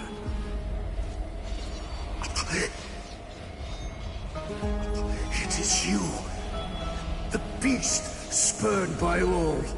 So you did defy death. The prophecy was true. You will bring an end to my Kremnoan dynasty. Defy?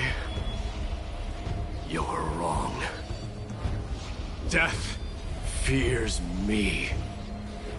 It's the reason I have this body of steel.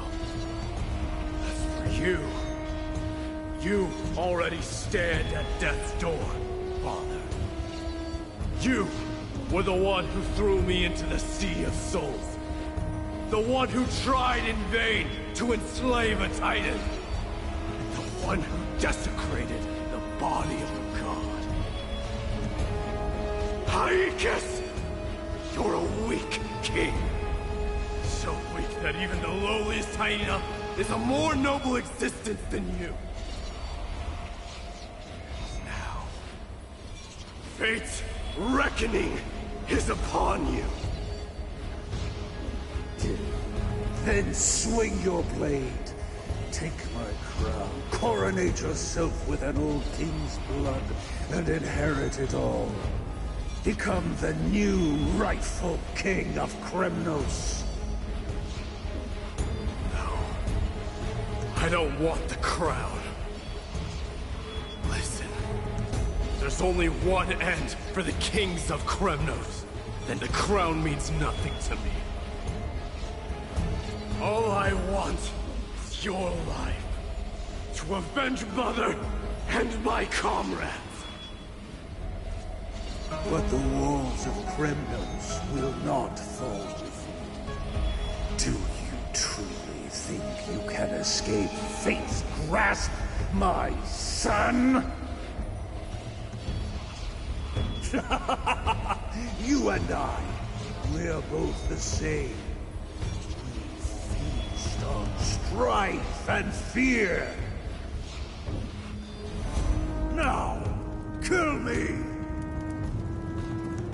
The son of Borgo is destined to be crowned in blood!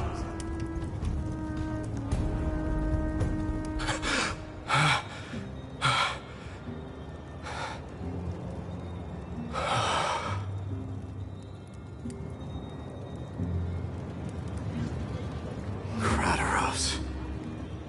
He said the Grand Craftsman Cartonus might have some suggestions. Might as well go see him. Grand Craftsman, how have you been? King of Kremnos it is. That you would come, I knew. You knew I was coming? Your matters, I've heard. The path forward you seek.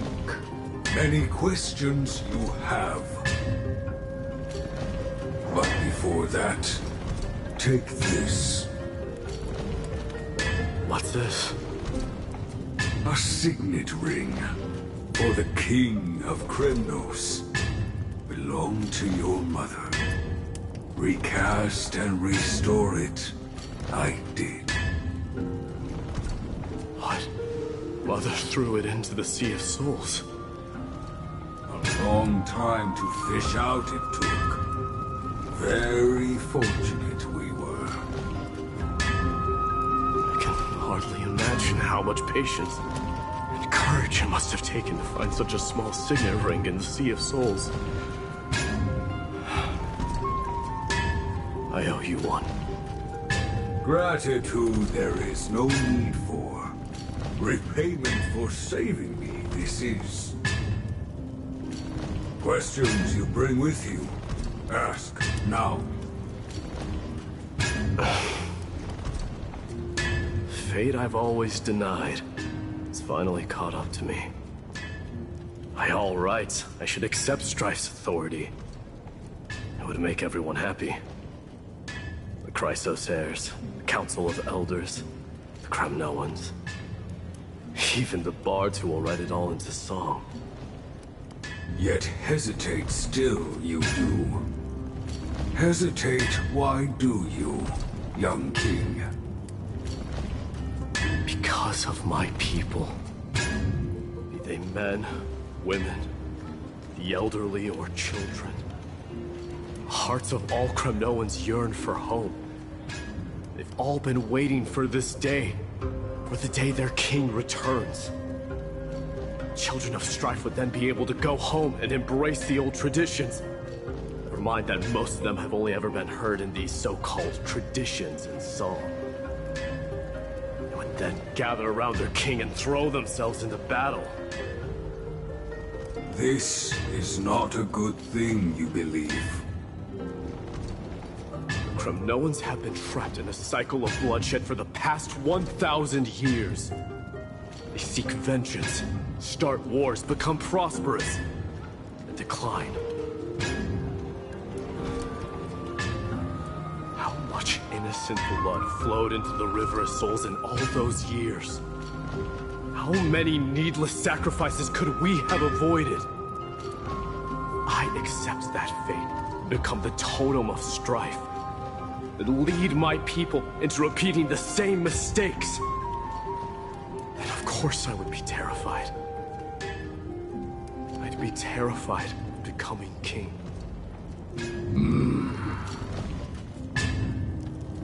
A different kind of Kremnoan you truly are.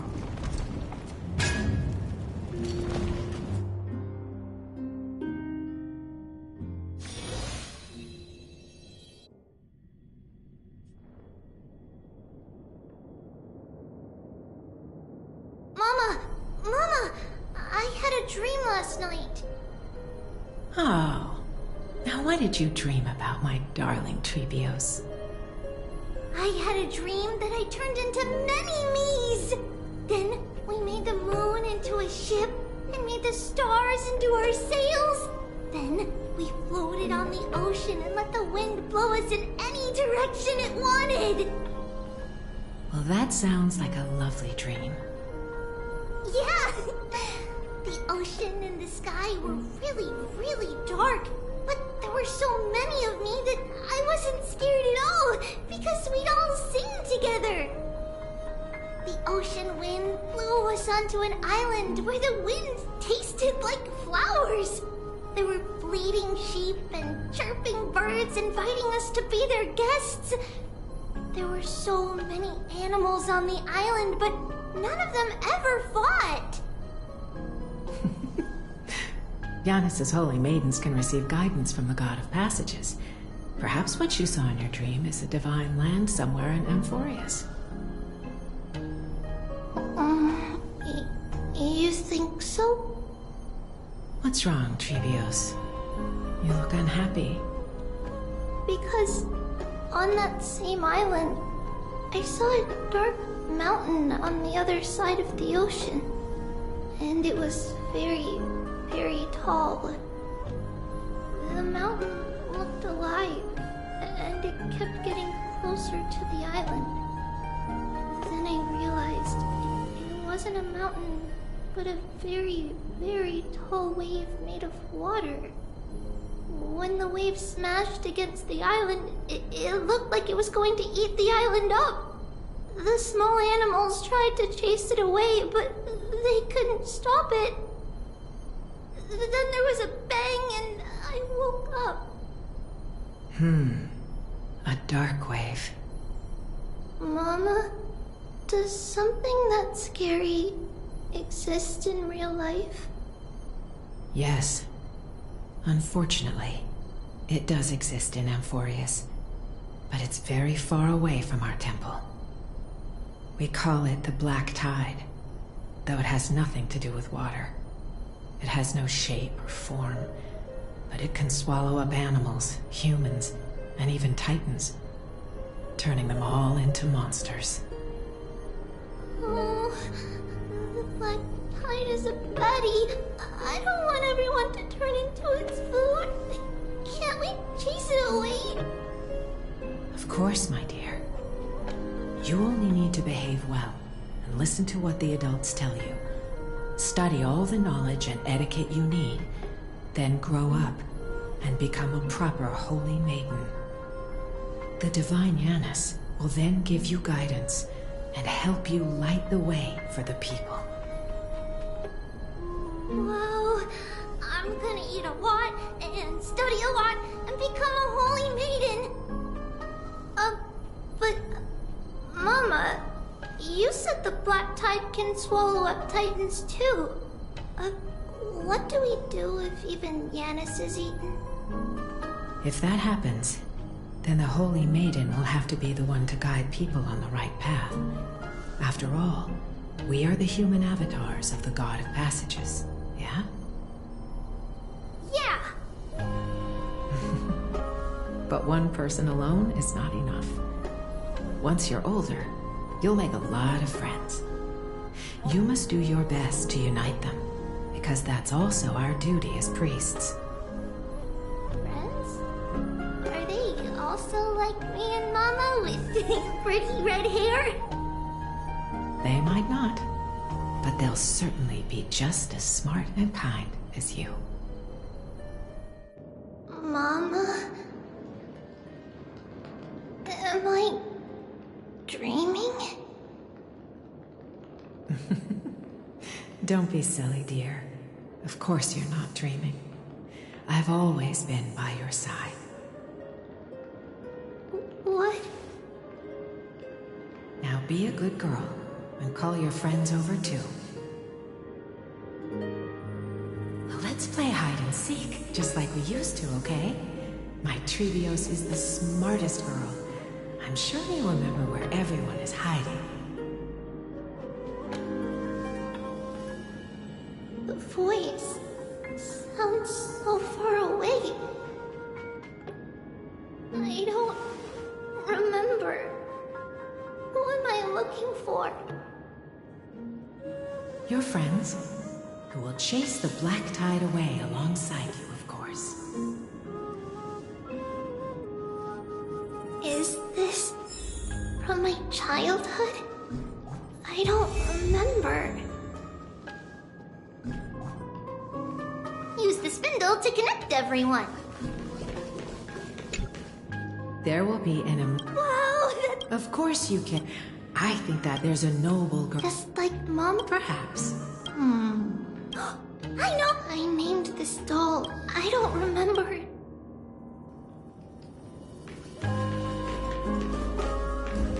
I used to... Oh. Yeah!